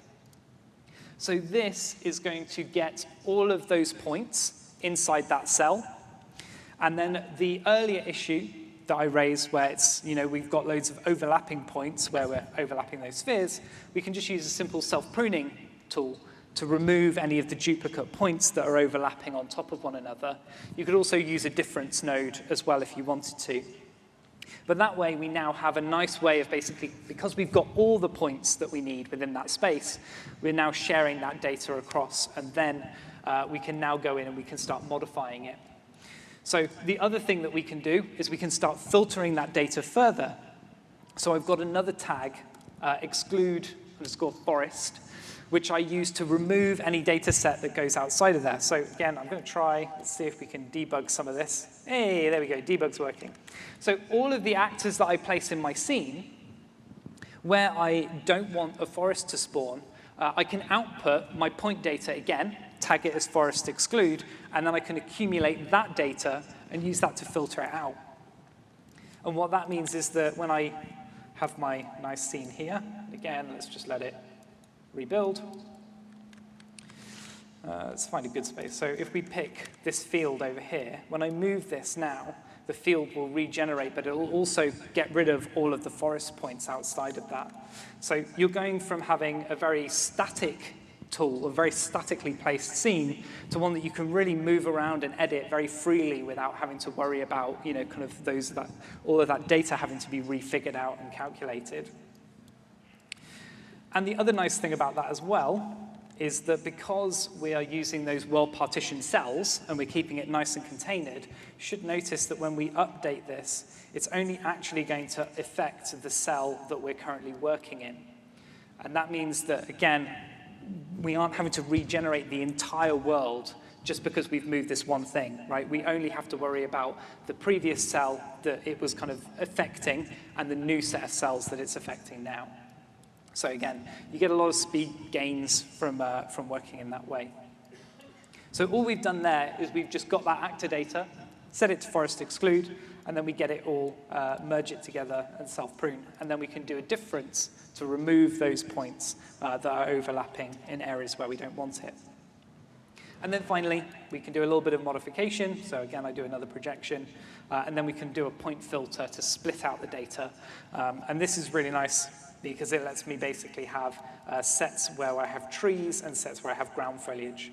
So for these particular actors, if I go in, let's select this one, for example, and we go in, I can turn off ground foliage or turn it on based on what I want in the world.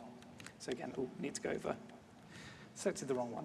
So if we go over here, we can turn on and off our ground foliage, and it will just recalculate. So again, really nice way of just being able to, per area, be able to really kind of like artistically choose where you do and don't want that content. So it's a really nice way of working with that stuff. So that's how you get nice communication with PCG. The next area that I wanted to cover is extending the tool set.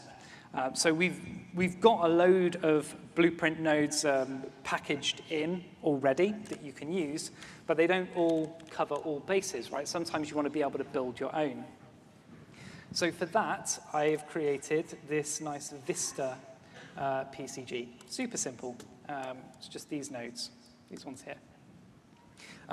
But in order to do that, I needed a new method for generating points. I can't sample the landscape, or I don't want to sample the landscape, because the whole point of this geometry is that it's supposed to sit outside of that. The other option is creating set points, or I could create a grid of points, but again, that's generating a load of extra data I don't need. What I really wanted was just to be able to create a radial set of points around a particular point in space, and to be able to specify that radius. And that's where using blueprints came in handy.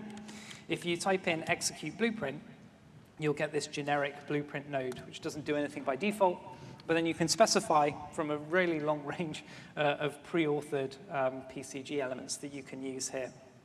But you can also build your own. So if you go into this, it's just, again, it's blueprint. It's just extended from the parent class PCG blueprint element. And from that, by default, you won't get anything shown. It will just be kind of this empty event graph. But there's actually a load of overridable functions included in this setup that you can use. Now, the main ones I want to focus on are executing and iteration. So those are the kind of the two main ones that you need to work with in order to get the actual PCG node doing something. But on top of that, you also have your class defaults as well. So you can specify the inputs and outputs of that pin and what type of data is going to be coming out of it. This is really useful because for my radial points node, for example, I don't need an input because I'm not sampling anything, I'm not pulling in any data, I'm just generating points and outputting them. So for that particular example, I can actually just disable the input completely. So we don't need a default input, we don't need a default output, I can just make my own custom one. And this is also really useful if you want to have multiple ins. So you can say, okay, I want to take in 3 sets of data, and then I want to compare that in some way and output a single unified result. Or I want to output like 2 results, or 1 result, or 3 results, or whatever. You can just set that up in here.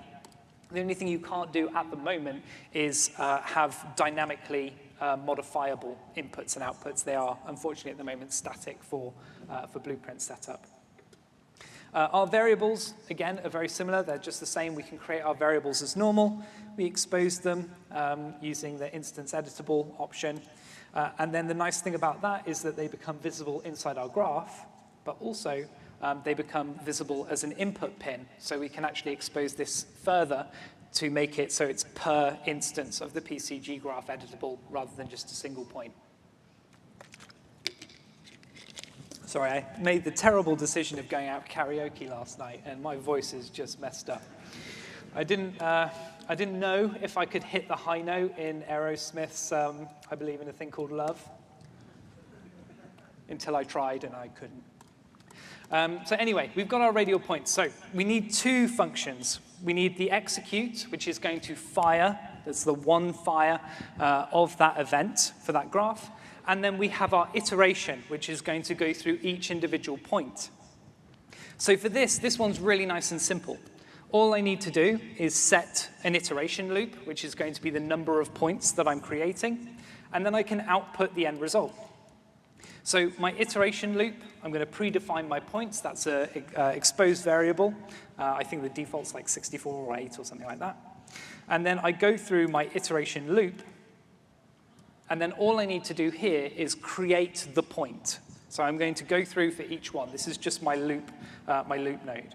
So for that, I'm going to get my actor data, the original component.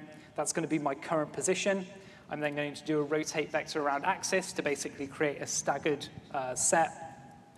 And then I'm going to get my iteration point, divide it by my points to normalize it, and then multiply that by 360 to get me back up to my radial range. Then all I need to do is compute seed from position. This is really important because you do need the seed for a lot of the other functionality inside PCG to work. So make sure you're including that in if you're generating any point data from scratch. And then I can just construct a make PCG point. So it's got all of the data in here. So I've got a bounds, min, I've got color, steepness, seed, and so on. And this is another one of interesting kind of like system for PCG. When you generate a point, you have hard set data, and then you have attributes, which kind of sit alongside the hard set data, but are extra. They're optional. You don't have to have them. So every data set will always have transform, a density, a bounds, so on. So all of these options here. So you can always know that they're going to be generated. So whenever you're generating points, you'll always create that data set no matter what. What you do with that data set is up to you. But by default, you'll have your base data in there. If you want to make new data, so extra attributes, then you have to make that attribute or add that attribute manually, and then make sure that you're preserving the metadata, which is what it's called inside the blueprint, as you go through. Because if you take it in and then you don't pass it back out again, you'll actually just filter out all the metadata as you go through. So that's my iteration loop. So that is per point we're going through, and we're just going to generate that point data and then end up with our final result. And that's going to give me my radial points. So in this one, I'm going this amount out in distance, and I'm generating 64 points. Then I can just use the rest of my nodes like normal, because all I'm doing here is generating point data. I'm not doing anything different, right? So if I go in and have a look at my attribute set, you can see that all of the points have just been generated as normal. And we go through, and we can modify it, we can output it. And we can use this in loads of different contexts, right? So I use it in my building. Let's go have a look at that. And open up my PCG. This one's a really interesting set as well, because we're actually using subgraphs in here as well. So whenever you make a graph inside PCG, you can actually drag and drop that graph into other graphs. So you can use this to create kind of like base logic, which you can then reuse in other areas. Again, that's one of the really good use cases of the input and the output pin on this data set. So I've got one here, which preserves local Z.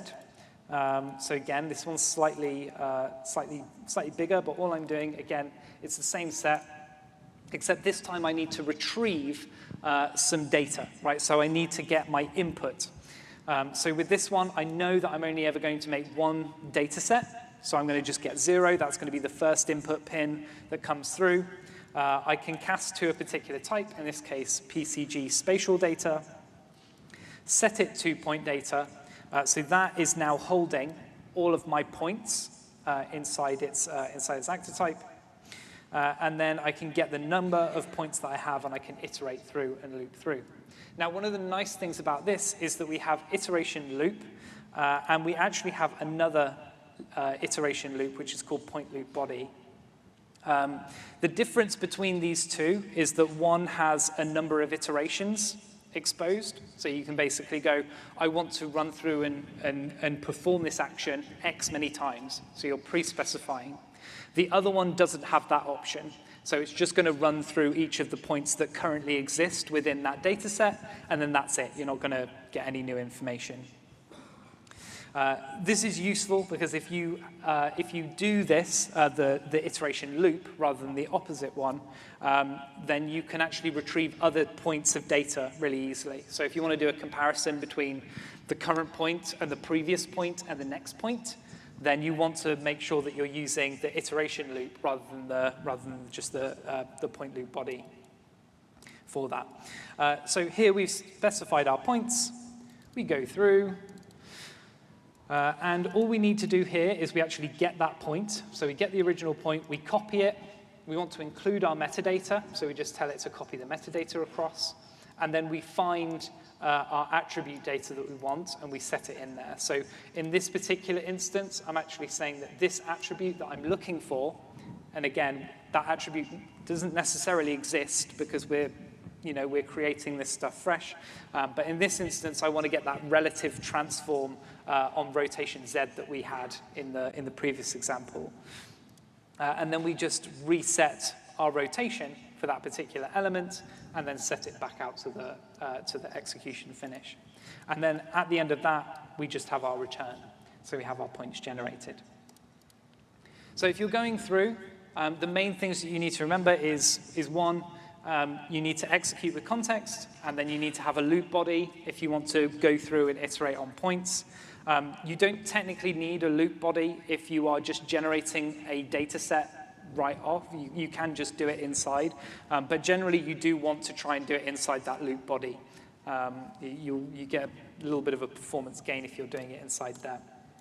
And then the other one is use the other PCG graphs that are available to build yours out, right? So if you're not sure where to start, then there's all of these pre-made blueprint graphs that you can look at and you can pick apart and you can dissect.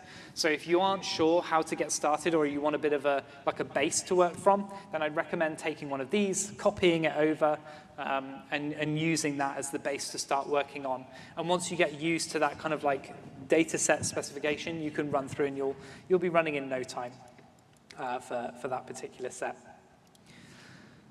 Right, the last thing I wanted to talk about, well, we'll see if we have time for one extra thing afterwards, but technically the last thing I wanted to talk about is artist authoring, right? So this one's, again, it's a really important area of procedural content generation, and it is the way that you will get like the absolute best of both worlds, is by using PCG as a tool to extend artists' work rather than replacing it.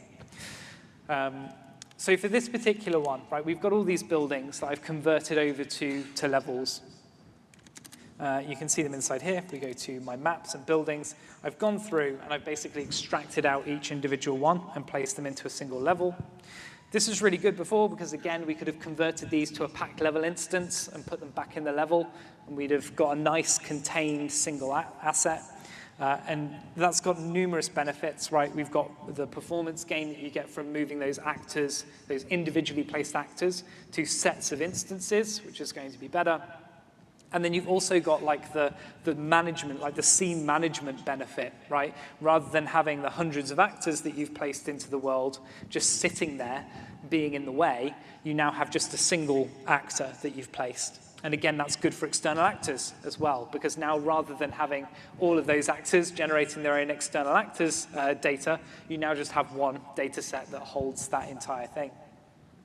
So we have our building here.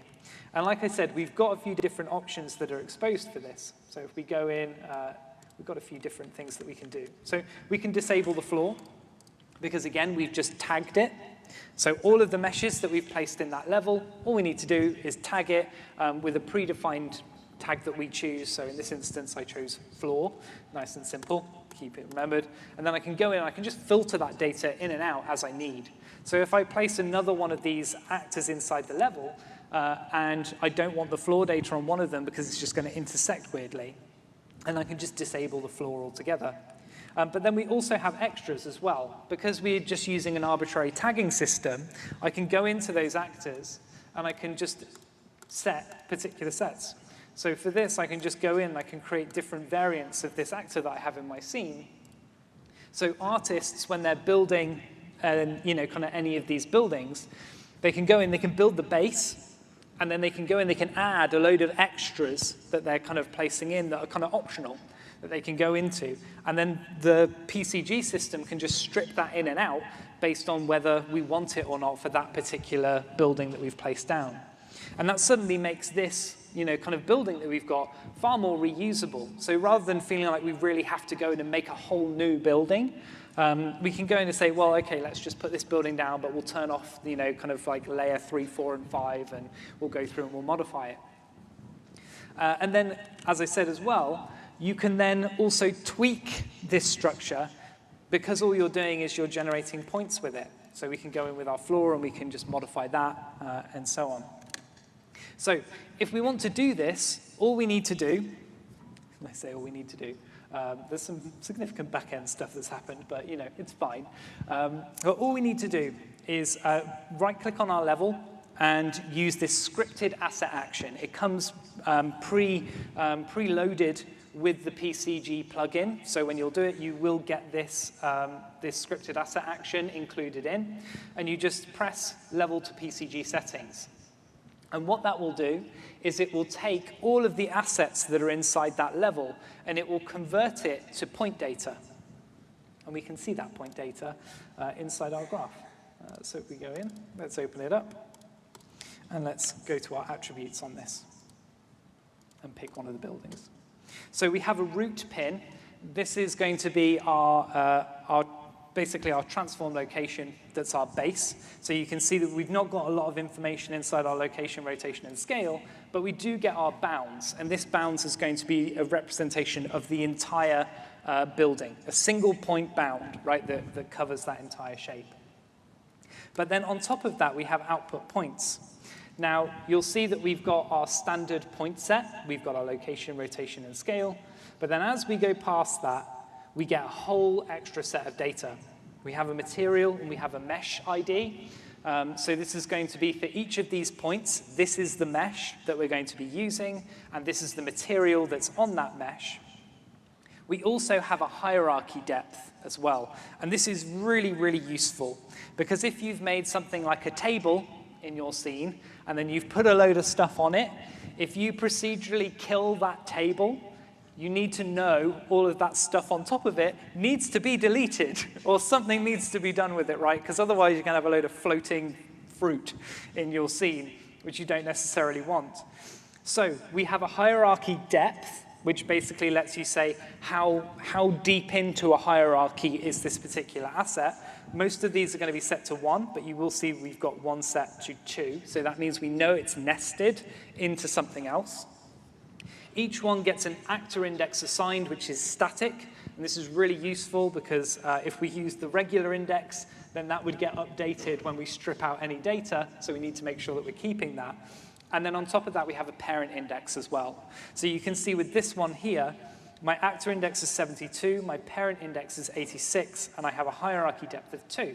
That means that this is attached to the actor at index 86. So if I delete 86, then I almost certainly am going to need to delete 72 on top of that, right? Because we've created a dependency chain. And all we need to do to set that up is just attach it inside that level. And when we convert it to a PCG dataset, it will automatically pick all that stuff up.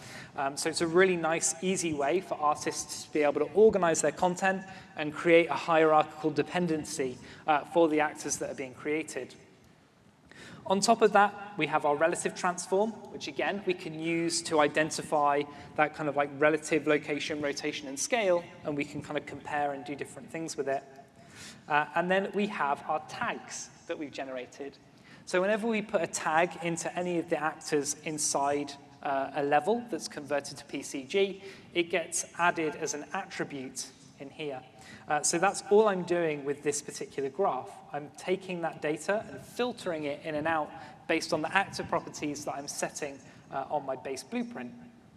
So for our floor, anything that's marked as floor or tagged as floor will get an integer value assigned to it of 1.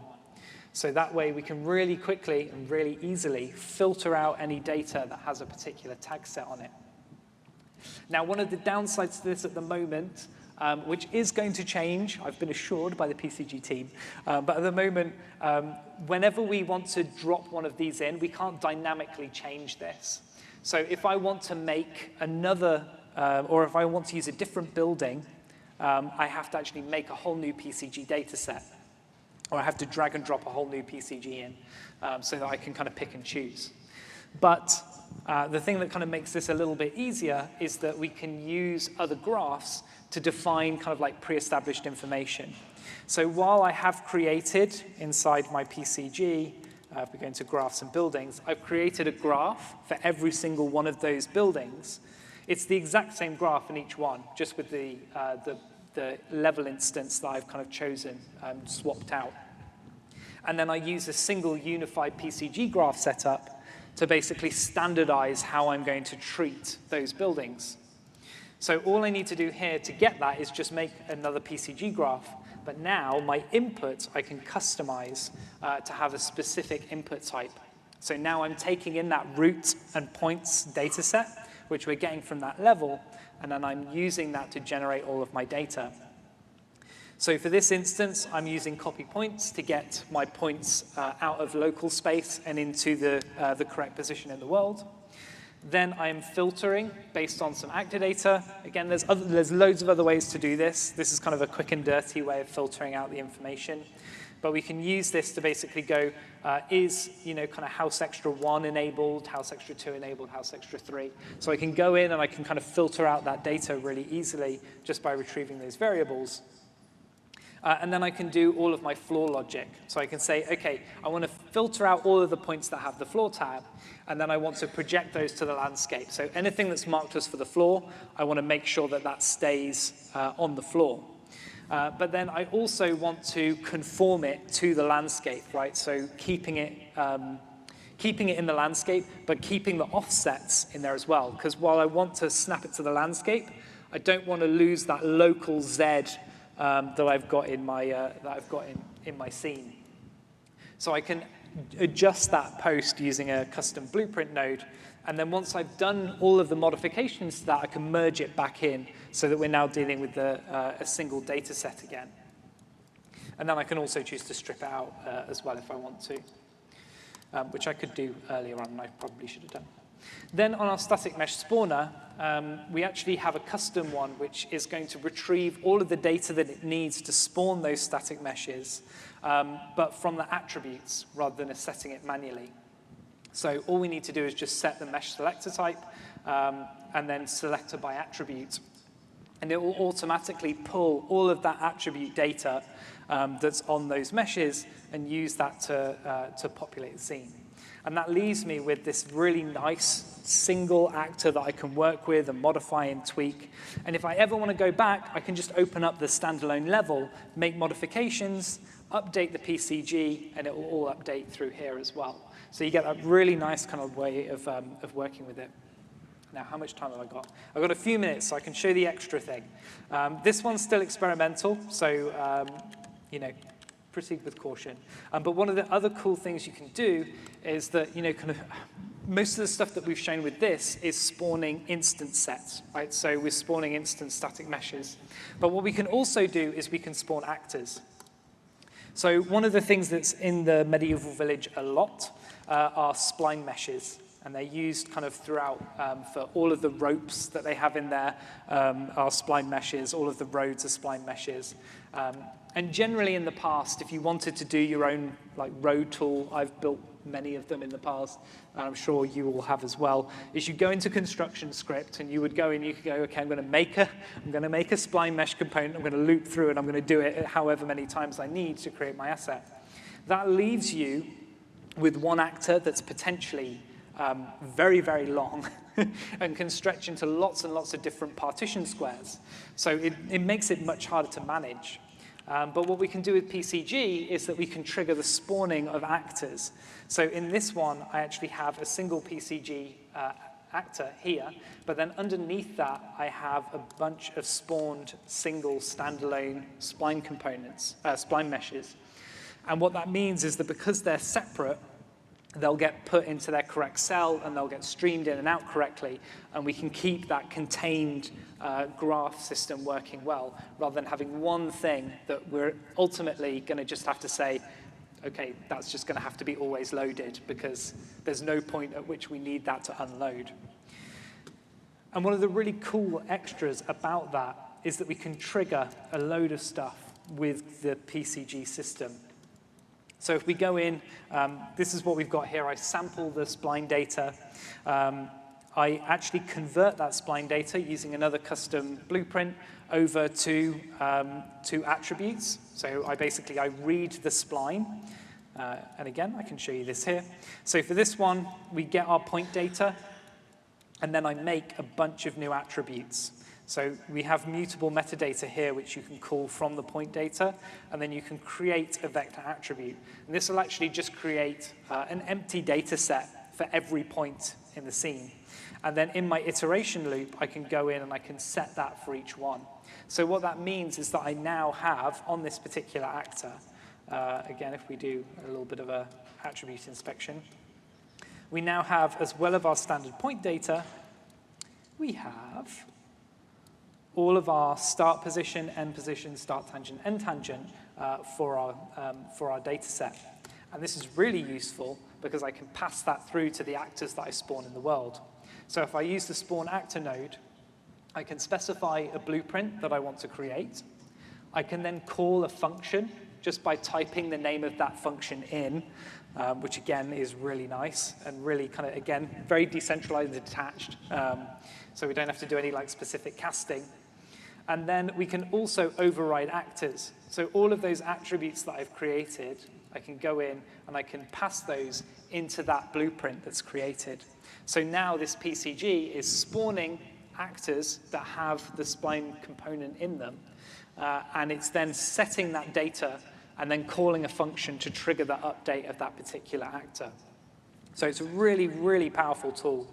Again, where this stuff is still in experimental, you know, there are some limitations with it, but as you know, as we get closer to release on this, we're going to see it gets even more powerful. If you want to see more, one of the really cool things that we've just announced, that if you haven't seen, go check it out. unrealengine.com/roadmap, I think is the shortcut to it. We've got all of the different ones. We've got a massive section on procedural content generation. So if you want to see the stuff that's coming soon or is going to be added eventually, then you should go and check out that site. We've got loads of stuff in here. The metagraph is going to be incredibly powerful. That actually allows you to create an order of operation for procedural content graph spawning.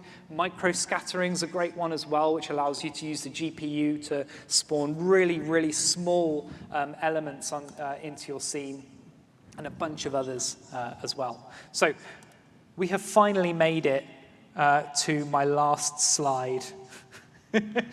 Right, we got there slightly roundabout in the end. But anyway, that's it. Happy to take any questions. Thank you so much for listening, and have a great rest of the day.